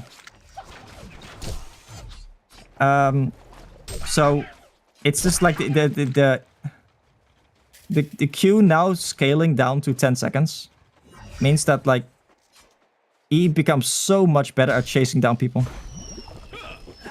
I think it also does actually make the PK quite an important pickup on him though. Yeah, I can imagine that. Like 10 seconds cooldown, like you can put so much pressure. Yeah. The cooldown is super different.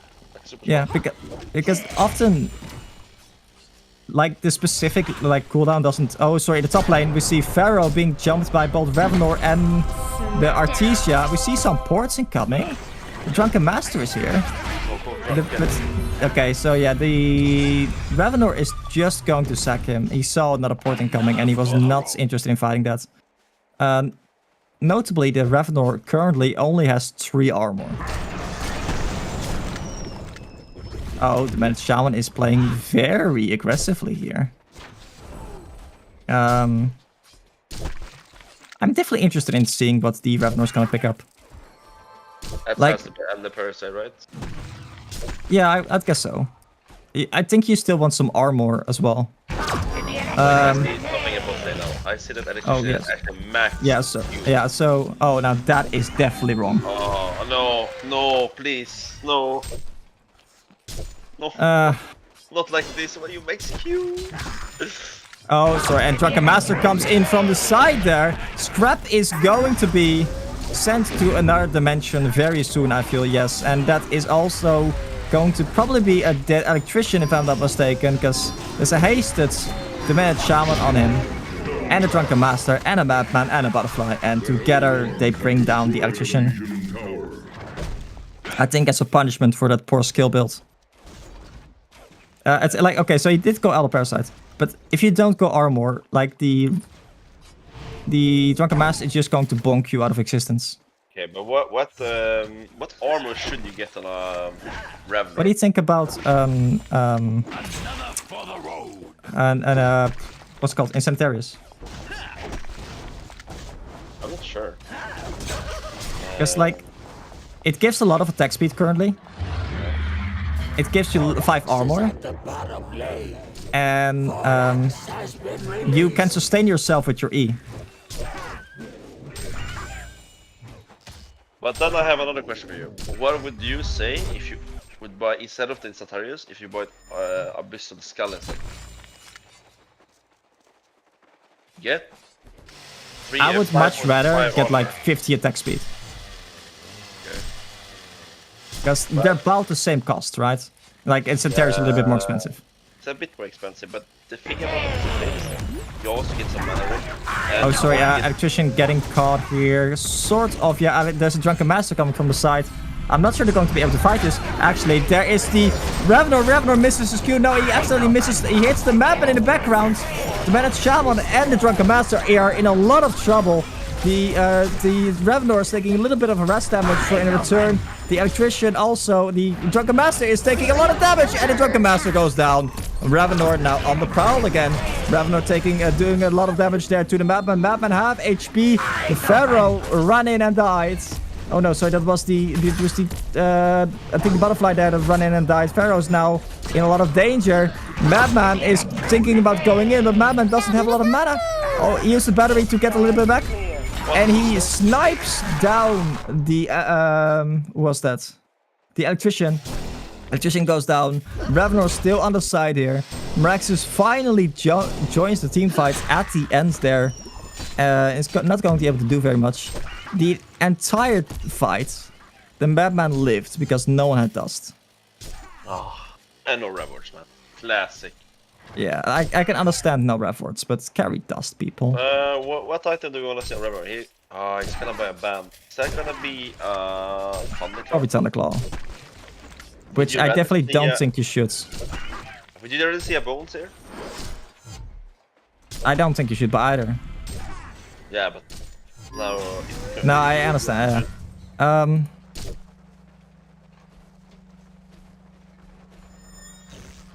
So whenever you wanna buy Thunderclaw, I feel like you should always upgrade it to Hypercon sooner, like at least. Yeah, as soon as you possibly can. Yeah, and I don't think you do that in Revor, right? So, yeah, I think you want a Shrunk in this game for sure. Yeah. Because otherwise the Pharaoh Q and like it's just going to be annoying. And the Batman actually does a lot of magic damage as well. But you also mainly want a lot of magic armor. And actually, a Drunken Master going to run in here. But Revenor, with like level 3E, just cleared the stacks there. Together with an Elder Parasite. He used to not be able to do that. Yeah, I can see that now. He actually hits a lot of Yes, you see? Every second hit he hits like significantly more. Yeah. Actually, not that And this bad. is why I want attack speed, by the way. It sustains you actually quite a lot. Yeah. But yeah, like the Drunken Master is just also Drunken Master buying Newerth. What do you thought? What's up with the Mad Threats today? It is the most efficient damage item in the game, if you get 5 stacks on it. Yeah, but it's Yeah, a lot I know. of if. Then. Like, would you not rather get a Shaman's Headdress? On Drunken here, 100%. Because their carry happens to be only doing magic damage. And the rest of their team doesn't have like a single good physical damage hero in the game. Or like in their team. Which was actually a part of the weakness of their draft, I'd say. If you need damage on Drunken Master, I would rather see that you buy Licks, to be honest. You have the burst with Licks and you need like a ton of damage. Oh, sorry, they're going in on their Artesia here. Artesia is instantly going to melt. And there are actually 4 people responding from the Hellborn team.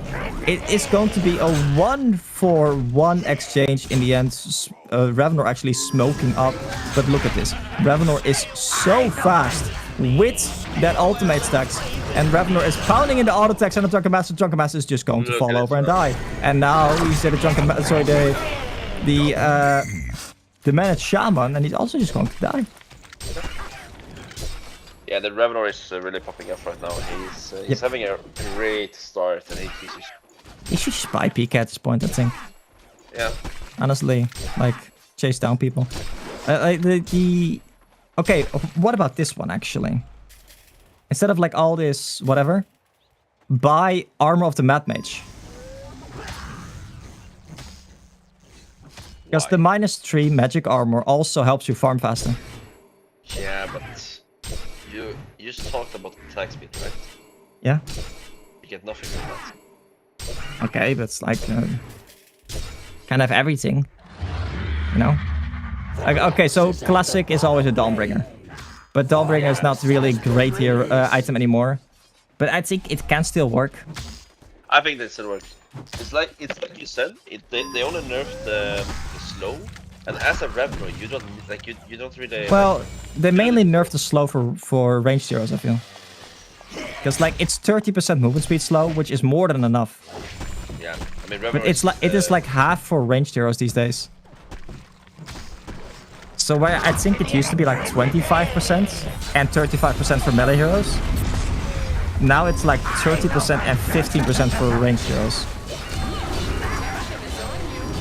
So, but I still think if you want to commit to fights, oh actually Electrician going down.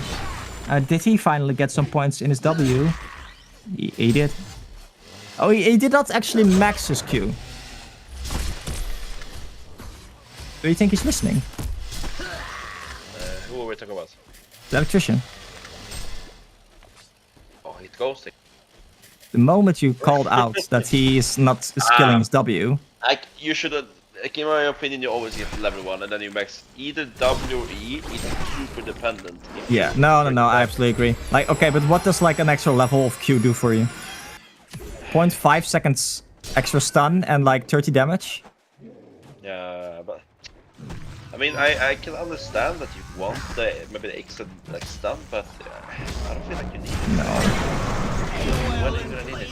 You need the damage. You need the. Oh, sorry. In the middle lane, we see Drunken Master and the Rex is actually duking it out. The Monarch comes in to save the day for the Drunken Master, and Drunken Master lives.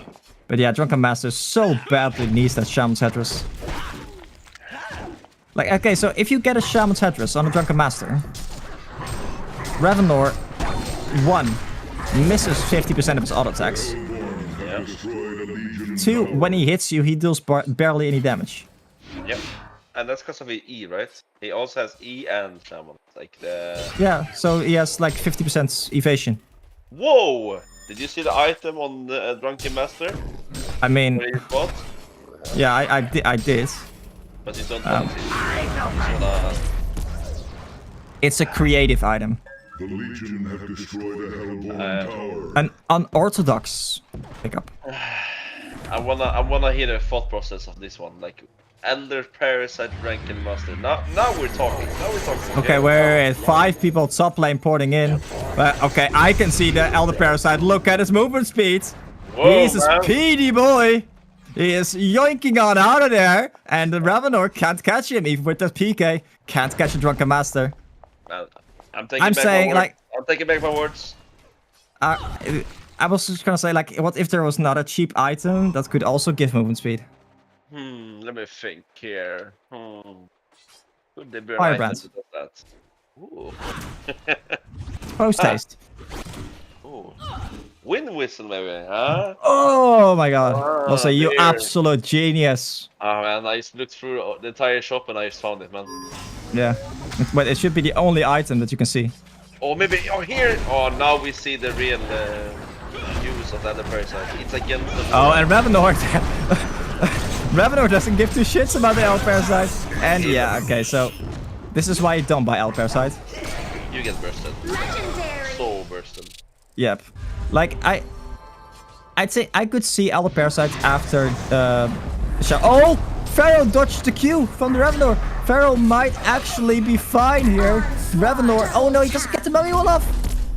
Oh, if he got the mummy wall off, that would have been huge. And this RTS is actually making the heals or... Their TCA heals. Yeah. Yeah, this is without an Sackstone as well. You're gonna see a tablet on the engineer. I mean, electrician. Also the... Wait. Oh, that's gonna be a kill on Madman. That's huge. Yeah, so at this point, the Ravenor does just like plow through a Madman here. Right, Madman may have some armor, because he just picked up a Whispering Helm, which means that he has 13 armor, but no magic armor. Is actually, I think, something that he should have picked up earlier. Oh, the Kane is going, sorry, the Drunken Master is going in with that Elder Parasite, and Drunken Master is basically already dead. And in the background, we see Demented Shaman dying to the what's his face? The Ravenor. Ravenor is smelling more blood. That's a level 16 Ravenor, and level 16 Ravenor hurts like an absolute truck. Yeah, you don't want to man up against him. Like, Ravenor is... If he gets a BKB now, he's unstoppable. Yeah. Okay, so the issue prior with Ravenor was that, like, Ultimate only really started being powerful at level 16. Partially because the Ultimate was capped at like 80 charges at level 1. like 120 at level 2 and 160 at level 3. So it would scale exponentially, right? If you understand what I mean. No. So its ultimate used to have a max of 80 charges. Level 1. Oh, okay. Oh, okay. Oh, yeah. Okay. Yes. And then 0.5 movement speed and 0.5 damage per charge. Oh, so that's not really happening. So it would only do a max of 40 damage with your ultimate, level 1. Oh, sorry. Electrician getting caught here by 5 people. Revenor actually coming in from all the way across the map. In the background, we see Meraxus going on the Monarch there. Monarch is taking a lot of damage, is likely going to fall. The Electrician is still in the front line there. They went for the Artesia instead. Meanwhile, we see the Revenor cleaning them up in the background. The Drunken Master is running for his life. He is not speedy enough. The Elder Parasite could not save him. Madman got a hit in. And Vorax denied himself. To add in, like, insult to injury. Ah, is this gonna be a Frost from Skull on the Revenor? It is. It's gonna be a Frost. Oh no, I like it. I like it a lot. I would have. I mean, if he gets weak, he's unstoppable, right? But he's pretty much unstoppable right now as well. So. No, okay. So how many magic? Honestly, I would have probably just gone for. No, actually, it can still be in a Dumbing. No, I saw it. Oh, did he? Oh, I didn't see him pick up. Yeah, he's sending out the crossbow right now. He got it. Oh yeah. Okay, so I think it's good, but I think Dawnbringer is a bit too good because it's like Dawnbringer just gives 15% lifesteal. Straight up. Do you need that lifesteal when you have Elder Parasite?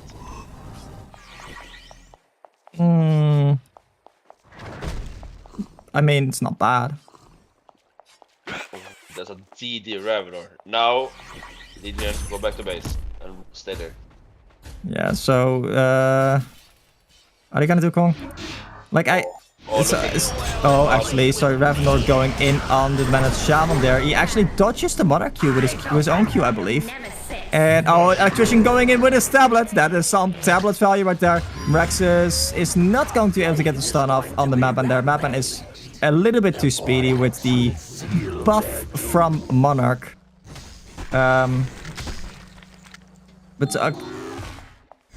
So the problem with Revenor, like historically, has been just getting bursted down before you get your shrunk enough. And partially that is due to like the low agility gain and low base armor. And like how weak you are to just heroes that buy straight up Shaman's Headdress.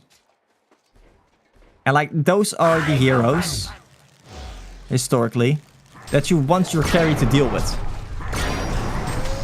Think about like a Drunken Master. Like normally Drunken Master buys a barrier. Yep. All the supporting cast and like the nukers, they can't deal with him. Because he just doesn't take any damage and he just hops around like a mad lad. And that's where you need your carry to come in with the physical damage and just pump some auto attacks and kill him.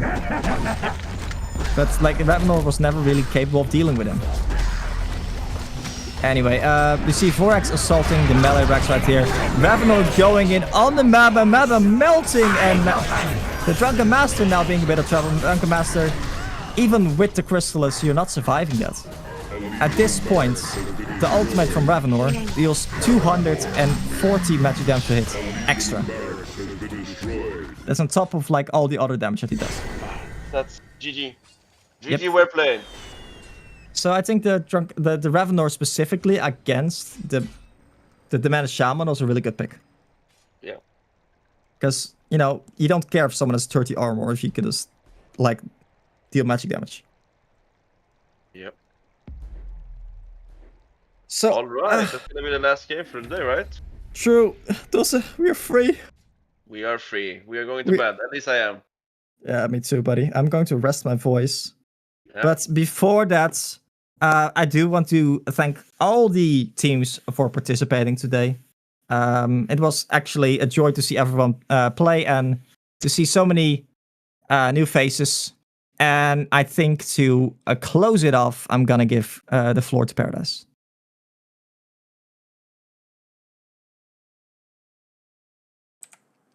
All right, thank you so much, Dutch, and thank you so much, Doze, for the very, very long and amazing cast today. And I would like to thank all the players actually for joining in today and actually showing up and playing the games and enjoying themselves. And for the first time, coming into a tournament competition or let's say a floor and actually doing it. That's a very nice thing to see, and 11 teams are here today playing the tournament. Sorry, 12, as a matter of fact, actually. 12 teams are here today to play the tournament, which is a phenomenal thing. And each and every single team that you just saw today actually played 6 games. So it's a lot of games to play, and all in all, it's just too many games to count. So it's a very nice thing to see, and as Dutch said, it's actually very nice to see all these new teams coming in and actually trying, the competitive scene. So that's a very nice thing to see. And thank you all for watching today. I hope you enjoyed the show. So technically today we finished half of the qualifiers, and tomorrow we're gonna finish the other half of the qualifiers. So today we finished till round 6, and tomorrow we're gonna get to round 11, finishing off the qualifiers to then jump to the second and final round, which are going to be the semifinals and finals, which are going to be a typical single elimination rounds. All are going to be best of 3, except the grand final, where the teams who are playing in it are going to decide if they want to go for a best of 3 or a best of 5. Other than that, thank you all for watching. I hope you enjoyed today's show. Tune in tomorrow for the second half of the qualifiers, which is going to be on 3 p.m. GMT, to see your favorite teams play. Thank you all for watching. We'll see you tomorrow, everybody. Good night.